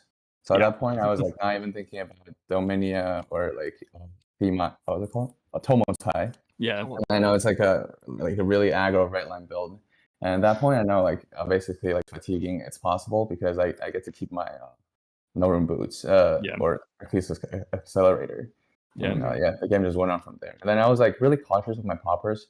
So there are many hands I had like a opportunity to like arsenal a popper, but I don't want to do it because I know like in the end game, like basically the poppers swing the tempo. So I had to like basically E-strike bottom popper or like sink below sink popper. And then the poppers did help a little bit in the end game. Yeah, and then we saw you really patiently pitch some of them and like send them Mhm. through at a few different points. Yep. Yeah, makes a ton of sense. Your patience with the Goliath gauntlets was admirable. I would have sent those very early on. Yeah, I like that take. For like 6 turns. Yeah. 6 Yeah, turns? 3 games. I don't know if it was that long. Can we talk about one of the turns? I think Casey had set up a really strong setup with the double, like the two go again attacks with the smashing good time into Kyloria. And I think the only reason why you could block it all out is because you had a sink below set, plus you like Pursuit of Knowledge the turn before. Yep. That Pursuit of Knowledge was really clutch. Yeah. I didn't expect that. You know, I thought I was playing against Dash, so I thought, you know, maybe I wouldn't see that card. That was a little disappointing. But good choice. It drawing 5 there. That was wild. Oh yeah, no, pursuits are super hot. You don't need to sell me on Pursuit of Knowledge. Into Dromai is super sweet. Well, I know that you're a Dromai player, and I know you like it, but I think that's the first time I've seen it in a Dash. Yeah. Chris might have played that back in the day, like last year, like when we first started playing this game, when there wasn't other options. But into Dromai, I mean, it's such a good card. Oh yeah. Yeah, when you sit down from the Dromai side and see someone across from you play that out, it's pretty gut wrenching. Yeah, the You can't do chain ender anything. to kill Miragi was insane with it. Yeah, very solid. It was tough.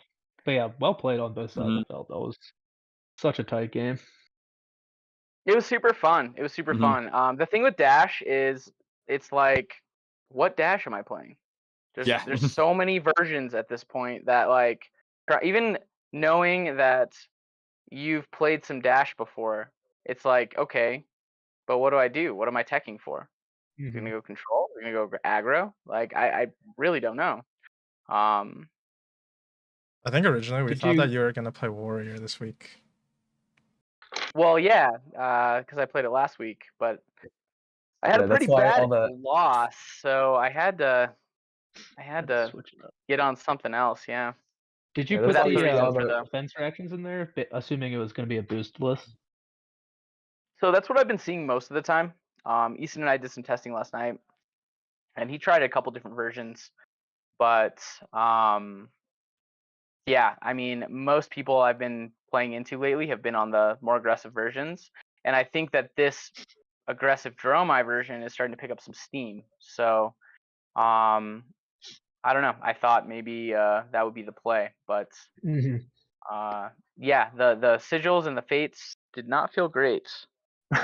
But again, what am I playing against? Yeah, that's tough.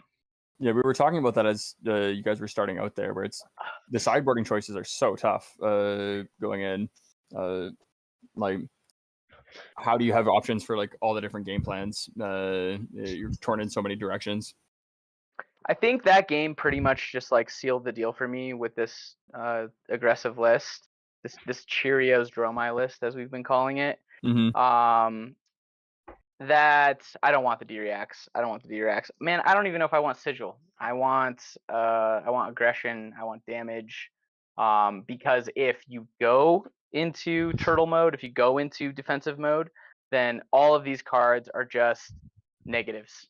I'm gonna get to the end of my deck and it's gonna be Sigil, Sigil, Fate, Fate, Sync, and I'm gonna cry myself to sleep.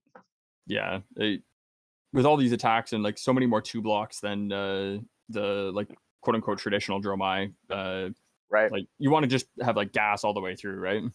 Right. My so I mean this is basically 95% of the red hot list. Mhm. Except I don't run red hot because I think that card's bad.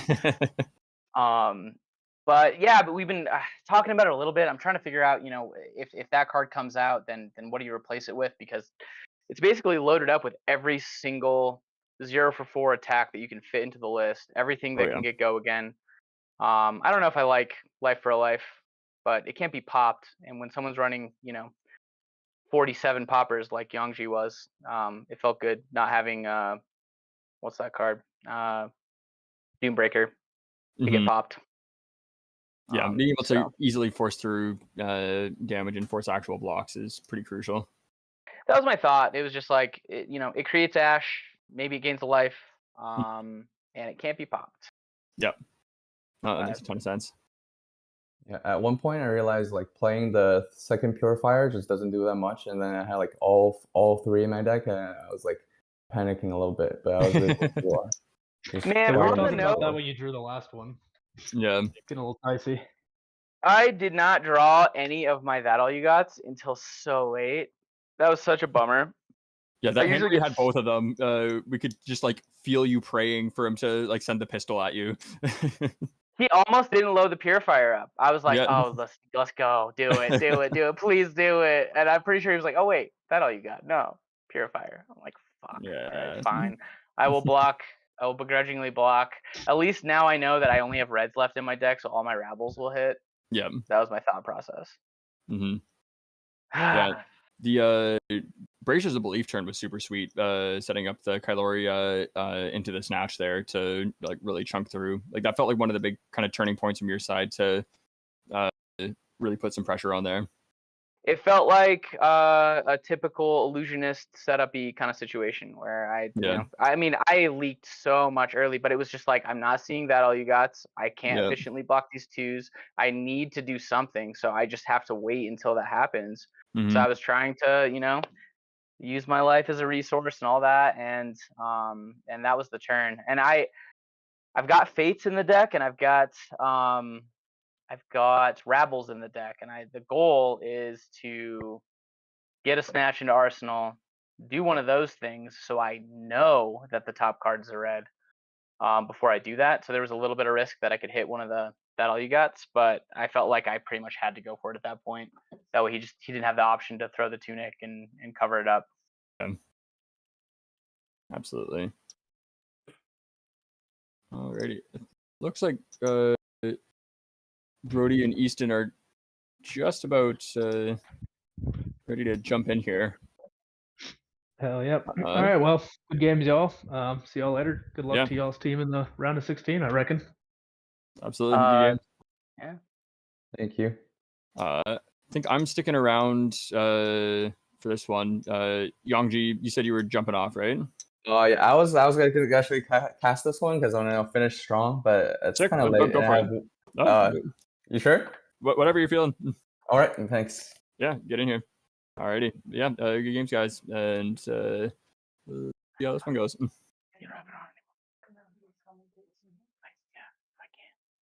All right, so we have for the last match of the night, Easton Douglas versus Brody Spurlock. I think these two are the guys who basically got this whole thing set up together. So let's do a quick intro for the two players. If you could introduce your respective teams, and then we'll get ready to go. I think these two are the guys who basically. Right. I'll start with Brody. So I was actually thinking about how to introduce Brody. You know, Brody has been finishing really consistently over the past year, just pumping out results. So I want to present a Game of Thrones style of intro. So Brody Spurlock, the young prodigy, Mr. Consistent, the ham sandwich whisperer, the hermit of Mount Heroic, and the wielder of the Rosetta Thorns.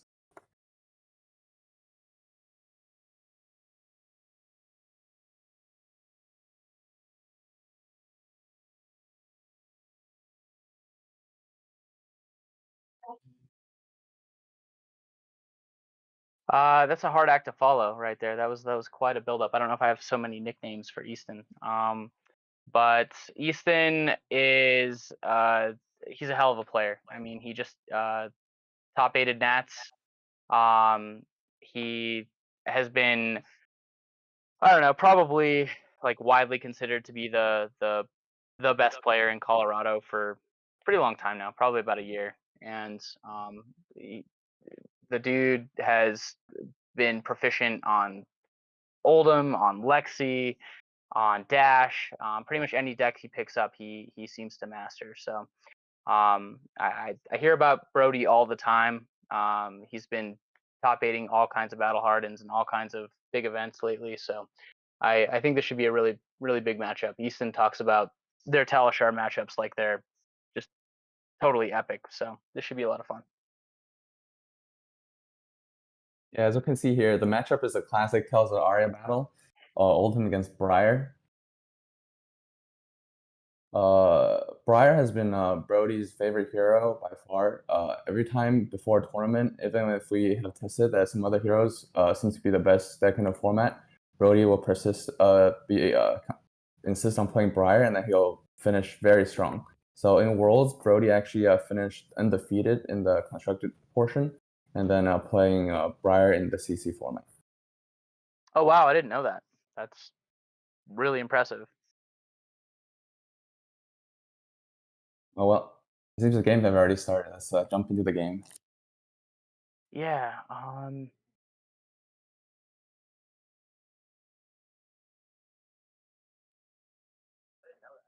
Yeah.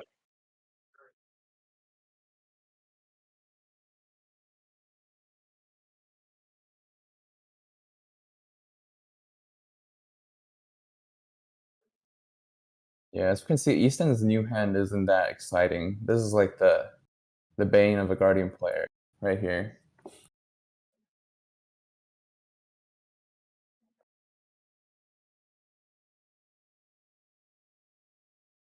But at least on the brighter side, these cards, it does block for 3, and then he has an E-Strike in hand, which can solve the resource problem quite a bit. It's all reds.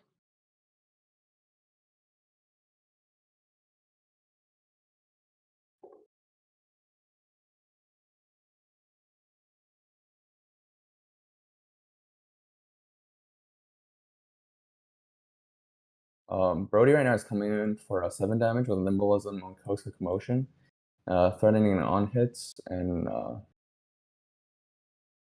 I think Easton is debating whether or not he want to use the stun trigger here. And oh, never mind. There's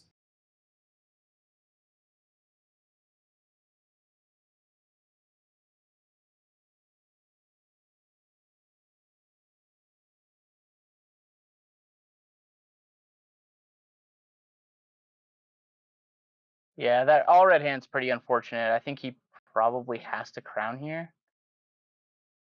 yeah, that's also an option.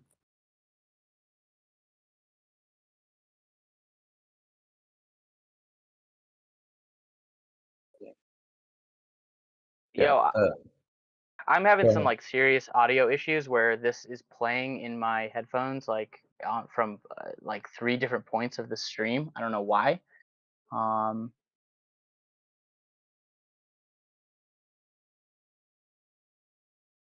Okay, give me a second. Yeah, right here, if the Coast of Commotion were to hit, it's actually kind of tricky what mode Brody chooses right here, because as of right now, Brody already has a very decent card for the arsenal. And then if he give Easton a draw, Easton may actually be able to draw out this bad hand situation.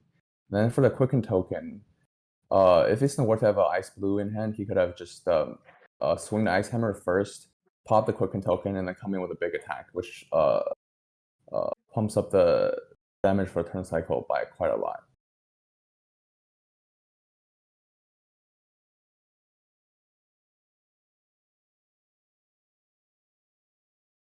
As you can see here, Brody opts to give both player a Quicken token. Interesting. I think in his mind that the Quicken token does benefit the Briar player a little bit more than the Guardian player, because it's not every turn that the Guardian player gets to use the Quicken token very effectively. True, but in this circumstance, Easton's going to be able to benefit off of it. He does draw a card, probably draws a blue. It's an ice, then he can come with a Frosty Whale, and that's a pretty good turnaround for Easton. Yeah, you can see this Quicken token that came back a little bit and bite Brody in the rear. Yeah. I mean, I think 9 times out of 10, it benefits Briar only. So I think it's definitely the right call. But Easton kind of lucks out a little bit here. Hopefully he will draw. I think he has to draw blue. There's no way he doesn't. Oh, he gets the ice card. Nice. This matchup has been one of the most common matchups during the Churriel Briars format during the first U.S. Nationals. At that point, the Oldhims were playing a fatigue style strategy, and then one of our well-known player, Michael Hamilton, did pilot the strategy to win the Orlando Calling. And then during his interview, he said he thinks blocking out Briar in this situation is actually quite effective. But recently, the Oldhim decks have been pivoting to a more aggressive strategy. So we'll see what happens here. Yeah, I mean, in my experience, I played Oldhim quite a lot through the last season leading up to Worlds, and it's that common trope of do they hit their Channel Mount Heroics or not? Because if they don't, then it seems like the aggressive Oldhim list can actually do quite a lot and can be very disruptive to the point where you win pretty consistently if they're not having these super powerful Channel Mount Heroic turns. But if they get them early, especially with Force of Nature, if they can get them through Oldhim's defenses, then Briar can definitely take the advantage. Yeah, Brody was able to solve the Icy Hammer situation with a 3-block non-attack action. off of the embodiment on Earth. And right now we can see Brody play the Arsenal Snatch off the Quicken token, giving him a very good start to the turn. That's the card you want off the Quicken token right there. From your understanding of Easton's deck, would you say that his deck is a little bit more aggressive or a little more defensive? So this is the list that he ran. I think it's at least 95% of the list that he ran in the last Worlds format. And so it was geared towards that last meta. So you've got your FAB disruption in there. You've got a decent amount of ice. Since Pulse was banned, I think he has completely abandoned Oakenold. But yeah, I know he has stuff like the staunch responses in here now. So I think a lot of the go wide package is actually missing from this deck. So it's got some aggression to it, but it's not the full on maximized aggressive list that's got the zealous beltings and all that stuff. I think he cut zealous completely from this list. Let's see here. Easton chose to block with a Spinal Crush, which is quite an interesting choice. Because Spinal Crush is one of the most effective card to combat the go white strategy of Bride. Yeah, I think he's favoring the choke slam here because he can use his tunic counter that's about to tick up, pitch a blue, and if he were to hit the Channel Mount Heroic Brody on this next turn, then that obviously kind of snuffs that out. So I think that keeps Easton with an arsenal card, and that's kind of why he favored that. Yeah, based on Easton's choice of equipment and card choice, like Stunge and like Rampart, it seems like he's playing rather like value / like a little bit more defensive strategy against Briar. Value is the name of the game for this guy. He swears by Rampart in this matchup. I think a lot of people are on Stalagmite if they're running Whale, but I mean I asked him probably 19 times through that last season. Are you sure? Are you sure Stalagmite's not better here? And he's just like, you get so much value out of Rampart. Like they have all these Earth Blues. They can a lot of times kind of get around the one Frostbite, and after testing it so many times, it just seems like Rampart is kind of the way to go. So I think that's how he landed on that. I think that turn played out pretty well for Easton. The Stunch is actually kind of awkward here if you look from his perspective, because like if it's another block 3, he could have just blocked with the card and then opt to Arsenal the Spinal Crush instead. But right now he's basically just committing to Arsenal the Stunch response for the next turn. Right. I have a feeling that staunch response is going to get crowned away.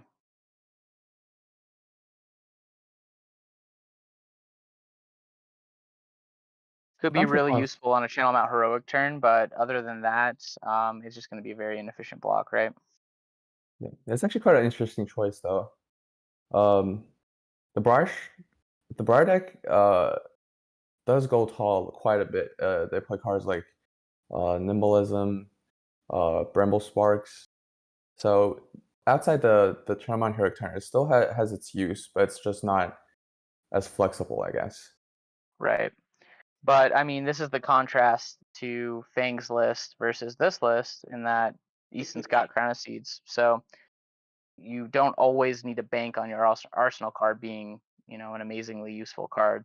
If what it looks like, Brody's about to go, probably 4-4-4-4. And if that's the case, then he'll just crown it away using Tunic, 5-card hand, and maybe that staunch will be more useful later on in the game. Easton did quite a good job last turn blocking all the attacks, all the breakpoints.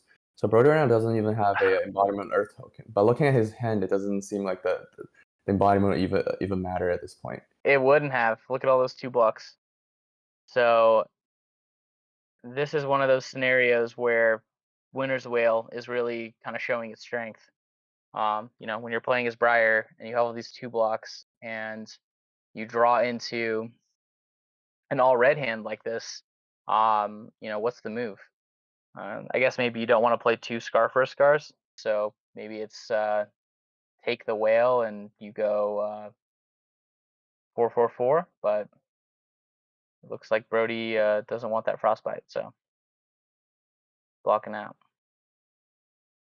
That seems interesting. I guess Rabble is the least reliable of all your 4 attacks if you're Briar, yeah? Yeah, I think Brody was studying like Easton's playing pattern, and he realized that Easton wants to block quite a bit, so he thinks that the first Scar would not connect, and in that case, his second Scar will also have go again. And it's just like a very reliable 12 damage. Otherwise, you have to gamble on the flip off of the Ravenous Rabble. That's actually a very valid point. That happened in our game. It's actually interesting. I think your deck plays the red count for your deck is actually a bit higher than this Briar deck. The Briar deck plays quite a bit Earth Blues if you actually count it out. Yeah, I mean, the deck I was just playing had 57 red cards. That's quite a bit.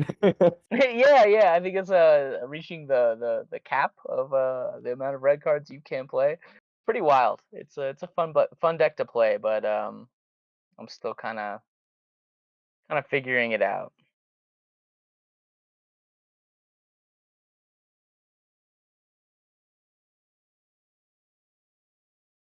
You called it.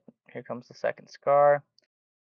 Yeah, oh man, that feels so good when they blocked out that first one.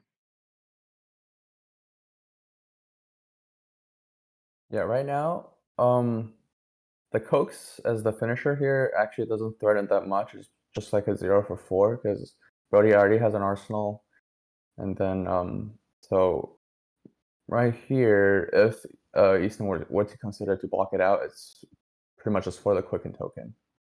Right.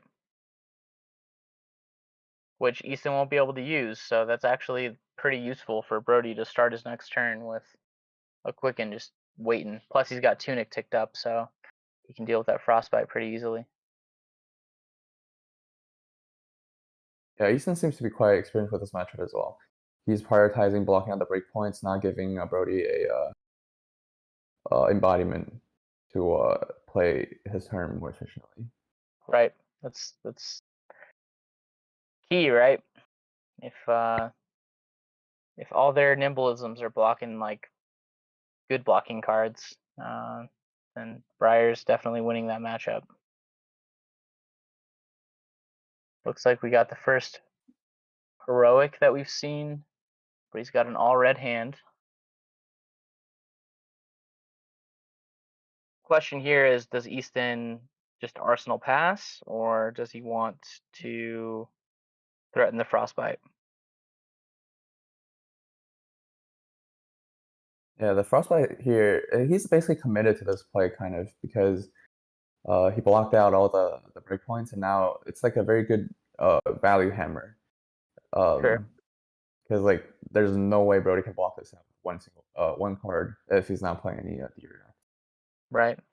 Which he's Briar, so he's not. Then if Brody opts to use like armor here, that would be just like so plus because like now Easton knows like in the future all his other disruptive big guardian attacks would just go through. Right.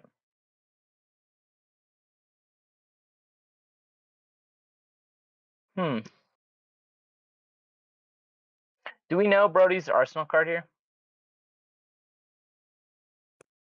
I actually do not. I don't remember it either.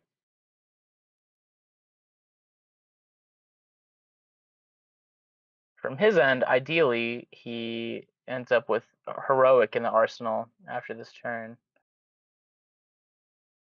That'd be the goal. Right. If you're Brody and you have that Bramble Spark, do you broadcast that you have the Channel Mount Heroic, or would it be better to maybe pitch the Bramble into a Frostbite and kind of disguise it a little bit?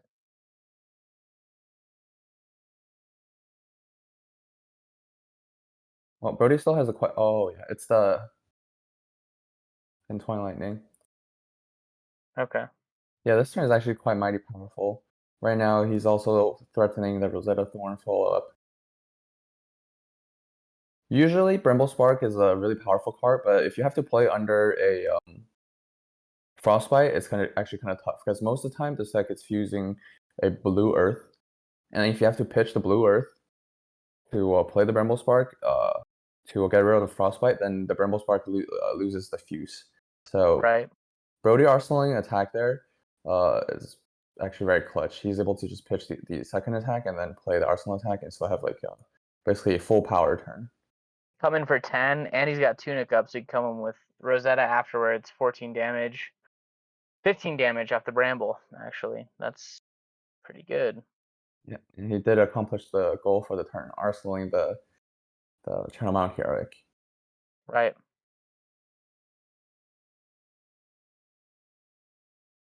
Easton can't crown. Yeah, Easton knows his priorities here. He knows that although he's like getting threatened by massive damage, but he's facing a Channel Mount Heroic next turn, so he has to do his best to disrupt that instead of just like committing to a big block right now. If you look at his hand, though, there isn't a whole lot to do that. I guess you threaten the arsenal and then you force a block. So if you can block 6 here, maybe, and then you come in with the CNC to force a block.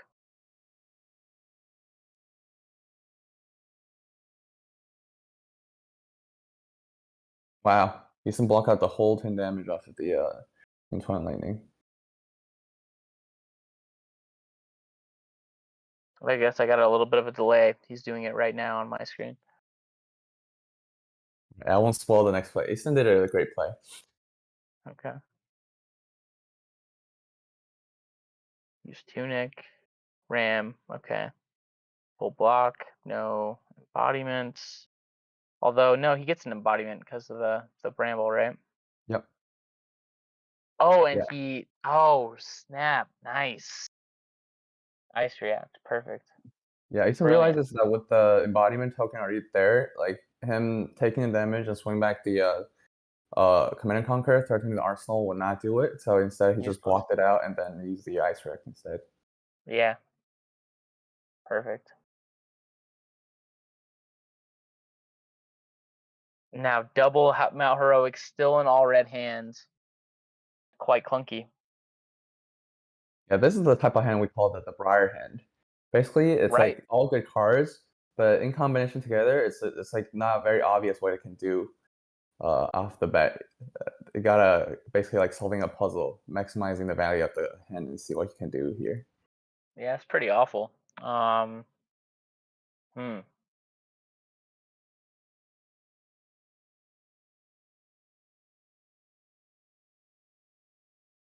feel like you.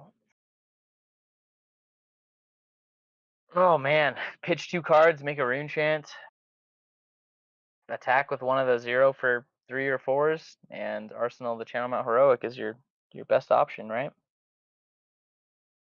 Yeah, Paramount Heroic is definitely a card that have like diminishing returns. Like 1 copy is insane, but 2 copy of at the same time is kind of just awkward. Don't need it. Don't need it. Not worth it. And filtering out this hand means the last 2 hands have been all red hands, right? So those Earth cards got to be coming.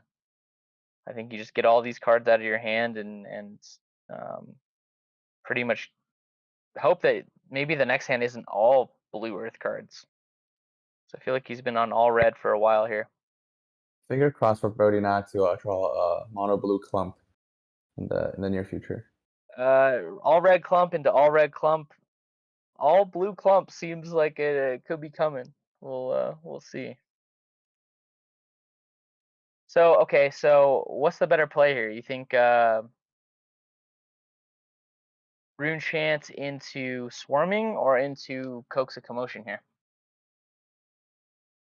If I were in the spot, I would pitch the Swarming. If I were to make a Rune Chant, I'd pitch the Swarming, because Swarming on itself is a better card, and if it's pitched with the Channel Mount, and then if I can do a Channel Mount in the second cycle, I'll have like a card that has naturally have go again because Channel Mine itself is an aura.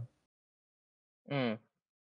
Yeah, I like that. I like that. I also like if for some reason Easton lets this coax hit, then you start your Channel Mount Heroic turn that you hopefully get on the next turn with a Quicken token. Although I imagine Easton wants to block this.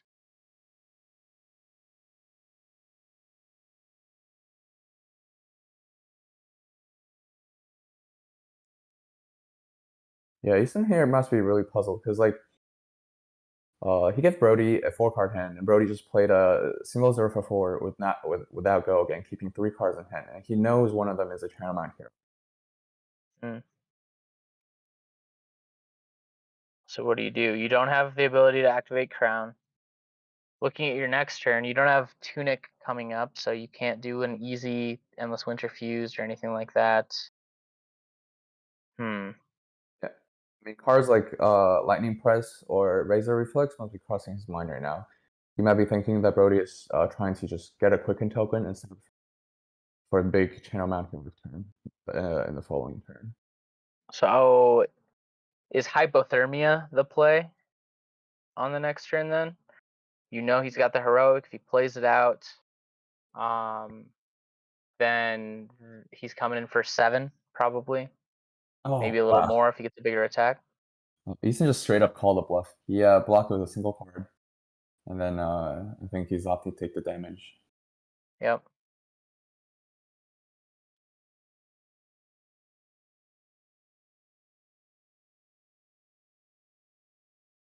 Tunic, can't play both.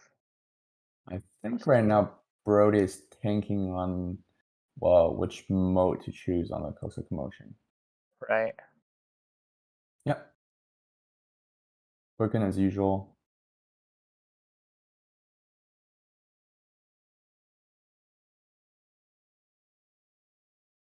Interesting that he didn't create a rune chain here.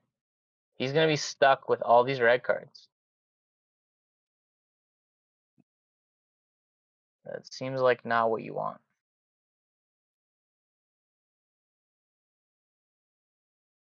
Yeah, the hand was indeed a little bit awkward, but if you pitch to make the rune chant and swing with an attack, then he's facing the exact scenario he faced last turn, which is like he's gonna have an ice card and just ice rack the Channel Mount Heroic, and then he'll be drawing another 4-card hand with a Channel Mount Heroic in there. So right now, at least he guarantees that he gets to Arsenal and play a 4-card hand.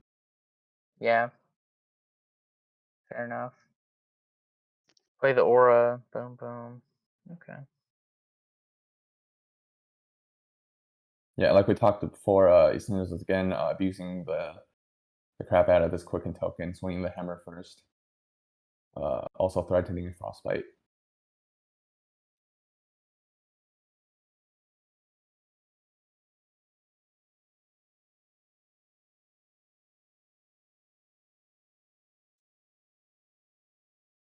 Moderator Ranji, can we get a deck count for both players? Brody has 42 cards left. Easton has 44. So both players are on par with deck count, but life total wise, there's not much damage happening. No, it feels like a game of chicken almost.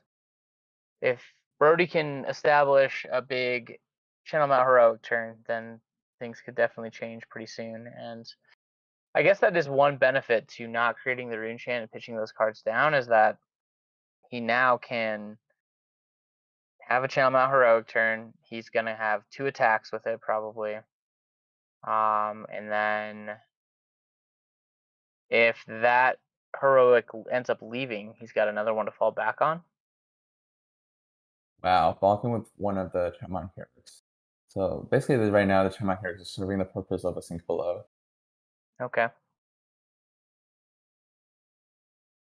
And this is the most efficient play for this exact scenario because Brody has no way of deploying both Channel Heroics.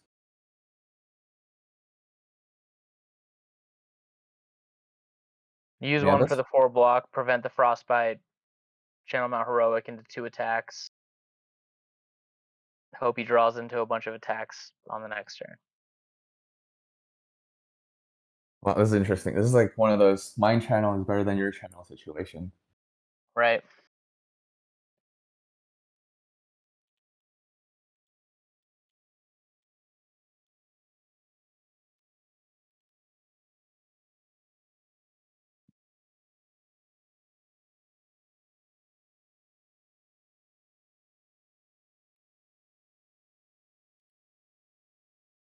What does Brody's turn look like for the following turn? If he has to play through this channel like frigid.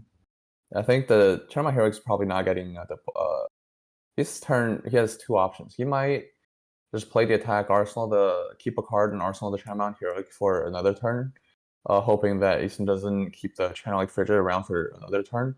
Or he could just pitch 2 card to deploy the channel mount heroic, and then hope Easton doesn't keep the channel around, and then have a big channel mount turn next turn. Let's see what Brody does here.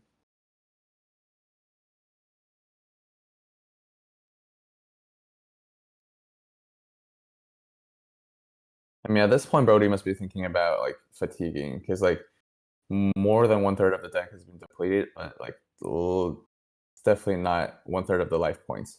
So he just blocked with 1 of the channel mounts. So now he actually has to milk every single points of the 2 remaining channel mount heroics to reach the finishing line. Right.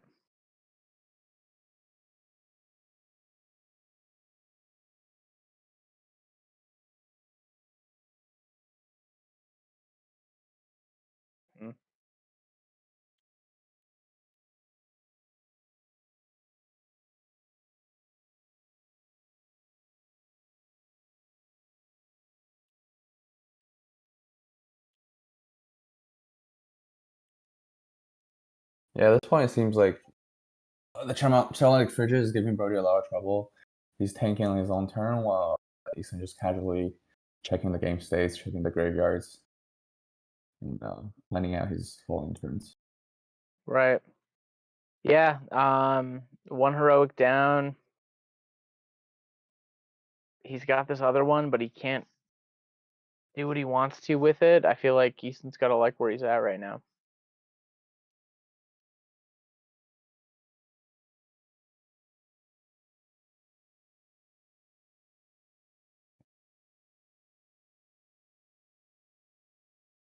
Yeah, Brody is opting to play the attack line where he play both attacks off of the quicken token. It was like hope he can listen the tournament heroic. Right. Ice React here would be nasty.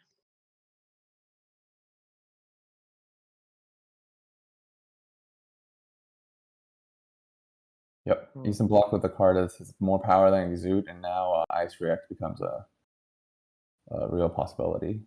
Right.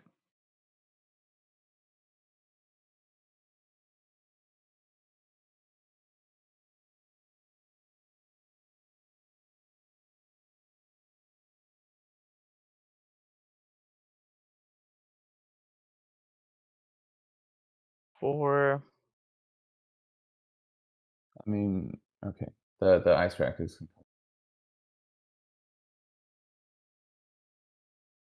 Yep, he does it. That's pretty brutal. Playing heroic out of Arsenal is always way more optimal than playing it out of hand.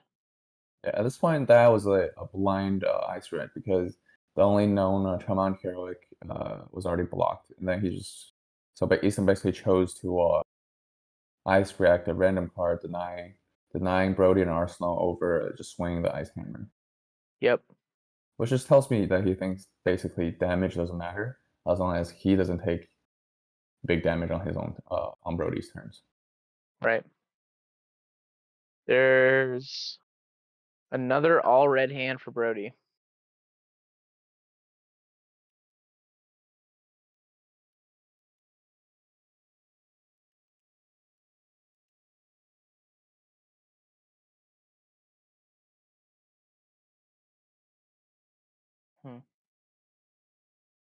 Well, Brody now probably knows that Easton is leaning towards the fatigue strategy and then is willing to basically giving up the hammer swing to ice react, and now he has to adapt his own game plan to facilitate actually good Dromai return. So right now, ideal situation would be him swing an attack, keeping 2 cards in hand, so an ice react wouldn't do much. So with this exact hand, what I would do is I would play the E-Strike bottoming one of the Nimblism or Lightning Press. Okay. Plays the Nimblism, coming in for +2, I'm sure. Yeah. And then he's What do I gonna know? give. I think I would have liked holding the Lightning Press just to see what Easton's reaction was.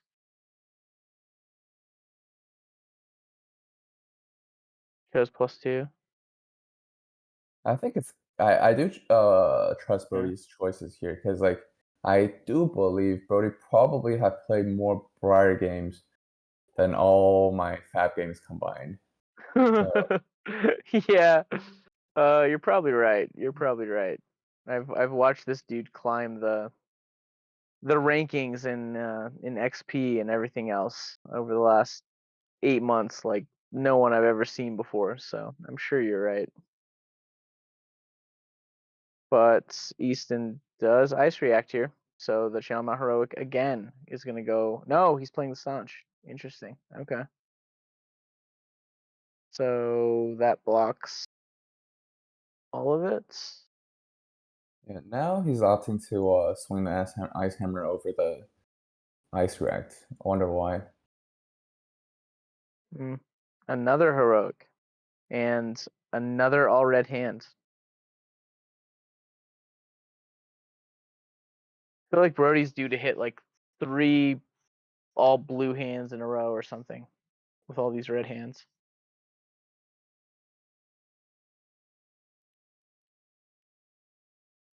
Yeah, you see Brody checking his own graveyard right now. He has played a couple turns where he's played pattern or just go again attack into go again attack or attack. So now he has definitely played a bit more attacks over non-attack actions. Now he has to basically also be cautious of the number of attacks left in his deck. There's actually a real possibility where if he like just pitch stack the Channel Mount Heroic, the third Channel Mount Heroic in hand, then when he gets to the second cycle, there's actually no more attacks left. Right.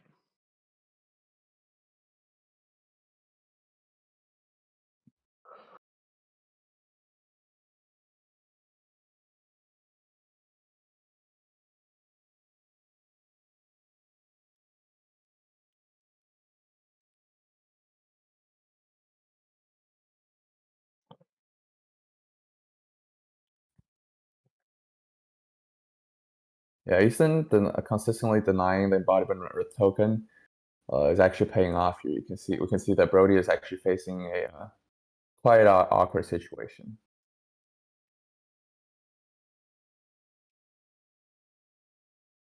Yeah, because of the lack of damage output that's happened in this game so far, you don't want to use that grass block at this point. So he just takes the hit, takes the frostbite. I gotta imagine a Sonata is coming here.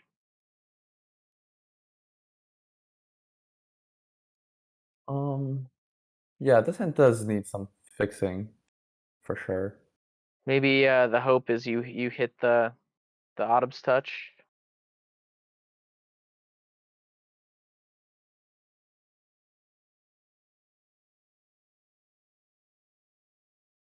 Yeah, that wouldn't be too wild of a gamble. What's the some other alternative lines that he could take here? Oh, let's see. He's opting for the. You don't have a fusion on the Entwine. I think you have to do it. You don't need another Oh heroic. wow! What a king! Now Yes, I you do have a lot of wonder. stuff. Oh, he hits it! I called it. Oh my goodness. Oh, 2 of them. Wow, what a whiff! Oh my god, that's wild. That is wild. Okay.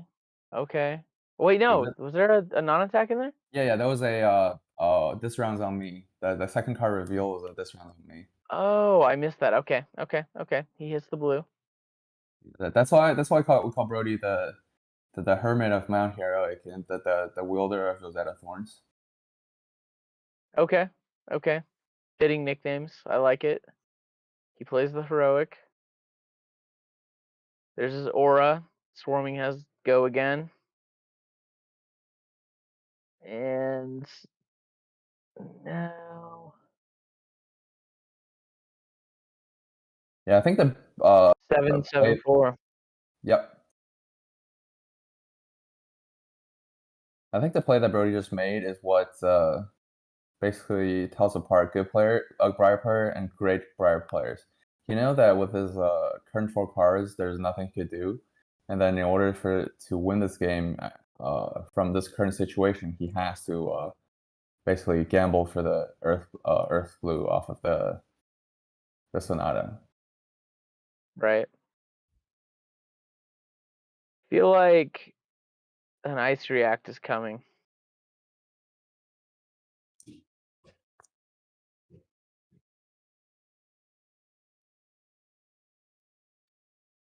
pretty sweet when you get an opportunity to block 7 damage with 1 card. Yeah, this match has been quite enjoyable to watch. Basically, the top 1% Oldhim player playing against maybe the best Briar player in the world. And then both like not drawing just perfectly and smashing each other. Instead they're just solving puzzles back and forth. Right. Yeah, it's been really cool. I think, oh man, he's got ice react here. Yep.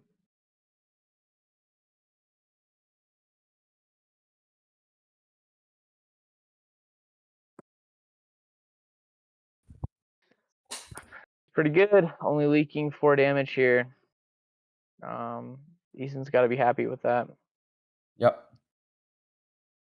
Usually the turn where Briar deploys the China Heroic is about the scariest turn is the following turn. That's True. The most scary. But he's going into it without an arsenal card. We know he's got 1 attack. But he's gonna need to create some kind of an aura in order for that to get go again. So mercy of the draw here for Briar. Do we get all attacks, all non-attacks, or do we get 2 sonatas? Oh my god. Yeah, That's wild. That is wild. oh, this is as good as it gets. That's And note pretty good. Yep. And Brody also has the Snapdragon Scalars available. So even if you just draw into like cards like Snatch or Exude, or just maybe like worst case scenario, like in Toy Lightning without a lightning card, it still be a very good Chairman Hero like turn. Oh no, he's got to be thrilled with this draw. That's amazing. It insulates you, right? If you whiff on the first one, there's no way you're whiffing on the second one. So he's gonna be getting another attack here. Oh I wow. think pretty much guaranteed. And you get the embodiment off of playing double Sonata here. There's 1 snatch. Oh fuck, that's so good. That's so good. Grab the snatch. You gotta grab the snatch. Grab the snatch. You gotta grab the snatch.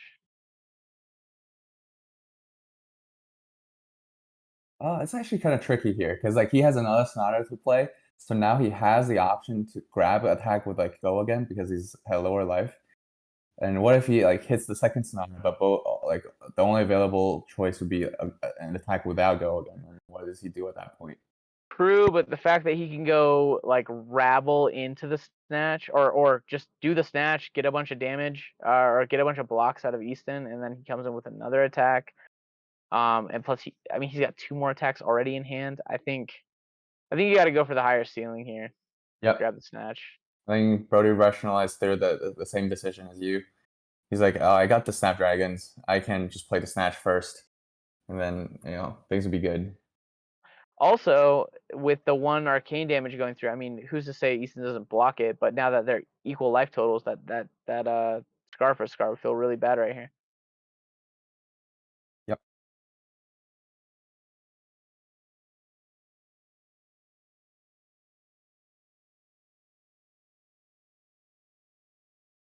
It's an interesting decision. Do you want to lead with like a rabble here, and see if you can cheat out some blocks, or do you just go right into Sonata number 2 so you can get the embodiment for the snatch?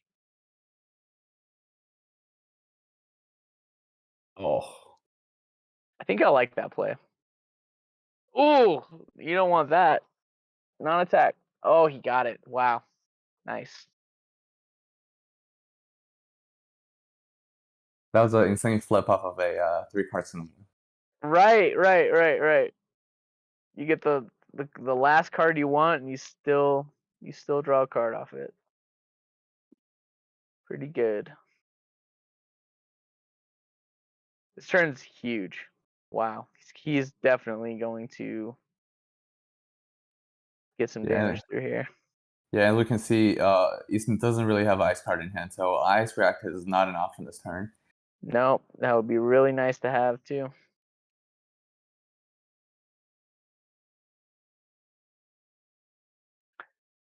So full block there. He can full block one more because he's got the sink below. And then the third attack is going to get through, and the Rosetta is going to get through. Oh, that's unfortunate. Do you know Easton's Arsenal card right now?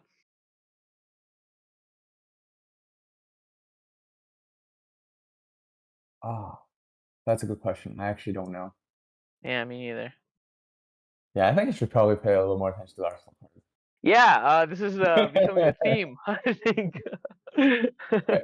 This is the third time. Let's not make it not happen for the third time. Right? No, fourth time is a charm, dude. You know, as the old saying goes. All right. Another D-React. Wow. Okay, that's pretty good. Embodiment is happening no matter what. Heroic is going away no matter what.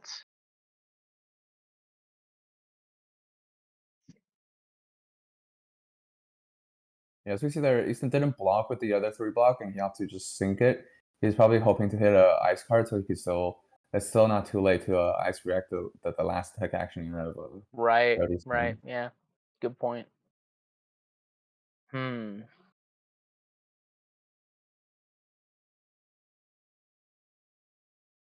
Yeah, well, now as he whiffs on the Ice cards, he just like basically in full damage mitigation mode.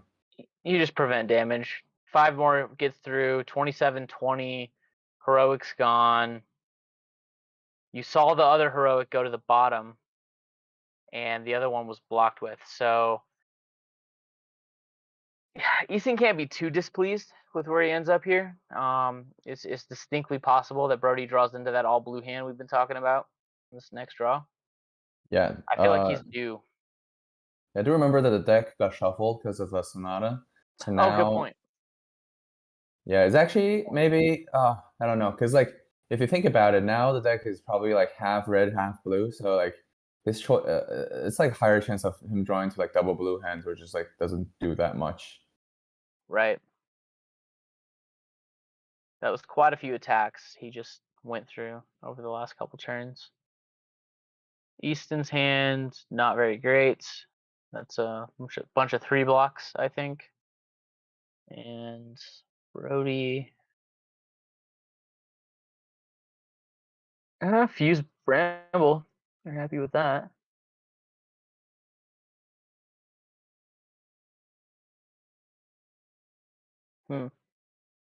Interesting.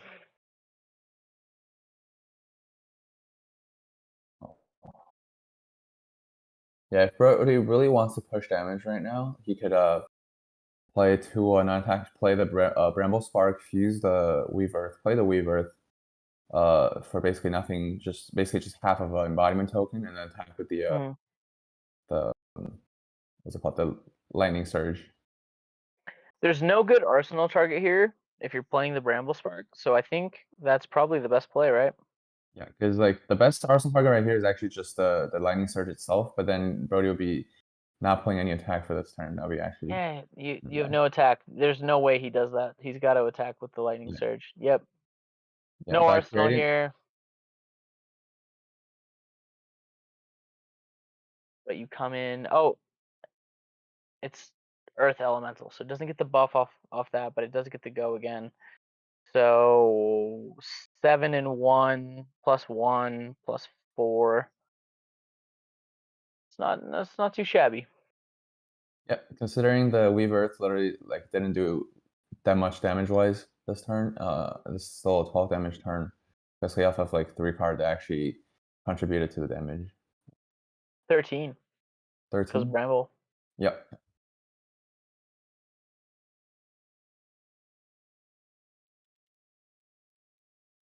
think Easton doesn't like his hand. He can't like his hand here, so he's probably just gonna mitigate as much damage as possible. I would think maybe try to save an arsenal. I mean, Brody making a Rune Chant there basically give Easton the full efficiency off of a blue. He pitched 2 card to basically prevent the arcane damage, and now he has 1 floating for the Rampart if he wants to. Right. But Brody does that by making the Rune Chant, Brody actually plays around Ice React and guarantees the Rosetta Swing, which is huge. Yeah, and again, you didn't like any of your arsenal targets, so you might as well just go all in on it. Block 7 here. Save. Let's see, wait.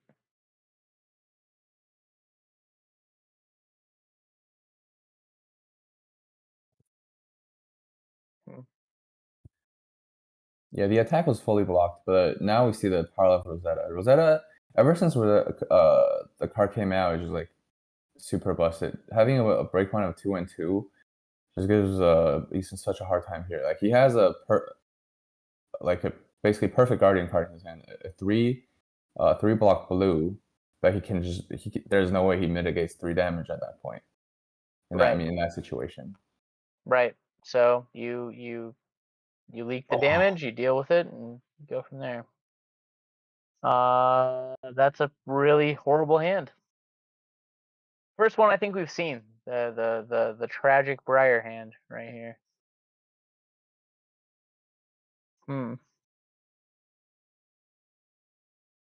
That's so bad. that is such a horrible hand. Yeah, like we talked before, like Brody in the early game, he was playing play patterns like attack, and now like when the deck is getting thinner, and then all the non-attack action is coming back up. What do you think about the idea of playing the amulet, pitching the lightning press to play the Sotomaro just to create an embodiment of lightning, and then arsenaling the force of nature? Yeah, I think that's an okay play. Alternatively, he could also use a Crown of Prominence here, trying to dig for a attack action card, because like at this point I think he would probably expect that Easton's not playing any pummels, probably not even CNCs at this point. So the Crown. Easton full blocked, so it's Brody's turn. Oh yeah. Oh. Yeah, that's right. This situation is rough. I mean, making the embodiment lightning here does set up perfectly for the next turn, but the Soul Tomorrow here also has its value because it can basically put back a Channelmount Heroic from the discard and Right. set up for bigger turns in the future. Channelmount Heroic wouldn't do any damage without attack action. So like the shortage of attack action here is actually the biggest problem. Right. And so by doing this, you sift 2 non-attacks out of your deck, which is probably beneficial, and then you have a 10-point life lead. So you're probably gonna have to take some damage here, but you can kind of afford it. And then you start with Force of Nature, which is one of your power cards, and then you've got 2 heroics left in the deck. I think that's probably the best you can do with a bad situation here if you're Brody.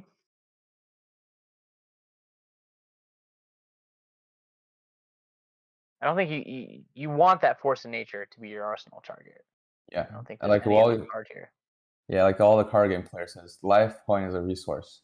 I mean, in this Right. exact situation right now, I think Brody values the number of cards in his deck much more than his life point right now. I think he would just tank any attack that has no on hits just to preserve cards and set up for future big turns. Right. And on that note, looking over at Easton's hand, he's got the 3 reds. Not super ideal. That's going to be an interesting decision for him too, because he can go E-Strike into the whale, or he can use his tunic that's about to take up, pitch his whole hand to play that Spinal Crush. That might be the play. Or I guess you tunic to crown and see what you get, so that you can. Is that possible? Can you go E-Strike into Spinal? Yeah, if you drew up blue, you could do that. Yep. That'd be pretty big.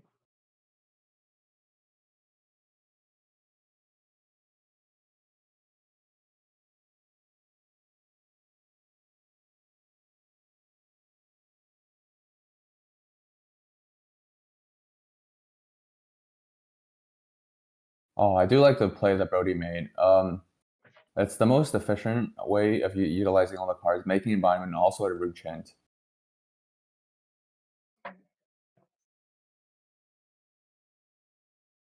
I must have a delay here. What did he do? So Brody played the Force of Nature fused with the Amulet of Earth, played the Amulet of Earth, made it an embodiment of Lightning token, and then pitched the Sotomaro to make a root chant.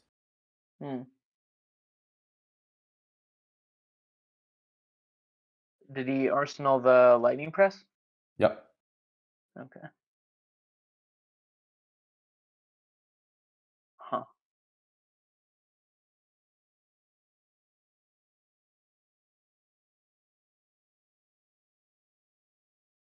I think Easton is doing going for the play that you mentioned, the higher rewards play. Probably makes sense that you do that. If you draw 3 blue or 3 reds and 1 blue into a hand, it stands to reason that your next card's probably a blue. And he's behind now, so I think he's got to go for that play here. Yeah, a more conservative line of play that would be just playing 2 E-Strikes. So first one for with the Olga, second one just buffing it. True, but I mean, I think you said it earlier. Spinal is so detrimental to Briar. Yep. I think if you're playing from behind, I think you got to go for the higher ceiling play here.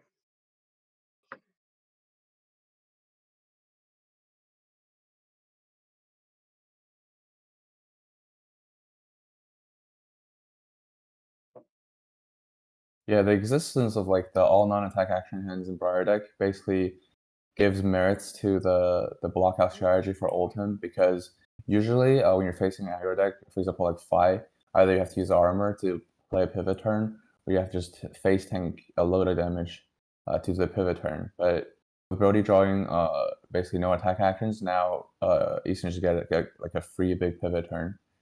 Right. And if it's something like E-Strike into E-Strike, then Brody's probably fine with that. But if it's E-Strike into Spinal Crush, then it's a whole different ballgame. Doing a quick check. He's still got his crown. So 3 equipment block. We're not blocking with Tunic. A bunch of cards that block terribly. So that means that Brody's going to have to give him 2 cards and equipment to block the Spinal Crush from happening.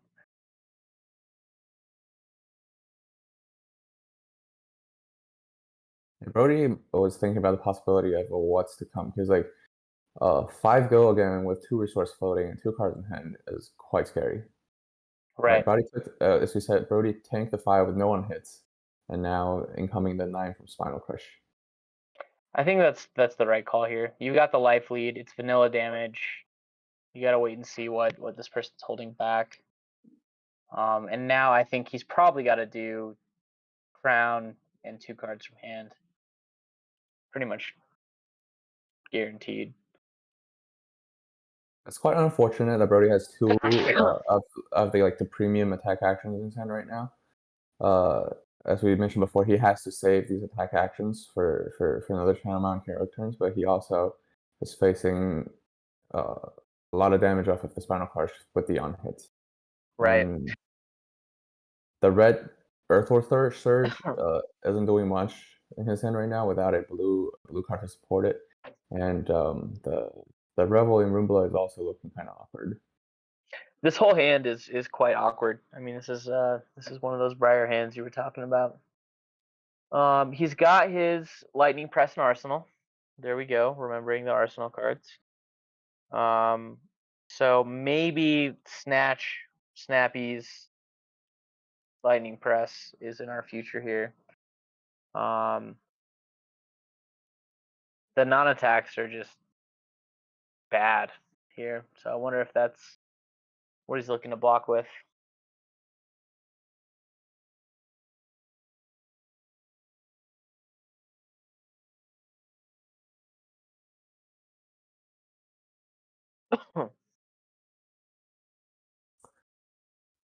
It's actually really tough. If I were in this situation, I don't even know if I would use the crown here, because like crown here basically prevents the on hit, but then I'll be going to my turn with only 2 cards in hand and 1 unknown card. Just go Earthlord, Lightning Surge, Revel, block, take 3, Yeah. Snatch into Lightning Press. With the embodiment token down too, so Yeah. you draw something good. You could come in with another attack. Yeah, a really good strategy playing versus fatigue is actually to play big turns and small turns. So basically, you push a 5-card hand turn, and then you take a turn to set up, and then you push another 5-card hand turn. So playing a 3-card hand here is very suboptimal. And then, but if Brody just does nothing with the hand, then he'll be basically just giving up 2 cards, and it's also very bad. Right. So, does have Tunic.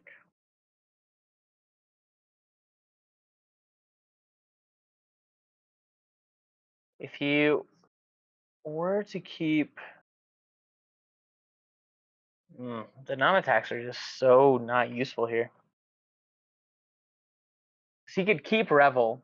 He could block with Crown, prevent the on hit from happening, and just play the Revel to turn on Rosetta, and then he comes in for 7, 4, it's 11 plus whatever card he draws if Easton doesn't have a D-React to stop the Lightning Press. I wonder if that's good enough. Probably not. I think you're probably right. You saved the crown. I feel like the most optimal line here maybe involves just letting the Spinal Crush hit the crush effect, block 2 cards on it, and play an attack action, and then use the Lightning Press on it. That way, basically, he's only playing 1 attack. He's wasting the Binding Lightning token, but then that's like the most efficient way to play the hand. You said let the crush hit. Why not just block with 3 cards? Just keep the snatch. Oh. Good point. Yeah, I was actually thinking about not blocking with the attack actions, but now you said it, it actually makes sense. I think, yeah, I think you want that crown. I think you value that crown. The hand's so clunky. I think you just say this is a shit hand. Block with it. You have the life lead. Snatch with the Lightning Press and Arsenal is pretty good. It probably wastes the embodiment. You probably don't get anything good off that, but I think that's probably okay. Yeah, from the starting of the game up until this point, Brody was the person with the tempo, and then he just kept pushing, and then Easton was on the block. But that one devastating hand now just turns the table. This is why I can't play Briar. It drives me nuts. Like the disparity in like god hands versus atrocious hands is just so dramatic. Like I give a lot of credit to people who are able to stick with this hero through a lot of these clunky hands, because she can do some very powerful things, but she has some immense bricks. It's like different people have a different taste for risk and rewards. Basically, Briar's like the hero with like very high variance. You just have to like ride the high, and then bear with the low. So since we're on the note of Briar, have you seen this new Royal Briar list that's been floating around on Talishar lately? I actually have not. Can you go into that a little bit? It sounds Yeah, like an interesting idea. I want to check it out a little bit more. So you were saying earlier you thought that I would be on Warrior. I played a lot of Warrior. Cash In is such a fun card to mess around with. Like when you're playing Kasai and Blitz, or I've had a couple janky Dory lists that I've run in my FAB career, where you're creating copper tokens and you're getting value off Cash In. But now that we have this new crown, what people have been doing is basically it's the same list that Brody here is basically running, except you take out the Revel and Rune Bloods and you throw in 3 Cash-ins, and then you take out the Crown of Providence and you put in the Crown of Dominion. And the idea is you're fishing for your heroics. That's your win con. So you're either hitting your heroics or you're hitting your cash-ins. As soon as you hit a cash-in, you cash in your gold, draw 2 cards. You create half of an embodiment by playing the cash-in, and you go for the ceiling. You go for the high rolls. Definitely. Yeah, I've seen it do some nutty things, like double force of nature fused, draw a million cards type situations. I don't know that it's fully fleshed out, or even if it's very good, but I it's the first time I've looked at a cash-in deck where I'm like, you're not just waiting to get the cash in when you have 4 coppers down. It's already there. You already have the gold. And the fact that it makes the half of an embodiment token makes me think maybe that's good enough. Maybe that's enough value that you get out of playing that card that it's worth putting 3 of them in the deck just to get to your heroics quicker and hope that you can just high roll your way to, a bunch of victories. And then the gold token, even if you draw like a Briar hand like with full non-attack actions, you can actually just like pay for the gold to draw a card and then maybe get out of that situation. Sure, and then the backup plan on it too is because everyone else is like, okay, so you get your first cash in and you cash it in and you have a great turn. Well, what happens when you draw the second one? So they're running Tunic as the mainstay. Basically, that's your go-to chess piece. And when you hit your second cash in and you draw the all blue hand that we've been talking about, Brody maybe drawing at some point, you use your Tunic counter, you pitch a blue, and you filter your hand. So it gives you this filter option. It gives you the half of an embodiment, and it gets you closer to your heroics. So I kind of like it. I think like in this game in particular, like he just used his crown, but he hasn't really needed it all that much throughout this game. And I'm like, if he had a moment where he could have just drawn 2 cards for nothing, would that have been enough to push a bunch of damage on a turn to where he'd be up, I don't know, 19-9 right now, 19-8, just because he drew a cash in and had 2 extra cards to play with on any given turn? Definitely. The Crown of Providence is mostly out of respect for cards like Command and Conquer. Sure. But then if you're going for like the highest of high rolls, I can definitely see the potential of the roll up Warrior build. I mean, you were just saying, that's the Briar player's nature. They're going for the ceiling play. They're going for this crazy big turn. I feel like it kind of like leans into that. Like, you know what? I'm going all in. It's gonna work or it's gonna like fail horribly. But I'm going all in. All my chips are in. I think it could work. I don't know for sure, but I have this just like inclination that like maybe that's actually like a pretty cool deck. Yeah, Brody took a gamble there. He basically bottomed his Lightning Surge, found a blue card for his red Earthflow Surge, and now he was able to do a basically 14 damage turn out of 3 hands, 3 cards. I don't know if I'm on this delay again. I think it might be. Oh, I was talking about the last turn where he got the blue Earthflow Surge, the red Earthflow Surge. So he played Earthflow Surge, played the attack, the snatch off of the Embodiment Lightning token, and then finished the turn with a Rosetta Thorn. Okay.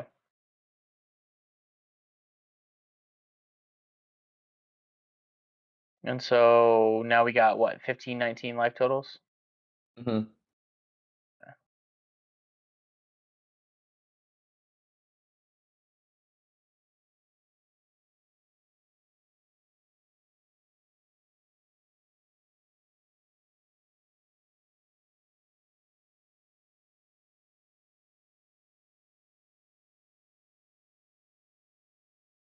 Do we know what deck counts are at this point? We'll have to ask our nice moderator, Runchi, to give us a 21. It's 24. 24. Okay.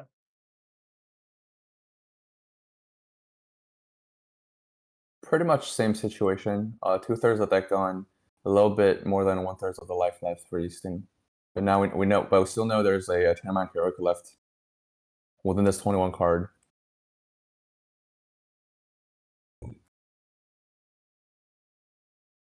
And there should be a decent amount of attack actions, maybe not that much. But if Brody manages his turns very carefully and thoughtfully, he'll be able to get a Chairman heroic that's probably like plus 6. So playing 4 attacks on the same channel. Sure. Probably too ambitious to think that you could get 3 attacks in a turn off of it, but 2 in a turn is probably still reasonable. Yeah. It's an interesting decision to make here. Scars off. You confuse the force of nature, but you gotta assume Oldhim can block out the E-strike you throw at him. Yeah, there's quite a lot to balance here. So he has to put on enough pressure or he doesn't lose the tempo once again. Right. But he also has to basically worry about the attack action counts.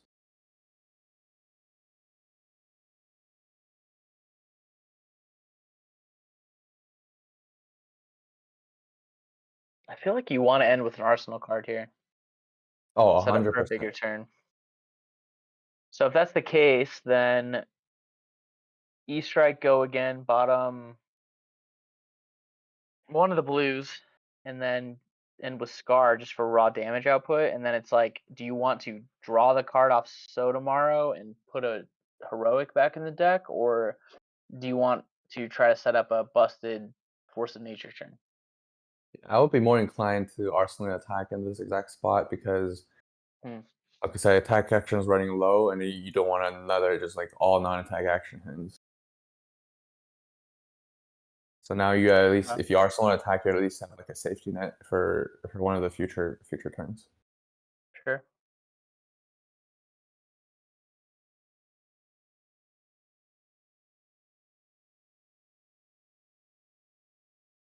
So we know he didn't choose draw a card. I'm guessing go again.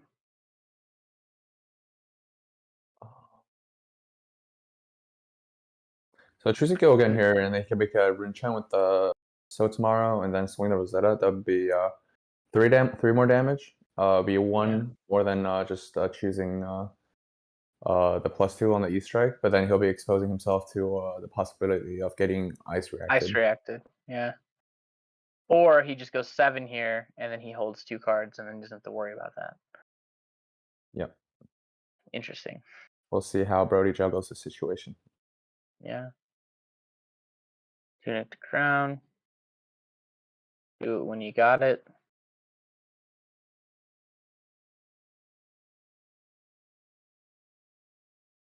Not very helpful. Fate.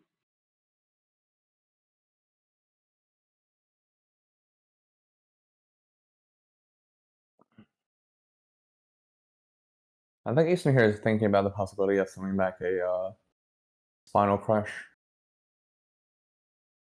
Yeah, I think that's probably got to be the move. If he does that, he's gonna have to take 4 damage here, I think. And then Arsenal, a staunch response that you probably don't want to be arsenaling. I guess that's just gonna get crowned away.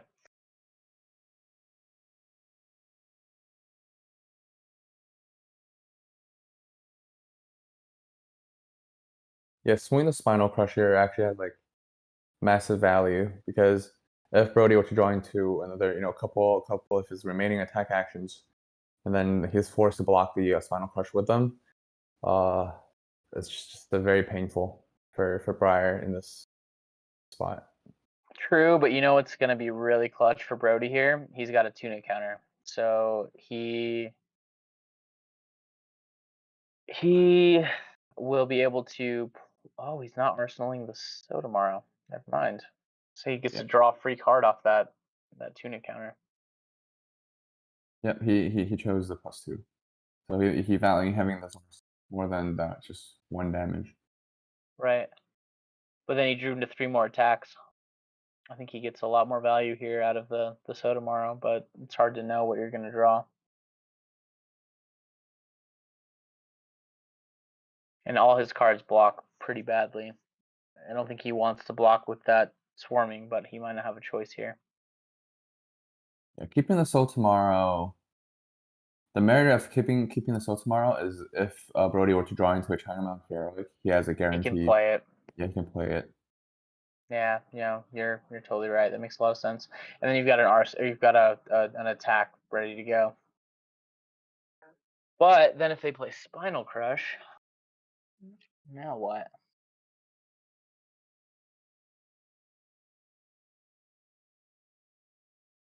And also know here that Brody is 6 life points above Easton's life point, which means like the Scar for Scar in Arsenal does not have Go again. So Right. as of right now, basically none of his attacks in his end Go again, unless he makes a rune chain off of the Grasp, and then the swarming will only be coming for 3, which is like not very ideal. No. Oh man.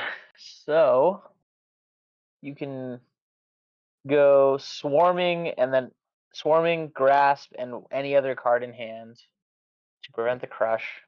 But Yeah, you don't have a way to plus get. Sorry for interrupting you.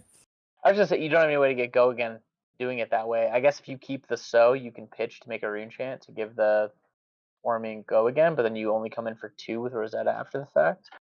And that's not very good. Yeah. Right now, if Brody wished to, he can block with the swarming and the Soul Tomorrow with the embodiment of Earth. So it'll be a clean block to turn off the crush effect. Oh, the embodiment. I forgot about that. Okay, good point. But it still leaves him in the same situation of having no Go again to start the next turn. Yep. He could either just swing for 8 with 2 cards using the Snapdragon Scalers, or he could be just like basically swinging for 1 attack, getting embodiment, and then setting up for the Chain of Mount Hero turn. I wonder if you just block with 3 cards here.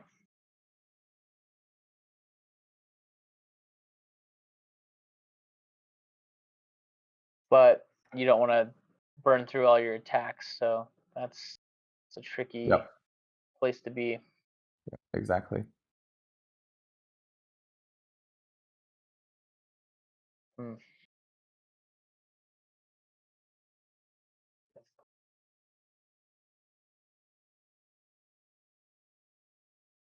Oh, another play Brody can make here is actually just block with the Lightning Surge and the Swarming Gloomveil.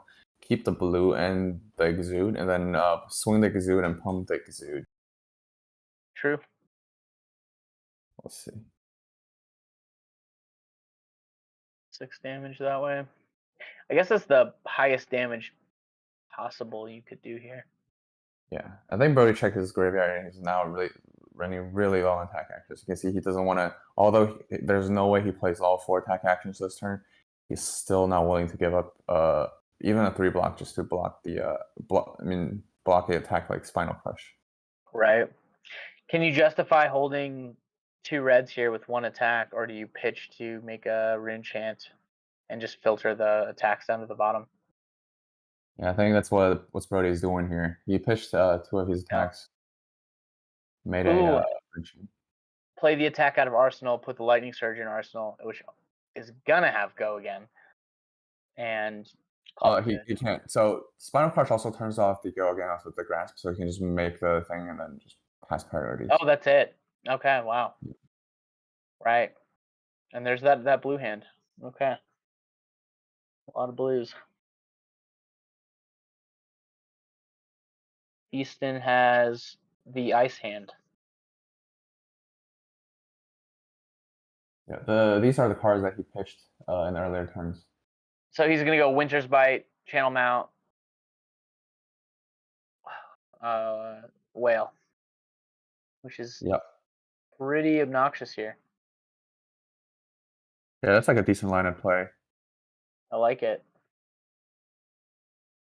Brody's got all the blues, so he'll be able to pitch for it if he wants to take some damage and try to do something. But I don't really know what he's got here. Yeah, especially with how often Easton ice reacted in the early game. There's actually quite a pretty high chance that he can keep the channel running for more than 1 turn. Right. Good point. So Scar will be turned on if he takes any damage. In theory, he really can't play any non-attacks here. They cost. So 8 damage is what he could push. Maybe with a plus the rune chant, 9 damage. I don't think you like that.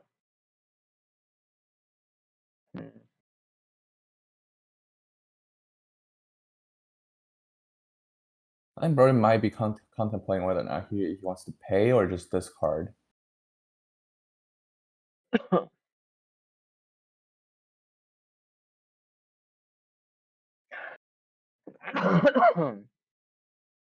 There's actually some merit here to just discarding instead of paying, because then you filtered out some of the cards with less aggressive potentials. Just ditch and Autumn's Touch or something like that? Yeah, like you just discard it. Maybe like discard the... Oh, wow. What do you do? Yeah, he pitched the Lightning Surge to the Winter's Bite. Okay. Yeah, so now he's in like full pitch stack mode, just basically setting up the attacks. No need to throw the grasp here. He's got 2 blues.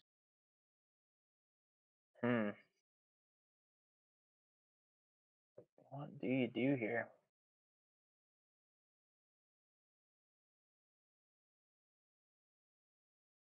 Yeah, so Brody has a Frostbite and a Channel Frigid attacks. So this is pretty much the only attack he could do. Or he could have a swing of Rosetta Thorn, which is pretty much not that helpful at this point. Right. So he opted to keep the attack in Arsenal, make a rune chant, pitching 6 to do it. Ooh, what a hand to draw. Yeah, like we said, now Easton has 2 ice cards in hand, and if he wants to, he could keep the Channeling Frigid for another turn. I'm gonna ask again. Do we know what Easton's Arsenal card is here? Staunch Response. Staunch Response. It's not ideal. He's gonna crown here.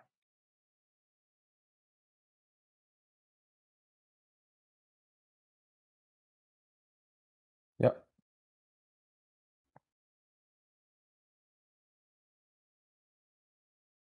Yeah, if he missed the crown, the worst case scenario will be he should be just arsoning the yellow staunch instead of the red staunch, then swapping Right. arson.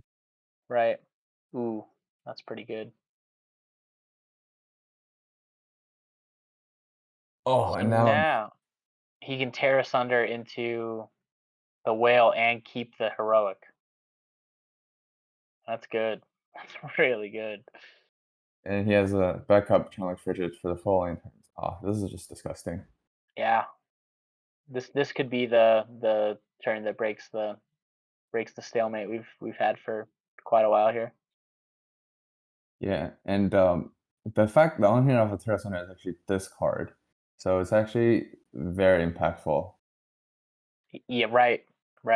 He doesn't have any of those attacks we've been talking about, so that's a factor. But you don't want to discard really any of those cards. You're probably okay to get rid of the Revel, but I don't think you want to get rid of anything else.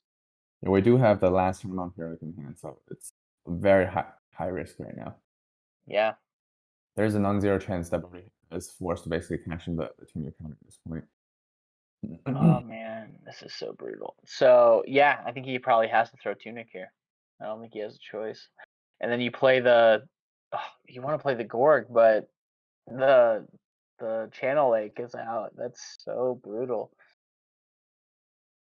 So you gotta pitch into the Gorg with the Force of Nature and hope you draw an Earth card, a blue Earth card.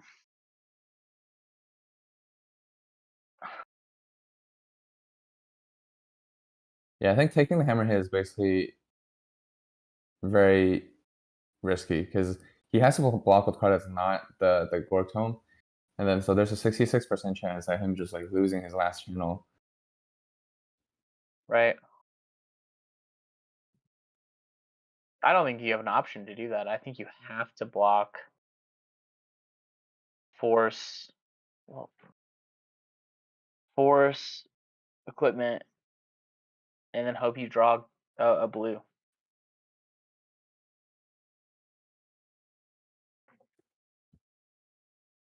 Oh, such a tough situation. Yeah, it's tough.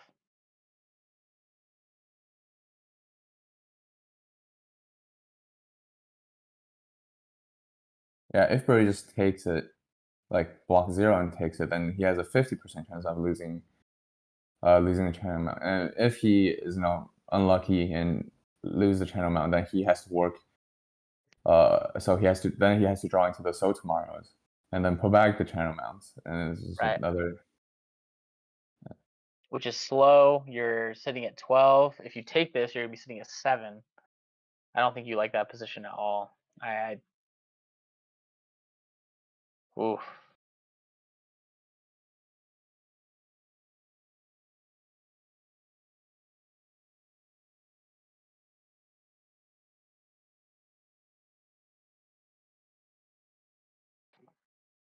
So tough.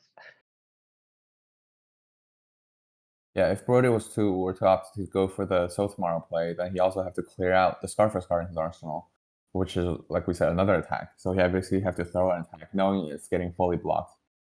Which Right. is basically in order to arsenal the So Tomorrow if it goes to that point. Right. He is down in life, so even if he blocks, no, he's taking it. Oh. Wow. Wait, why did I think that? Wow. Okay, I'm just mad. Okay. Oh yeah, He keeps Terra the Thunder is heroic. actually not. It's not random discard. You choose what you discard. Oh, you choose. Right. Oh right, my God. right. Okay, yeah. I've never played Oldhim in my FAB career. I wouldn't know that, right? Just kidding. Yeah. He's he hasn't been a relevant deck or anything like that. It's no big deal. Yeah, I probably should pick that up too. Oh, look at all that ice. Nothing No, but I'm just ice. making a joke. I actually was like, I'm kind of like an Oldhim main before this format. It's just embarrassing that I forget about the Terra Thunder hit effect. Man, the meta is so huge now. Like, there's so many decks that are relevant now. It's hard to keep it all straight. I played quite a bit of Oldhim over the last few months, but I think my brain deletes information when it's not directly in front of me. Wow, we can see the second channel expansion is coming in. That's brutal. Bro, look at that all red hand again too. Yeah, Brody was hoping that Easton would lose the channel like fidget this turn, and then so he muscled through the Icelander and then hoping for a good turn this turn. But now the backup channel like fidget is online, and all Brody's previous turns playing just like went to the garbage bin. Yeah, he's got to be very disappointed to see another one of these pop out, especially with all those reds.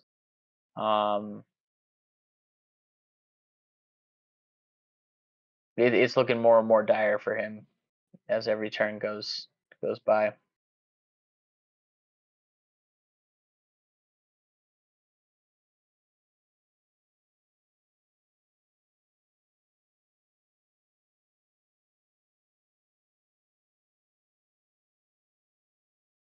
Rhinar like excels in the matchups where you're trading back and forth, and she's where she keeps getting the environment earth tokens, so she can basically throw out 0 for 4s, which is good value, and then also blocking at a par rate.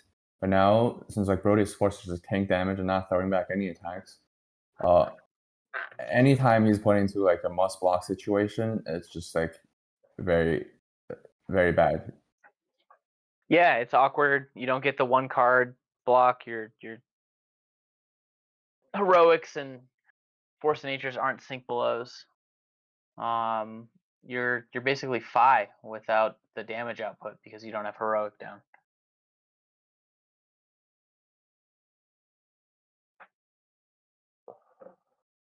Like when I was testing Oldhim for the previous meta, I feel like playing against Briar was like slightly easier than playing into Phi, because like Phi's damage literally just comes out of nowhere. Like Right. you don't know when they have a good turn. They may just have a 5-card hand, it just turns into like an insane turn.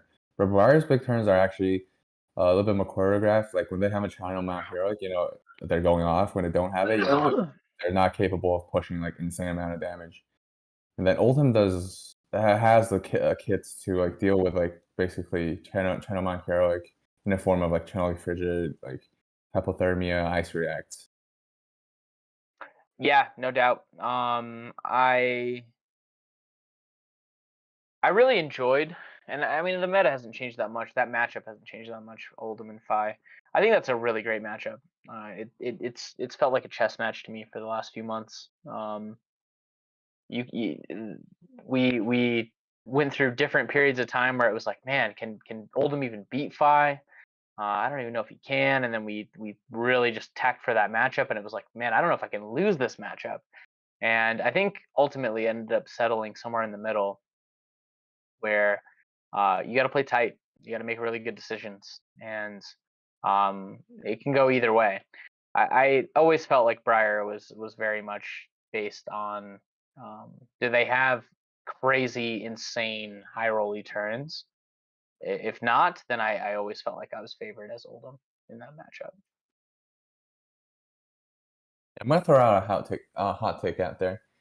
Although we've been talking about like Briar and Phi, I feel like the premium aggro deck in this current format right now might actually be Dash. I agree. Pulse Wave is a sweet card.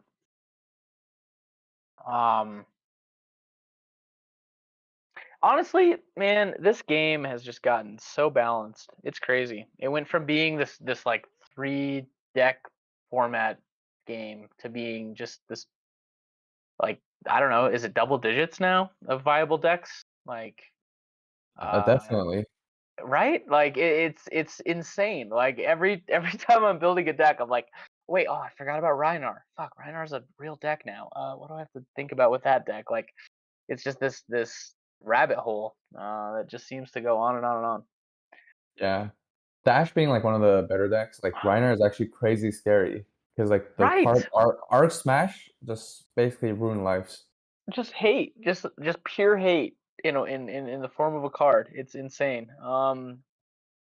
Yeah, I think Dash might be best deck. If we're looking at it from like top down, Dash could be best deck. I think Dash's versatility is like one of her biggest strong points, but she has weaknesses. Rhinar, I think, is really tough.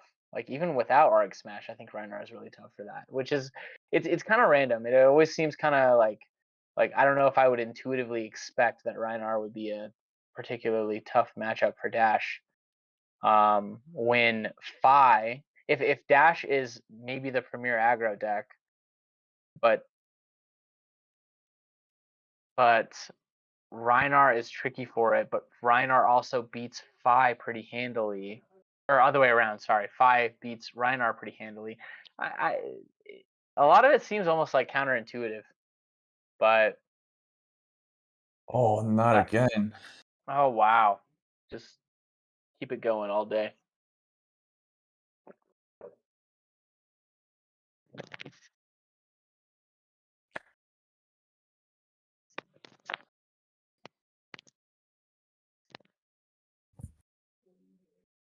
Yeah, during the last turn, Brody blocked with the E-Strike, taking 1 damage, and then swung back the clear out the Arsenal, Scar for Scar, pitch into attacks, and then Arsenal the channel on Hero.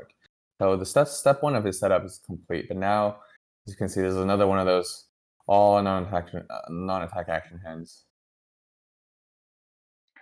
Right. Quite How do you awkward. pivot here? Play the this rounds on me and pray.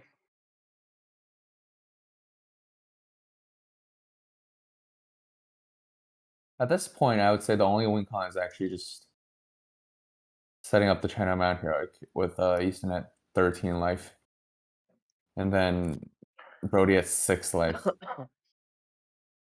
So theoretically, if Brody's top card was an attack, he could fuse the Bramble, he could play the Heroic, he might even be able to play the Earthlore Surge.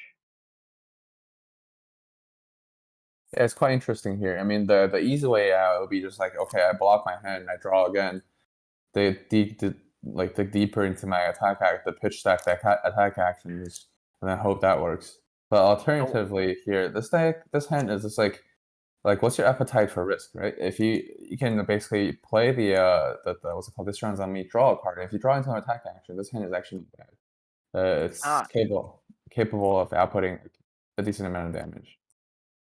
I wonder if he has a handle on his pitch stack here. Yeah, it's quite difficult because in order for Brody to pivot here, he also has to cash in his armor here, and then he only got 1 shot at this pretty much. Right. Yeah, he's Yeah. getting very low. 6 is not a lot. Yeah, he opted for the block and dig deeper plan. Sure. That's probably the right call.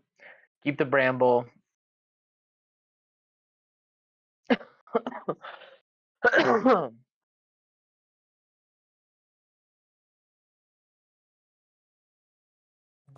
Just pitch that into Rosetta filter. Oh my god.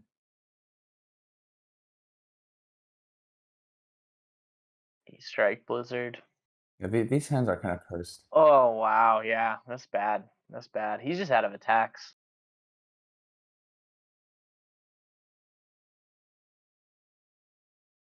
Yeah, with Easton bottoming the Blizzard to play the E-Strike, he's basically saying that he's just pushing for the last couple points of damage here.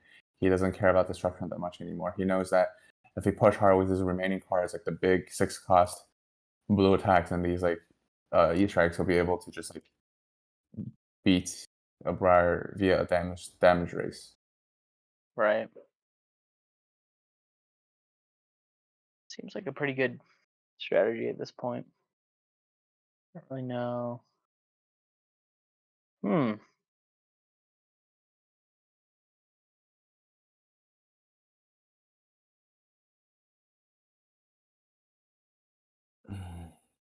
So, do you want to keep the tome here?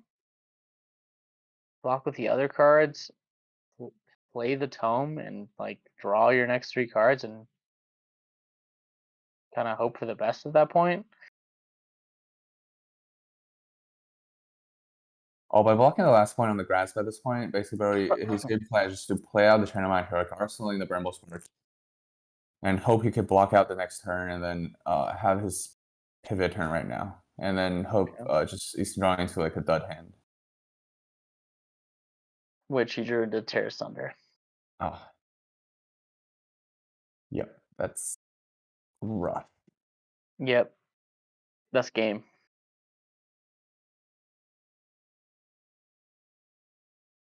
%100. Yeah. Oh yeah. 9. Yeah. 9 dominate. All right, we got one. Well, that was such a grind fest. It was. That was a really good game. Oh, that was a great match, guys. Thanks. Yeah, it was good. Man, the lag was killing me all game long. It was such a struggle to move my game pieces. It was brutal. Not for me, but for Easton it was okay. We managed to work together and get through it, but I apologize Yeah. that you had so many technical difficulties. Yeah. Yeah, Brody, we see like in the later of the game, you're juggling with like the count of attack actions left in your deck, and also mitigating damage and trying to like just have inefficient turns and keeping cards in hand. It was kind of Sorry, go ahead. yeah, that was kind of it was like a struggle. You're trying. Yeah. It was a very interesting game. I think this is why I love this matchup so much, is because it comes down to this kind of thing. And there's so many little decisions. Very, very early in this game, I had an option of block an Icy Hammer with a Rabble and a Grasp, or take 4 damage and pitch that Rabble. So basically get +2 block on Grasp or keep a relevant attack in my deck. And given the way the game played out, I think I made the wrong choice by blocking with Rabble, because I sacrificed so much late just for cards in deck.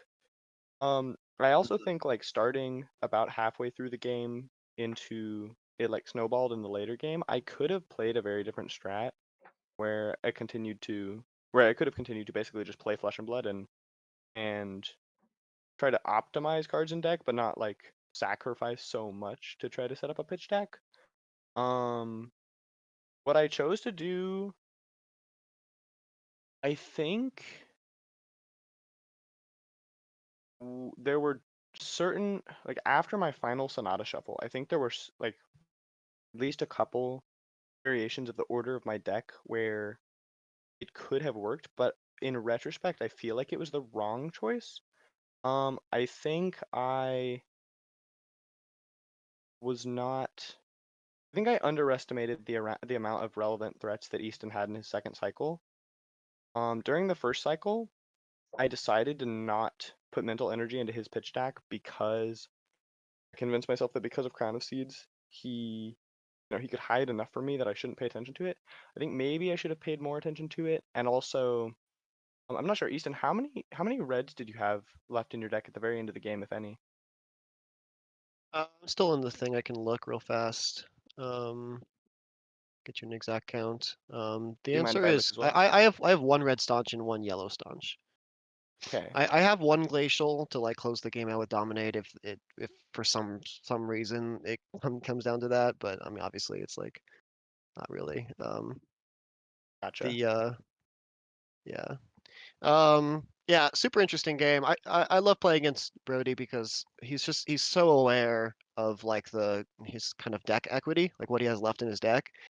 I've been playing Oldhim for a long time, and like basically if I feel like I can just like count down all their threats and like I don't know, try to interact as much as possible on key kind of junctions and stop his most powerful turns from taking effect, have like strategic ice reacts, like manage my arsenal, like do all these things. If I feel like I can do that and just kind of like get through all their deck before I get to 0, then that's just usually the game plan I try to enact.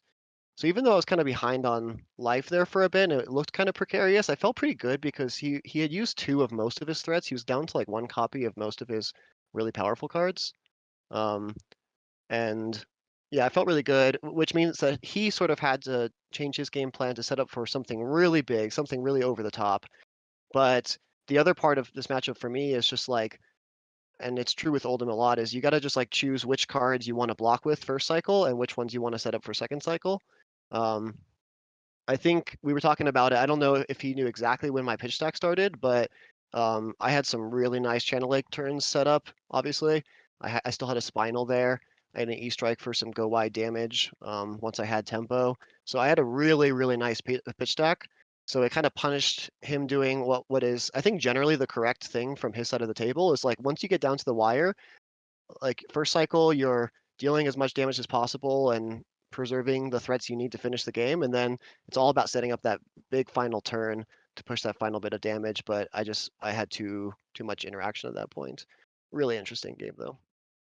Yeah, I had a lot of like, as another reason that I love this matchup so much is like I've played so many reps of it, even so many reps of like versus the fatigue version, and I still have a lot of moments where I'm like just not sure what the right macro approach is in that given game. But like, do you think that there was one or two particular moments for you in this game where you felt like it you basically really became secured as the winner, or did you feel pretty in control all along? I felt pretty in control all along. I didn't. So you had your really good channel mount turn where I think you had at least 2 attacks to follow it up, and you kept pressure really good afterwards. It's always interesting, like valuing. I don't know. An ice blue is just so interesting in this deck because it could be an ice react, it could be a winter's whale, it can also just be an arsenal if I need to.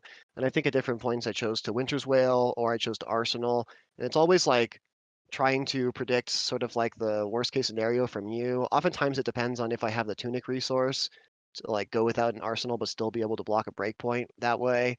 Um, but anyway, when I was kind of arsenalist for a while there, it didn't feel comfortable because I really wanted to buy that arsenal, and I ended up having to take quite a bit of damage in order to buy it again. Once I bought that arsenal after that point, and I would think I was at 17 at that point. At that point, I felt pretty in control. Um, it was just a matter of just because I knew my pitch stack was so good, basically. Because if you just played a normal game of Flesh and Blood, as you were saying, yeah, you chip me down to maybe the 5 to 10 range, but I don't think your leftover threats had enough to take me down. So you had to set up for something powerful, and that's where Right. my sort of pitch stack came into play. Yeah, I will in a moment. Just for anyone curious, I'll kind of like spell out what my hope for the end game was, but obviously did not pan out the way I hoped. But before I do that, were there any like major comments or questions from the casters? At what point do you realize that Easton is playing like a fatigue strategy? Just because I've played against him before and I'm kind of familiar with his like X and approach to Oldhim in general to some extent, I was aware of it as a possibility from the start. Going into the game, I kind of expected that he would play sort of basically the game plan he did, like more defensively, mostly just swinging hammer as far as being offensive, unless he's given a full hand, and playing flexibly, but with the like, very much with fatigue in mind. I think we both kind of had that understanding going in that was very much a direction the matchup could go. And I think another there's one. I think on my sorry to interrupt. Go ahead. I think on my turn 3, there's sort of like I don't know, like I blocked with my one copy of Red Chokeslam when my tunic was going up to 3, and I decided to go for a Winter's Wail on hit as opposed to taking 3 more damage to go for the big Chokeslam. I mean, obviously, like if they present Rampart, I think that's like the first hint, but that was probably like the turn where an average player could like look at that and see, oh well, he could have just like gone for a big Chokeslam, which makes more sense for kind of like the mid-rangey game plan. But ultimately, like every time I lose life, it's either like a choice, and it's usually like 1 or 2 life points in order to buy myself something, whether it's like interaction or an arsenal or whatever, or it's because I'm out of cards in hand and he's having a huge turn and I have to eat it, right? So anyway, I think that point also is like I think a lot of players would just attack with the red choke slam at that spot, but. Yeah. Brody, during the game, because in the beginning you were playing play patterns like attack, attack, attack, and it's like all red hand. Were you like aware that in the later turns there's a possibility you draw into like multiple blues or there's like multiple non-attack actions? And then like what's the way like in the middle of the game for you to like adjust and prepare towards that situation? It's definitely always a possibility with Briar. I think leaving Crown of Providence up for as long as possible is like, one form of protection against it. It's just like +1 card to maybe get the other. Like most of the time, it's an all non-attack hand that's truly devastating, and like search one deeper for an attack. But I feel like during the early game, when I'm just trying to get as much value out of every card as possible, and like I like whatever. It's like we haven't reached this like deterministic point yet.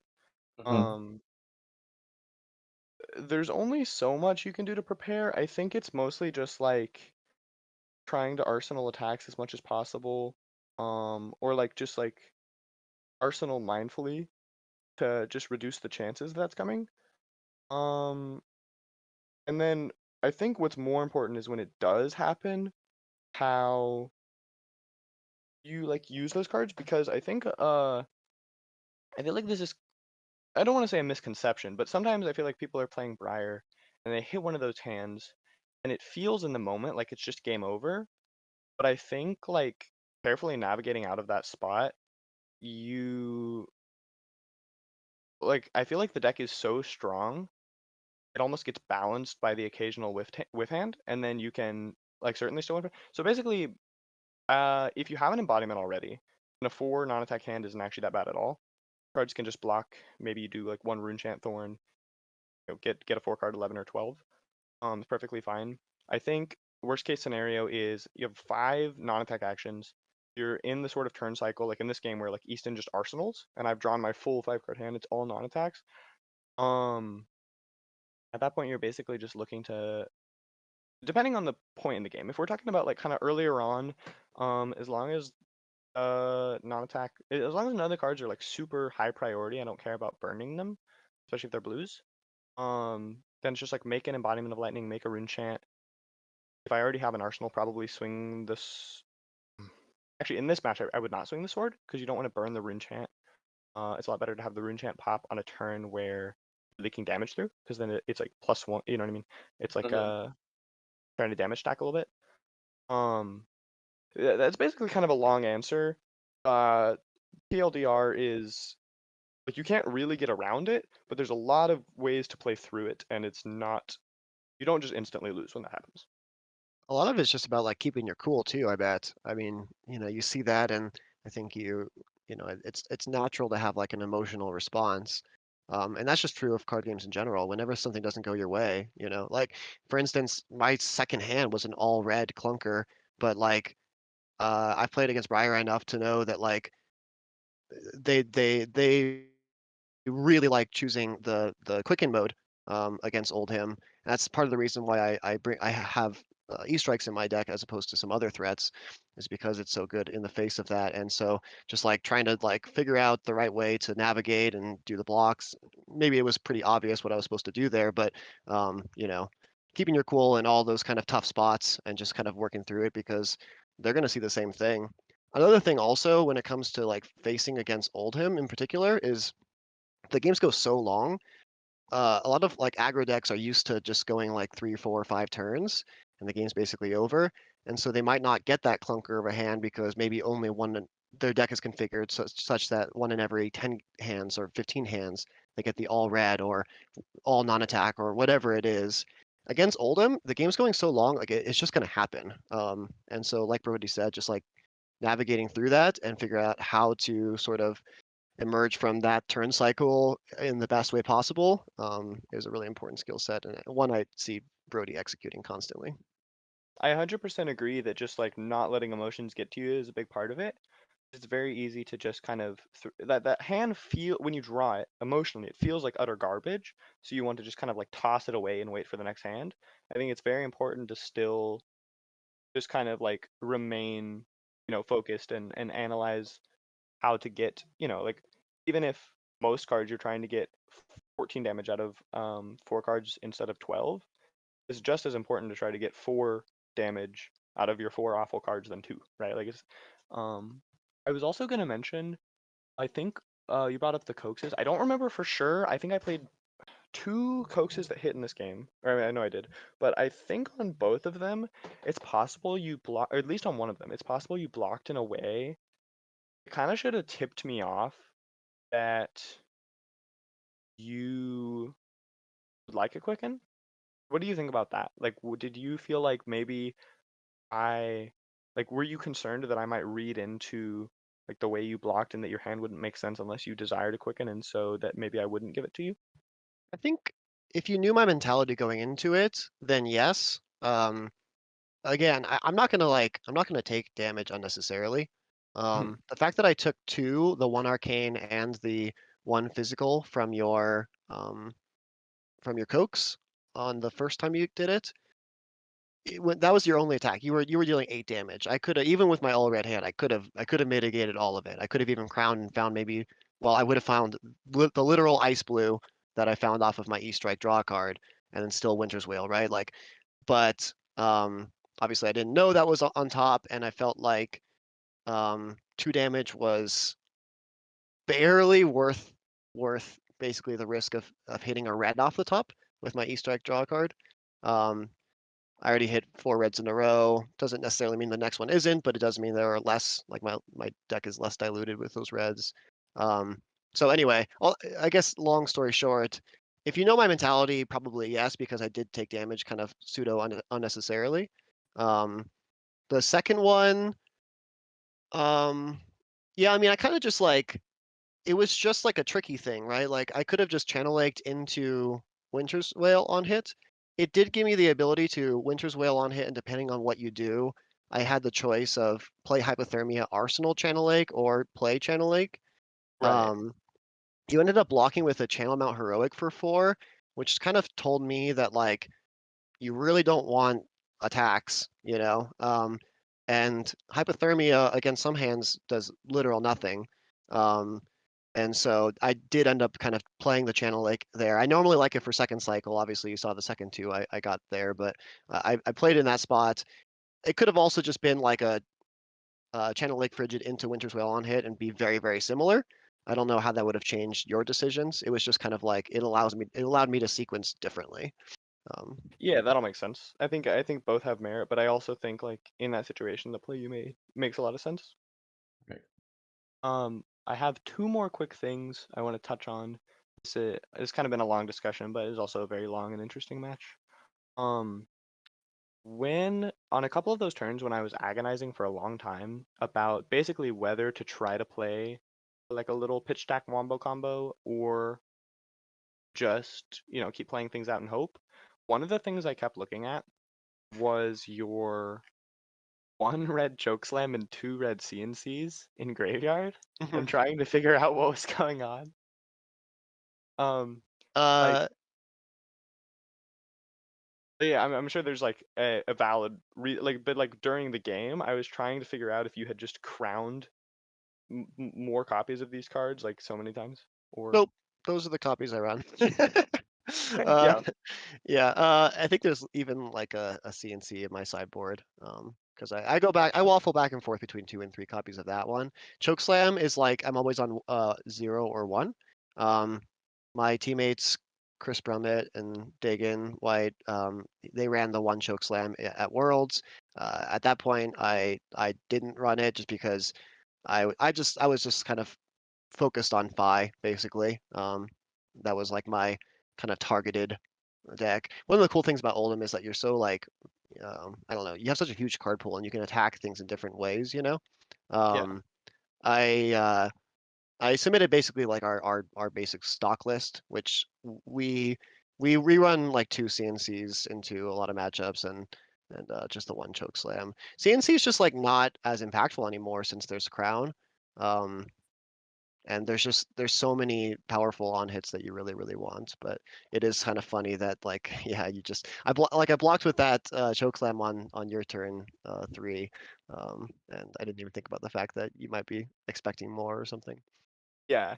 I mean, it makes a lot of sense. I think definitely the reasons for like only playing however many copies are valid. During the game, I just like I mean, I wasn't sure. I was very unsure. I was like thinking about it logistically, trying to figure out like what the likelihood was that they were just hiding in your arsenal Crown of Seeds every time. But like that was just something that like I was very curious to ask you about after. But that's kind of the answer I expected. Like I thought it was pretty unlikely that they were just continuing to hide in your deck. Yeah, like, yeah. Not many, but I think at that point, like towards the later game, like I think it's unlikely that there's like 3 copies of Chokeslam at that point. So if anything, maybe there's 1 hanging out that I crowned away. But right. but I also didn't do a lot of crowning, honestly. Like in the mid game, I was going Arsenalist for a while there. So there wasn't a ton. I E-striked 1 card to the bottom. I did a sink below once. So just a little bit, but not too many unknown cards. Yeah, makes sense. I was not counting the number, but that yeah, I agree. That sounds right. Okay. The final thing is obviously it did not work out to be able to pull this turn off, and I think perhaps I definitely should have reassessed at some point the way I was playing. I decided at some point I like firmly decided I'm going to play to this pitch deck thing, do everything I can do to get there, and it might work, it might not. But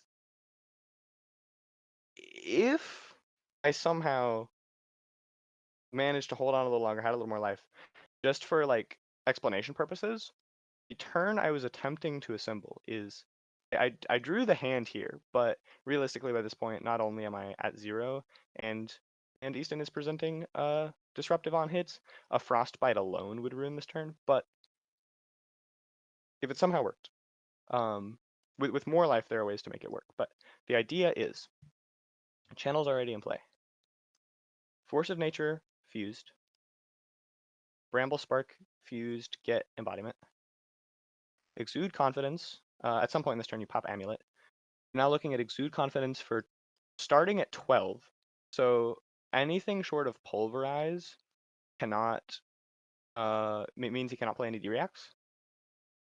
And there's a Lightning Press. So I'm safe from D-Reacts. I have a blue and a Lightning Press. So most likely, Exude gets blocked for like exactly 12 or something like that. Use the blue to pump it. Use the Lightning Press to pump it if necessary. Draw a card off Force. A Veil for all the members for 7. Yep. Or for 8 rather. And then Lightning Press here if necessary, if it like also like Lightning Press is flexible. Yep. And then draw Lightning Surge. And then Lightning Surge for 8 snaps. And then Thorn is like the big cool thing idea. Just as like anyone watching stream, this is like what I was trying to create.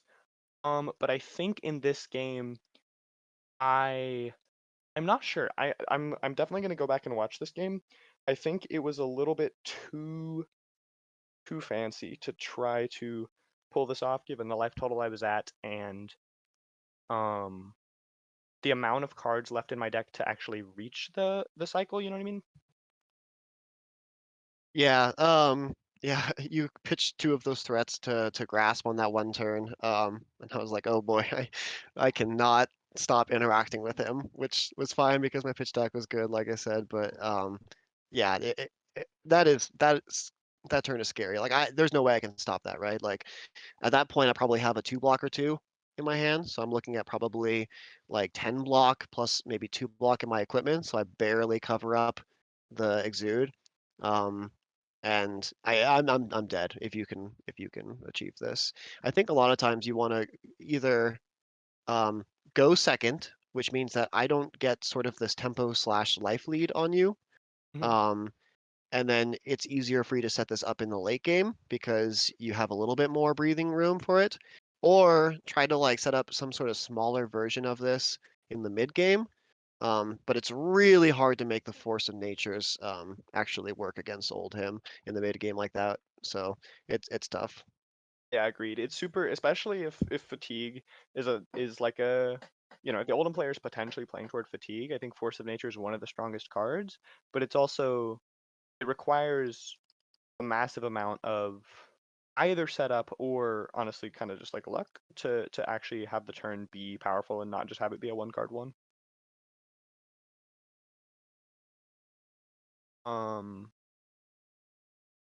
You agree that going second is really important in this matchup? I actually debate it more than I've been finding that a lot in a lot of matchups where there's like kind of a decided first or second. I've found myself debating it. first second versus Oldhim, I flip flopped a lot, but I do think that ultimately you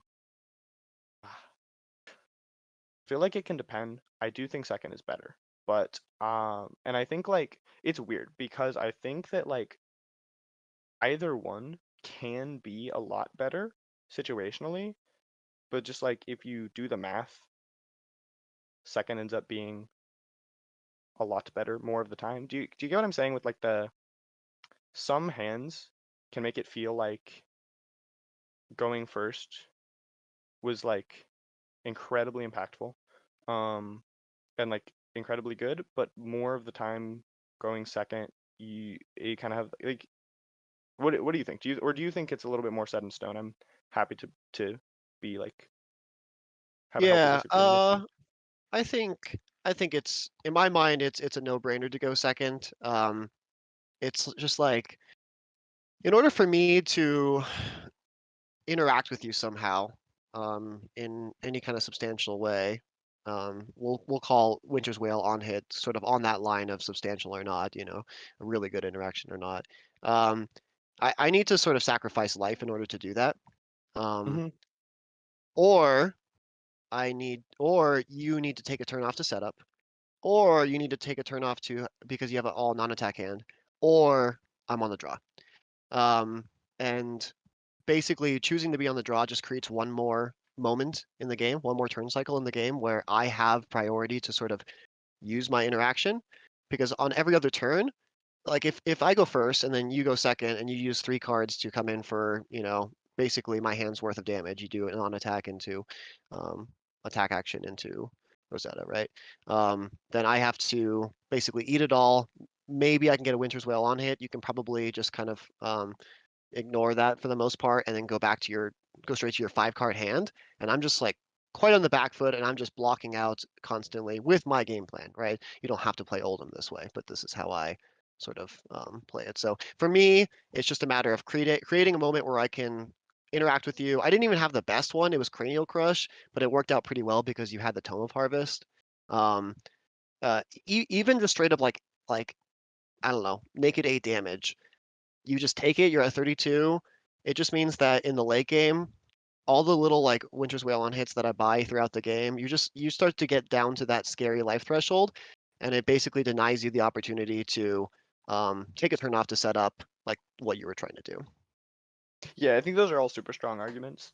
I think as you were saying that, it made me realize what maybe some of my subconscious reasoning is, which I need to take a closer look at whether it's you know, like how valid it is in actually making the choice. But I think part of it is um going first with Briar, like specifically this deck, there's a lot of like I don't know, you on your first real hand, you have one more card just because of the arsenal, and you can do a lot of filtering with grasp. So basically, I guess for me, it feels like there's a lot more assurance that my first real hand will be a functional hand and hopefully like a powerful hand versus going second. You're a lot more prone to those kind of like brick draws, which I guess is kind of like where my idea was coming from of going second usually plays out better, but there are some like top 8 cards of the deck where going first feels a lot better. But maybe maybe that's like more from the Briar perspective, specifically because of how like swingy in quality the hands can be. Sure. Yeah, But I also makes sense. understand like mathematically, the math says to go second because of the way tempo works. And Yeah. so I like ultimately agree with you. These are just kind of some reasons that it like that I debate it.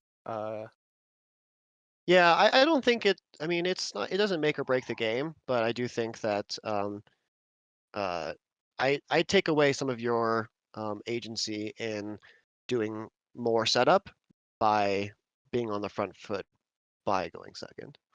Yeah. But well, this has been a ton of fun. Thank you guys so much for hosting. Thanks for having us. Yeah, I'd love to do some more content with you guys in the future. And congratulations on advancing to the next round. You guys gotta win it from here. Yeah, I've had a blast. Thank you guys. Thanks everyone who tuned in on the stream. And also big shout out to Yanji for doing all of the streaming and tech stuff. Yeah, big shout out to Yonji.